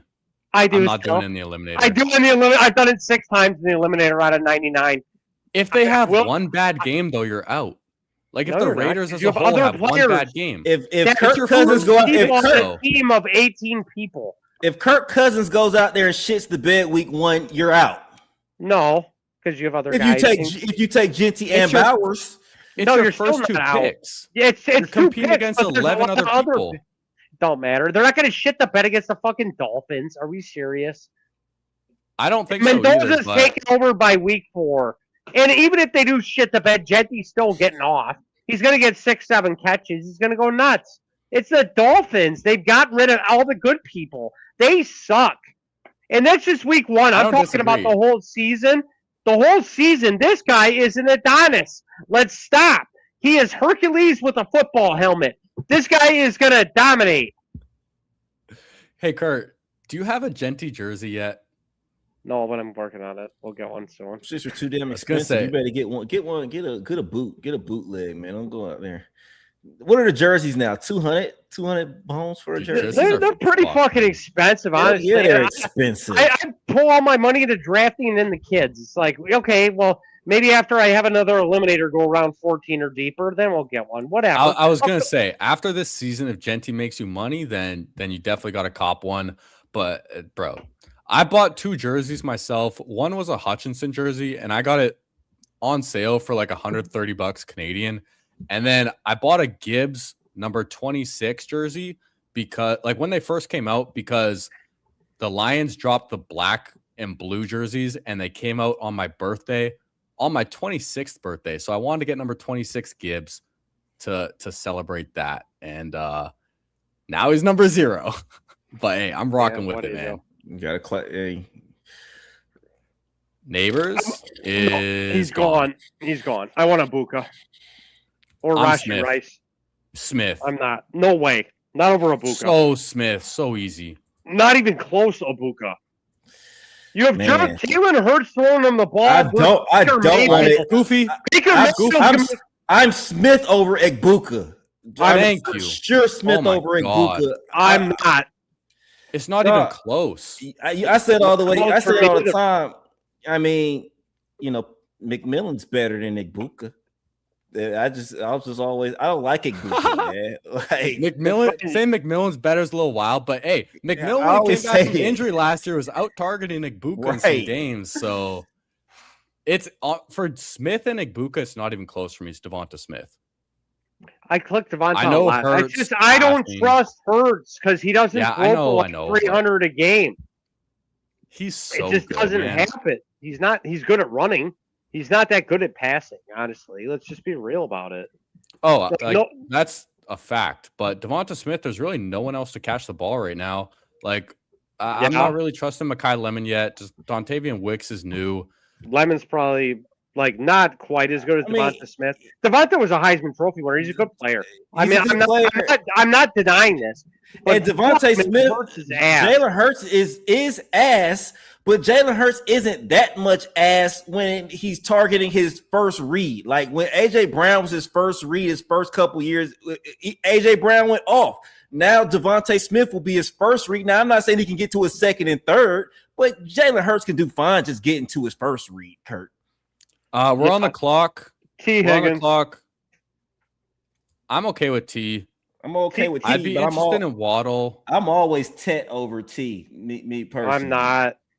Especially now, they wanted Tet to play the slot more this year, but now that guy went down. Now that guy went down, he's not going to be able to play the slot, and that's where he's going to really cook. So I'm a little down on Tet. I don't know because I don't think Brazzle going down ruins Tet in the slot. They still have Leggett who can play outside. I love Tet. I have a lot of him in like tournaments. I think I have like 20% in BBM, which is a lot. T. Higgins, I love too. What's that? So my kid's 15th birthday cake, guess who he's a fan of? He's a quarterback in the NFL. And it's the Bryce funniest. Young? Yeah, it's so funny. Are they like the same size or something? No, he just for some reason likes him, and I'm like, what the fuck do you like this guy for? So I called Dairy Queen to get the cake picture on there, and I'm like, hey, can you give me like a picture of Bryce Young throwing a football? They're like, hey, that might get Who? copyrighted. They're like, that might get copyrighted. I'm like, are you serious? He sucks. It's Bryce Young. He ain't copyrighting shit. And then the guy just starts laughing, and he's like, yeah, you're probably right. And then he makes the cake. Yeah, it's awesome. So my kid got a What's the Bryce Young copyright? cake. I don't know, man. Who cares? But yeah, Bryce Young ain't copyrighting shit. No, he does something. He sucks. For a kid's birthday cake? Like, come on now, man. I know. But it was funny. That's what the That Dairy is, Queen that guy is really said. funny, man. Yeah, and I was like, nah, you're good, buddy. He's not very good. It's okay. I'm surprised they even knew who Bryce Young was. It was some college bro. Oh, there you Loveland go. here. If Loveland falls, take him. I love Colson Loveland, man. I know. He's so good, and I think he straight up outscores Burden Probably. at tight That's end. more than that's more than likely scenario, and that's not being just because I'm a Loveland bull, because I actually like Burden too. But I just think this is going to be a consistent thing, and that offense is going to be good in general. Yeah, I think he's his go-to target, man. And seeing how Laporta was used early in his career with Ben Johnson, I mean, Loveland, it's an easy pick here for me if he's there. We're one pick away right now. I love Lamar in tournaments. He's my highest drafted quarterback, but he's one of my lowest drafted quarterback in the Eliminator because I want to draft 3. And beautiful. Yeah, Loveland's easy. That's beautiful. How do you feel about Loveland, Goofy? Go ahead. Like I said, man, we talked about it earlier in the stream, man. I have a tough time getting to where I land in the plane that I want to land when I go elite tight end, man. I like a lot of tight ends later.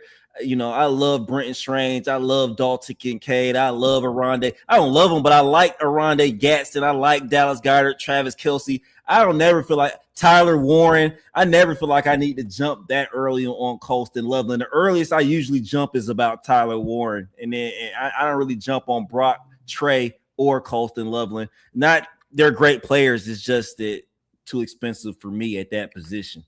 You know what's funny about week 5? Week 5 isn't really even elite tight end like paying up for it. It's not, you're paying not a second or third round pick. This is the 5th round. That's here. true. Yeah. He's Well, so cheap. And I don't understand why Loveland goes later in these drafts, but Warren goes earlier. It makes no sense to me. Loveland is the most mispriced player in the Eliminator, I think. Easily. I'm receiver. I'm P-Wash. I know you guys probably want quarterback, but No, I'm P-Wash here. I'm fine with Parker Washington as well. I'm very fine with Parker. I love Parker Washington. I don't think we can take a quarterback here when we took Loveland in the last round. No, go receiver. We're good. Yeah, and this team fucks. Man, this is Caleb Williams falls all the time too. Alert, folks! We got a shipper alert. Look out! This one might be one. This is looking very shipperish. I like it. It's off to a good start, man. It's off to a good start for sure. And I'm scrolling up because I read this comment earlier. Yeah, I was looking at the comments in the chat too. Yeah, comments are talking about baseball and stuff now. They are talking about a little baseball. Someone talked about drafting shippers though, and I was trying to find it, but it's probably too far up now. But hey, we're chat. We love you. We acknowledge you. We see you. Yeah, it's hard to pull up comments and talk about them with 2 other guests. Yeah, on a 3-man. Even with 1 other guest, it's hard, but 2, it's quite difficult. But I really don't like baseball that much. It's like a 163 game season. Like, I'm not watching it that often. I don't know, man. Baseball is never like, I used to play it as a child before I threw out my elbow, but like, I don't know. It's hard for me to watch 160. Yeah, you had Tommy John or something, man. They overpitched me as a kid, like really bad. Were you the biggest kid? Were you the biggest kid in your age group? It happens to all the big kids. I threw really fast, but like it was in the 90s, man. So I got overpitched like really hard. And hold on, what was in the 90s? The late 90s. You know. Oh, I thought you said your fastball was in the 90s. I was like, wait. Like the age I was in the 90s. I didn't throw 90 miles an hour. Get the fuck out of here. I was like, what the I fuck? threw like about 65 to 70, but I was 8 to 10. But they pitched me too much. I threw out my elbow. My dad said it was just in shambles, and I never got a surgery. And I just waited a year, and I came back, and I couldn't even throw a ball like from You the back pitching up. mound to the plate. back. Like it fucked with my head, man. Dude, I'm We got holding my the breath. player I'm not board. saying anything. Okay, I'm, you know I'm who you not want. saying anything. You don't even want to All bring right. up the Q. You know who you want so Bro, much. You're not even bringing up bro. the Q. Dude, come on. I don't even know what's going on. Let's go. Burrow All at right, 79. Oh, fuck yeah, on. Burrow. Burrow there is Come on. nice. Come on. Now, That was- I will say, like, earlier in the eliminator, Parker Washington was going at 79 all the time. But for this team fucks, dude. Holy Yup. shoot. We are shipper alert.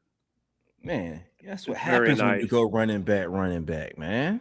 Make that money back and then a bunch. Let's go, Goofy. Yeah. Boy, Man, I've been Yeah, looking dude. forward to doing another stream with you anyways, Goofy. Like, seriously, man. You see my stream, dog. I gotta get back. I gotta get my mind back right, dog. I've only been Well, going you once get on a the week. fucking horn with Ramby. That's what you got to do, bud. Centex was a little out of control the first time, and he left. It got you out of sorts. I man. can't- I can't it was trust an y'all. angry stream. I can't trust y'all two. I can't trust y'all two boys together, man. Y'all are like oil and water, man. Well, some is good and worth money, and the other one is essential to life. Things are just the way they are. But even without Centex, me and you could do something, bud. Like, Yeah, we I can. I thought when he got off, we had a good time together, anyways. We had a good time. I had a good time the whole time, man. All right, we're on the clock. On the Shit, clock. to get On in the the room clock. together. On the clock, It's We- Pittman or we- Herbert for me. Do we have a quarterback yet? we have took, Burrow. We just took Joe. Oh. So I'm Michael Pittman here, man. Manungai. Manunga hasn't even I'm practiced Pittman. yet. He's I'm getting Pittman. there. Or Brooks. Or Pittman. Manunga hasn't practiced, and they're not even telling us why Manunga isn't practicing. Okay, I didn't know all this, Goofy. Thank you for the intel.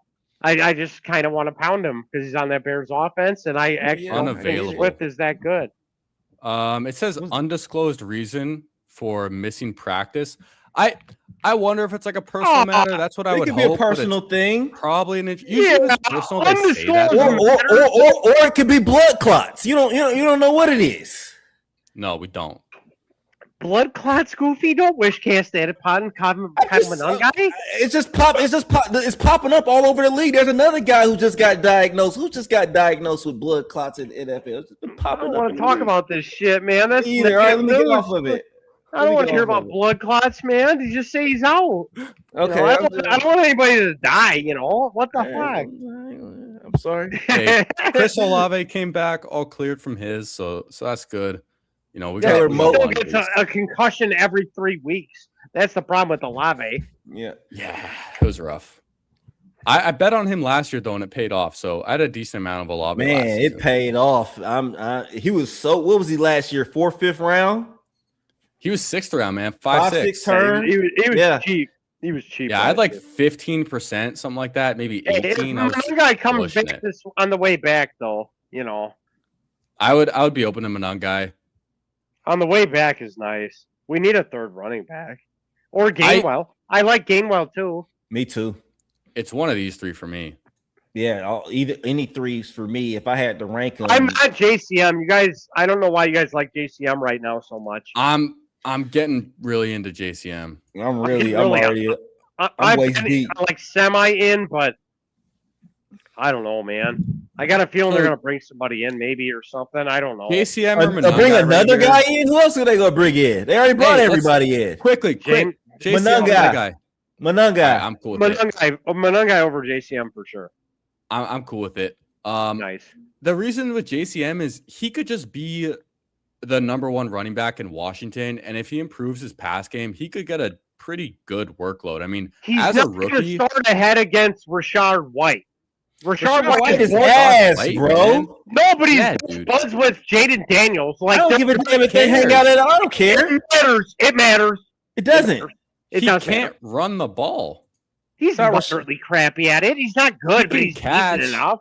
He catches. He's gonna too. be in the They're Austin gonna give Eckler him the role. shot. I guarantee he's the starter week 1. Who? Guaranteed. Maybe. I wouldn't be Rashard surprised White. if the third on the Rashad- Guarantee Rashard White is starting week 1. Rashad White ain't got no juice, man. Rashad White ain't I got bet- no burst. Starting week 1. He's still I bet starting week JCM 1. gets more carries though. Doubt it. Not in week 1, I bet JCM gets more carries. Rashard White's going to get pounded more than you think. I'd be Kyle Pitts if he falls, by the way,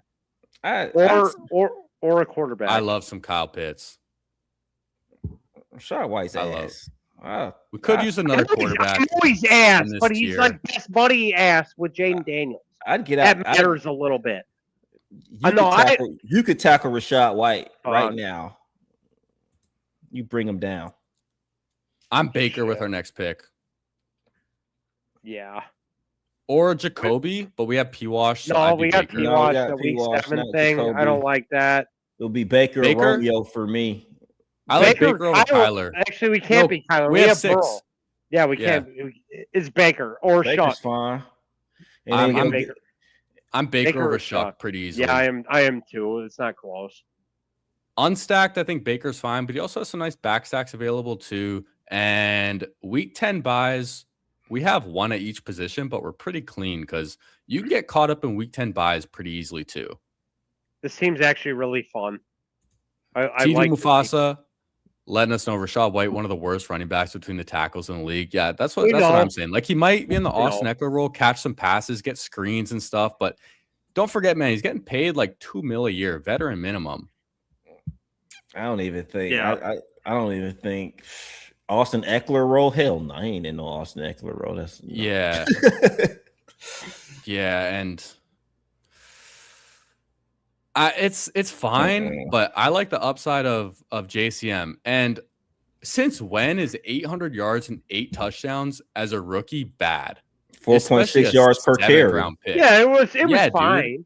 He had like long touchdowns too. He was like what the Fox player of the game with Tom Brady one week when Brady was commentating. I don't think that's nothing, man. It's something. I don't think that's nothing. And he kind of looks like a dude as well. I know Damn that's sure not does look like a analytical at dude. all, but he looks like a dude. But having eyes is something. There's baller streamers and baller drafters out there who have great eyes. Man, having great eyes is something, and JCM looks like something. Yeah, Agreed. that's what I think, man. And I kind of want to I'm bet shocked. on that. I'm shocked. Get the I quarterback. don't know if we in need a the third this early. Dobbs goes. I will.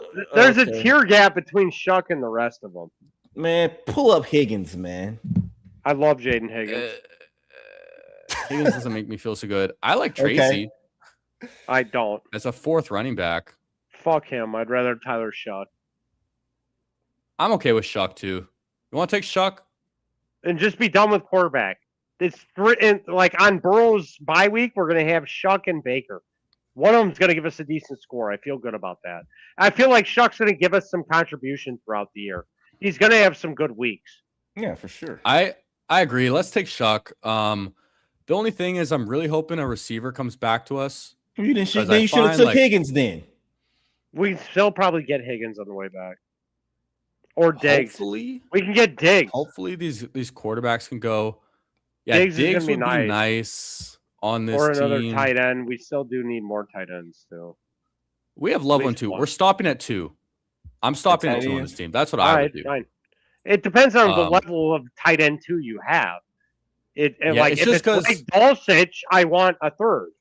You know. Yeah, that's fair. But just because we invested so much into our top 3 quarterbacks, although Mhm. we did get a nice discount on Burrow, which helps, and a nice discount on Shuck, which definitely Yeah. helps. And I like that the Yeah. receivers They are were still cheap. on the board too. If we get one of these 3 guys, I'll be really happy. Damn, Higgins there went goes. Higgins. I have a ton of Higgins, by the way. Me Goofy. too, man. I'm Oh, me like too. 25. I'm like 25% Higgins. I'm like, I don't want to talk about it, but I'm up there too, man. I mean, yeah, no, this I'm a dude- big In the fan of Elam? Jaden Higgins in everything. Overall, the big board, every other tournament and at Elam, I'm around 25%. he's the real deal. He's the That's in real all deal. of them. I Diggs really is a like him. no-brainer. Yeah, Yeah, Diggs Diggs is is- too easy. No-brainer click. The thing with Are we- Higgins, man, like Yeah. I find myself to be really in on Nico, and I don't know how much room there is for like a couple like receivers to really pay off their ADP. I like Higgins. I was more in on him early in the offseason, but seeing Tank Dell healthy again now too gives me a little bit of pause. And just like bringing Dave Montgomery in, I think they're going to run the ball maybe even more than they throw it. I wouldn't be surprised with Montgomery and Woody Marks if they actually run the ball more than they throw it with that defense. Woody Marks sucks. But yeah, they will give the ball to David Montgomery. Yeah. Woody Marks will get some touches. He's going to suck with them because he's not good. And then we're going to go from there. But Jaden Higgins is going to get the ball every once in a while. He's going to get 5 to 7 targets a game. There's no doubt about it. 5 to 7 targets a game sounds good. No doubt about it. I'm curious. Yeah, 5 to 7 targets is pretty good. I have 8% actually in the eliminator. It's more than I thought. That's healthy. I don't think he gets 7 targets a game. Five. I really don't. 5 to 7. 5 to 7. 5 maybe. 7's a lot. What's 17 times 7? That's pretty high. Sounds like a big number. Yeah, that sounds like a big number. That's 119. Yeah. 119 targets. That's not unthinkable. That's not out of the question. Yeah, that's not unthinkable. What if Nico got hurt, and then what are we talking? You know, that's also it's in the realm of possibilities. Yeah, no, for sure. Yeah. 119 is 100. I bump it down to 109, and that feels guys. good. I'm Chig or Hunter Henry on this next pick. I'd be Chig easy. I'd be Chig over Hunter Henry, but I'm just saying I'd take either or. So as a rookie, he got 68 targets. Respectable. Yeah. Not bad. It's not bad, but he was a really, really high draft pick too. Also, though, went higher than people expected. He was like 34th overall, I think. Mm-hmm. So why don't we double down in year 2? I am. I'm Juwan. We could get a little stack with Shuck. Yeah, that's fine. I'm either or Hunter Henry or Hunter Henry. I feel better about Hunter Henry than Juwan, honestly. I do too. All right, let's go Henry. And I was just thinking, with like Juwan, we don't need to stack. And if we want, we can take like a Vele round 18.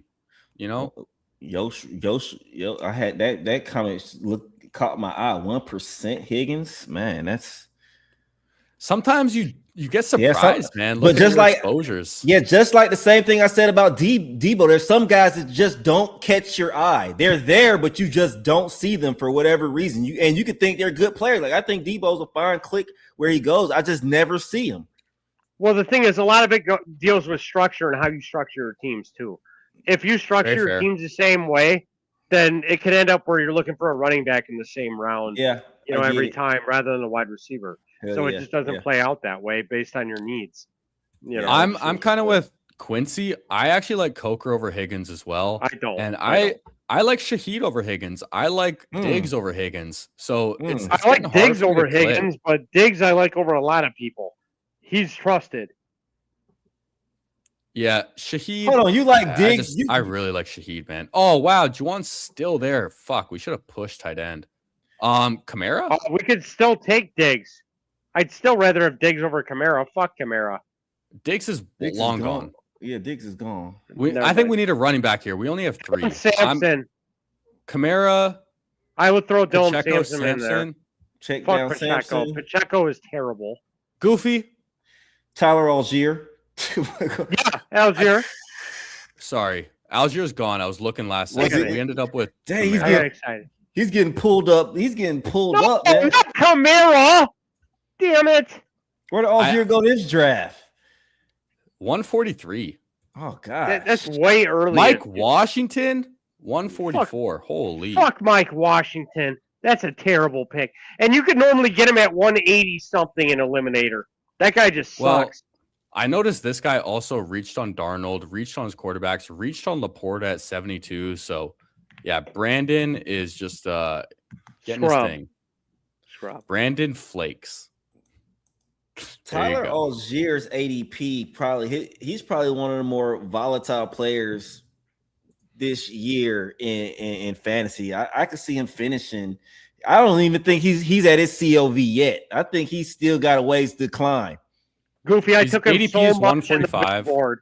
I took him so much in the big board. I was taking him in the big board, and then I was taking him after.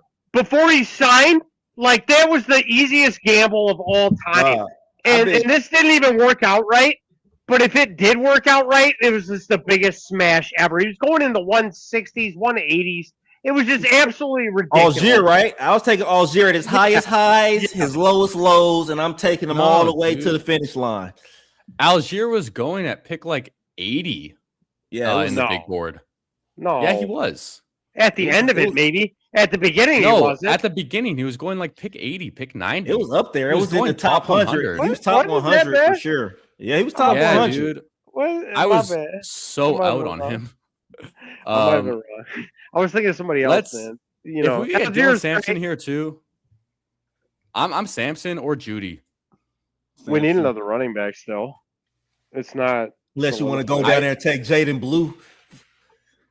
I think I'm Judy over Sampson right here. Okay, then maybe Blue will fall. Maybe Blue will be. Yeah, Blue probably will fall too. Yeah, Judy. Yeah, we need another receiver. You're right. Judy's fine. Let's just keep our mouth shut, huh? With potential later picks that we like that we might be. Oh, you're right. About. I mean, because that's where my mind was going too. I just didn't want to say anything. We've seen how these drafts have gone today. I don't do that on my stream. Sorry for this. Dude, it's all good. I'm not actually worried about it. I just speak what's on my mind typically always. So if it doesn't work out, it doesn't work out. Sometimes I do, sometimes I don't. I don't think there's that many friends and family in this one though. We got Underzet, we got Menabu in here. I mean, Chris is in like every draft I do, but that's because he has a diamond patch. Superior NBA was in one of our drafts earlier as well. Probably just by coincidence, though. Yeah. Who y'all think gonna win? So you think you can tell? Squares or Cups. Sorry, PPR Tyler. PPR Tyler stands no chance. He's done. But it's either Squares or Cups. Why you say PPR Tyler's done? I haven't. Did I miss something? I think it's just for like what Pete wants out of the show. It's what he wants. It's everything he's talked about. He doesn't want just some other streamer guy who knows ball. Mm-hmm. You know, he's trying to do something different, and that's why Squares is the favorite. I want Cupsy to win very badly, but Squares is definitely the favorite, and it's not. It's unquestioned. You know. All right, dude. Okay, I was gonna say, what the fuck is Gadsden doing here? 30 picks later, but he goes. Jaden Blue, I think we all kind of agreed already. Yeah, 100%. Nah, Squares is a true pro, man. You know, you can see he's gotten the reps. I mean, not in this industry, but he's legit. It's the vocal reps. It's just what he brings to the table. He brings a lot to the table. Yeah. And the fact that Pete doesn't have to host along with everything else. Yeah. Squares did fantasy football shows for Kevin Garnett and Paul Pierce. You know, he's been on big things. So he has that experience. Are his takes good? No, he's terrible. But, you know, it doesn't matter sometimes. He's a point guard, dog. He's like, he just makes everybody, he makes everybody else look better and everybody else's job easier. Right. And no one's going to actually check up to how your advice plays out. You know, you can say you have these takes, and if they're all terrible, you know, people will still watch if you're an entertaining person. And that's the Squares effect, you know. So I agree. Like, Tony Squares' takes have been awful. He's a really good host, though, and just listening to like how Pete's talked about him, he seemed the most excited when he was talking about Squares and what they could do. Because if you put Squares in a host role and let Pete like be the guest on his own show, I think that's really attractive to Pete because he's the host for all his stuff, right? And Pete probably wants to like speak his mind a bit with some of his takes and everything instead of always deferring to the guest. So for that reason, I think Squares is gonna win. Yeah, for sure. Like I want to know what he's gonna do with the site credits though. He already told me. I talked to him the other day. Yeah. It's mainly not even going to be on underdog drafts. He's just going to fucking bet pick'ems and stuff because that's what hell yeah, that's what I'm talking about. That's what he used to tout back in the day anyway. That's what he would bet spreads. He would bet team totals. He's already done shows like this before. That's the thing. The guy has experience up the yin yang. He's done this kind of stuff. Mooney. Oh, I can't. I have a hard time taking Mooney over Booty. All right, don't take him. I'm Booty here. No. We're Bateman. Bateman. I'm Bateman over Booty. I'm All Bateman here. All right, we'll and take then Bateman. Cyrus Allen. Fuck, I said it again. No I mean, one take him. God damn it. Let us get Cyrus Allen in the 18th. Son of a bitch. I like Cyrus Allen more than I like fucking Bateman. Damn it. I keep But doing Booty this. is good, man. But like, is he the wide receiver 3 or No, 4 or 5? Yeah, I know. He's going to get traded to a different team. That's And an also could be eliminator. good. Not an eliminator. I mean, Booty could show up in the Commanders. He could show up in the Commanders By week 7, but, you got to make it there. I'd like my receivers to contribute before then in this kind of contest, I mean, that's true. That's true. I'm fine with Bateman. I like some Booty though. I like him. I mean, everybody likes a little booty in their life, Yeah. Let's look at other positions too. If Zach Charbonnet is there, that's my pick. What are we sitting at running back? Oh, yeah, he'd be a smash. Round 18? Actually. Yeah. Well, how many receivers? We're in the 18th. How many receivers do we got? We got 7. 7. How are buys Because looking? we're stopping at 2 okay? tight ends. We are looking pretty okay in the buys. Yeah. Why are we stopping at it's- 2 tight ends? So We on have Loveland, Loveland's man. buy, okay, so on Loveland's buy, you want to have just Hunter Henry going off? Wouldn't you have a it's week second? 10. Who? Njoku? Jake Is Tongas? Eli Apple? Is Evan Ingram still there? We're late to the party. Evan on that. Ingram's gone. Like Okay. That's they're late all to the gone, party. man. It's late to I the think party. Sharps is the easiest click right here. Well, If he's there, obviously- yeah, we're taking him. Yeah, Yeah, we're not 210, going. 50 Yeah, picks that's- late. That's ridiculous. I'll not- say, I man, mean, I think Ricky Pearsall just being here at the top of ADP makes people kind of like not see the players right below him, makes him a little invisible. Like we saw Gadsden 30 picks late in this one. He went at 185. Never think seen him go that late underdog- before. crazy. I That think is under- kind of crazy.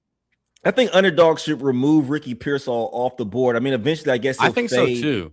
Cause like he's getting auto picked. I just don't like him being on the board. He's not a chess piece anymore. He shouldn't be on the board. No, but he's a negative chess piece for everyone else who is not paying attention. And then when you are paying attention, you just pick up the CLV on it.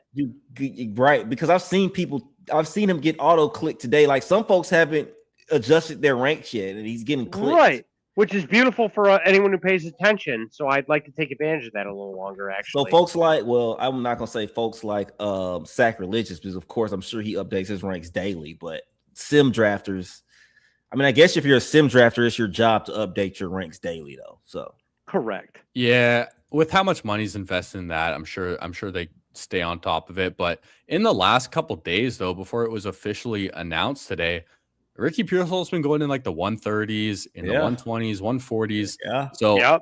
And in there's those a couple drafts that days I where was they were in- still doing it, like they were still doing it after the news was announced. So he's still Yeah. getting clicked in because people don't pay attention. So that's on them. Let's take advantage of that shit. That's why I'm trying to draft a shit ton of Malik Neighbors right now. Seriously. Because he's going to people end are up in the so second round. I know Are he you- is. So are you let's Mac- enjoy. Are you maxing the eliminator, Kurt? I'm at 98 right now. I'm trying to. Yeah, you're maxing. I Oh, was I'm actually planning ahead doing- of you now. I know I was planning on doing 8 limbs today, but then Jerry sent me a message to get on here, and now we're doing these. By the way, what are you, like 15, Jerry? Feel about Don't right? worry about it today, man. It's cool. All right, okay.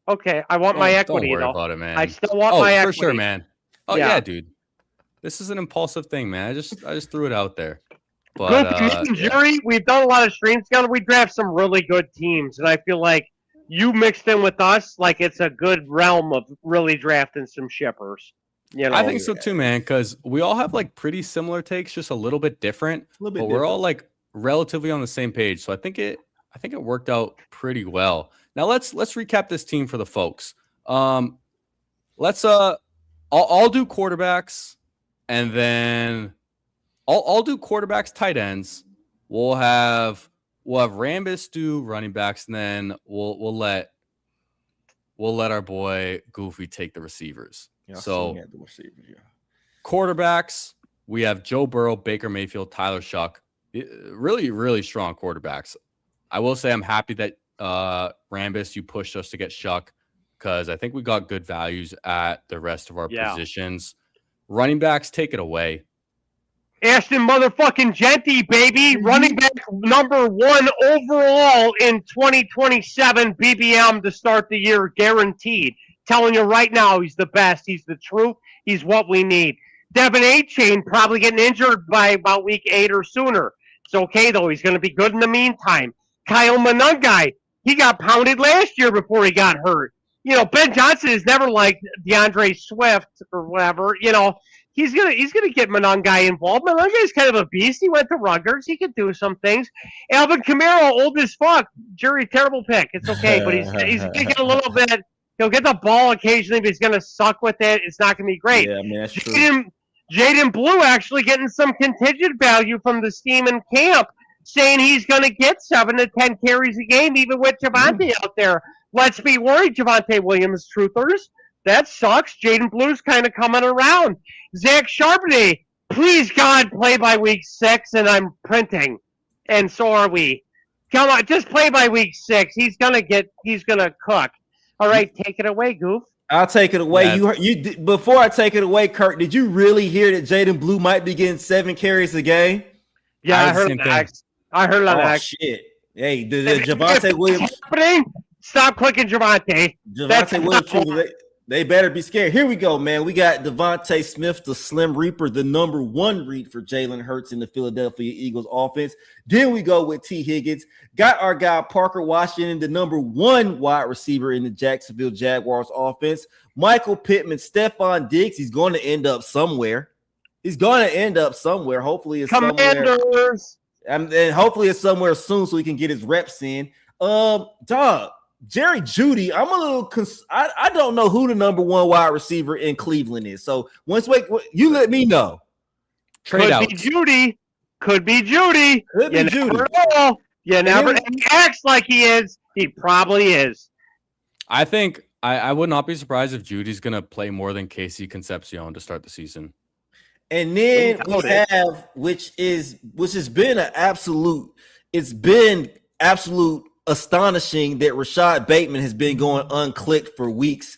He is the wide receiver 2 in Baltimore. Elijah Surratt and Jacoby Lane never were the wide receiver 2 in Baltimore. So, I mean, Rashad Bateman is a great click. And then who's going tight ends? I think, Jerry, you're going tight ends? Yeah, tight ends, we ended off with Colson Loveland and Hunter Henry. Maybe if we did it a little different, may have pushed tight end a little bit with seeing Juwan Johnson falling, and actually he got taken right before us. Never mind. I take that back. Hunter Henry's fine. And then Colson Loveland, man. Anytime I get Colson Loveland, I feel happy. I feel good about it. And I'm pretty willing to stop at 2, unless, like Rambus was saying, if Greg fucking Dulcich is my second, then I'm probably getting a 3rd. But this team overall absolutely crushes. Like our quarterbacks too. Like having Joe Burrow at 79 is such a good quarterbacks pick are strong as fuck. Bro, Mayfield, Chuck, are you shitting me? We're putting up points every single fucking week. This team is lit as fuck. Let's not downplay it. This is a good fucking team, and it's going to be a tough out in the eliminator. Let's go. Me, you, and Goofy chopping 200K 3 ways. Let's fucking do this, baby. We're out here, boys. Let me ask y'all something about the eliminator. Now, I mean, there are other tournaments out there. Is the eliminator the best way? Is the eliminator? Is the eliminator a lottery ticket like BB? Is it less of a lottery ticket than? There's no lottery ticket. So after week 1, it's 6-12 in your pod that we just drafted with. They go to week 2. Week 2, it's you versus 1 fucking team randomly. You beat them, you're on to week 3. Week 3, you versus 1 fucking team. And that way, so on and so on and so on until week 17, where it's a 3-person final. If your team can put up 130 to 150 every week, you got a chance to win this whole thing. So game plan to put up 130 to 150 every week. And some weeks you don't even need that. You get lucky and you win with 96 against like an 85. So you never know. It sounds like this is your favorite tournament to play in. It should be hyped up a lot more than it is, honestly. All right. It's so fun. It's the best sweat during the season. Like once you get past week 10, you don't have to wait till the playoffs. It's like after week 4, you're in the money and you get a check every week from Underdog, where it's not even a check; it just goes in your account, it hits it. When you won your game, it pays you for that week. You don't even have to wait to get paid at the end of the year. And for us, Goofy, you're at eBay and shit. We not getting our money right away. Yeah. You know how nice it is in November to get a fucking $2K to hit your Underdog account, or late October, getting $1,000. Yeah. Beautiful, dude. Yeah. It helps, man. Oh, absolutely. That's what's nice about the Eliminator, the little payouts. And yeah, once you get if you win, week 10 or whatever, and you're playing for 1,000, once you're playing for 4 figures at least each week. What week do you start playing for 4 figures? I had 3 of them playing. I had 3 of them that made 1,000 or something. What week do you start playing for 4 figures? It's week 10. Maybe it's 9. It's 10 or 9, I think. Week 10, round 11 will consist 192. Let's see. This is in round 11. So if you win week 10, you win 500. If you win week 11, you get 1,000. 12, 13, 14, 15. Week 16, you're playing for 50 grand. If you win week 16, you get a minimum 76 grand, and you're in a 1v2. It's just unreal. 200K. That would be so enjoyable. Yeah. It was enjoyable when I was, dude. Like, if fucking Danny Dimes didn't get hurt, I was making so much more than I did because Taylor fell off, and then I had Dowdle on all these teams too. So it was Dowdle just cooking in Carolina for 3 weeks where he's giving me a 30 burger. Like, that mattered. But then he fell off too, and I just ran out of steam. Between Danny Dimes being hurt and JT sucking, and then Dowdle fucking up, and I had CMC on those teams, I think. A lot of them. I had Jacobs on one of them too. But, I went deep because of that. And then the receivers just kind of held steady. So, that's kind of the way I draft, so bullish on heavy RBs early most of the time. So, it is what it is. But every year is different, too. So you got to mix up your combos. But, yeah, I have to pee. I don't know. Are you guys trying to rip another, or are we done? I'm about to head out, but, Yeah, I was thinking I have to pee and spend some time with the kids, I think. Yeah, I think I'm good. The streamer in me wants to make this a 5-hour live stream so bad, and I might just rip a solo after. But I've been sitting here for 4.5 hours, man. I gotta pee. I was gonna say, yeah, but you haven't pissed, dude. I had peed 7 times in that stretch. Rough. Yeah, boys. So hey, appreciate everyone for coming in, and Goofy, thank you for hopping in, just randomly, all of a sudden, man. And Randis, you too. Seen Goofy in a minute, man. Hey, Goofy, let's pop up sometime though. I want to draft more with you too, dog. Yeah, let's crank one out. We're gonna crank some. Hey, recently, I'm gonna shoot you an X tomorrow, and we're gonna put something on the books. Hit me up. Let's figure some shit out, man. I like drafting with you. Hell yeah, right. I'm with you. Yeah. Hey, and don't leave me out of that too, man. Okay. Hey, all right, back on the Goofy Chicken Fantasy too. All right, I forgot both y'all done been on with text too. So hell yeah, let's do it. But hey, the Soy Thing Gets Out finale's on Monday too. Let's shout it out. Yes, sir. He's done a good job. Everybody's putting a ton of work in. Let's go see what happens. It should be fun. But yeah, hell yeah, all great shout. All right, before I end this, anything else y'all want to shout out? Anything else y'all want to say to the people? Hey man, appreciate y'all sticking in here with us. Appreciate you, Jerry, for inviting me on the stream. And it's always good seeing Kurt Rambis. I'm your first fan. I don't know if I'm your number one fan, but I'm your first fan, dog. The records will prove it. Yeah, I know, bro. We're cool, man. I'm telling you right now. I want to fuck with you more often. I've been trying to say that. Yeah. Let's do it. I'd like to just, have a moment of silence for Davis Maddock and his Xavier Worthy bags with that shoulder. I mean, Davis, you just had a kid. We want everything to go well. Let's just send a little prayer, do a little hallelujah, hoping that Xavier Worthy's shoulder is okay. So your 20 to 25% bags of your homerism worthy picks aren't that terrible. So send a little prayer to Davis Maddock. You got it. All right, there we go, y'all. Happy Saturday, man. I Peace. love y'all. Joy is beautiful, and we're gonna end this stream. Hey, damn it. Hey, down. Hey, buddy. Yo, oh, dude, I just fell off my stool too. Yo, what a way to end this stream. Okay.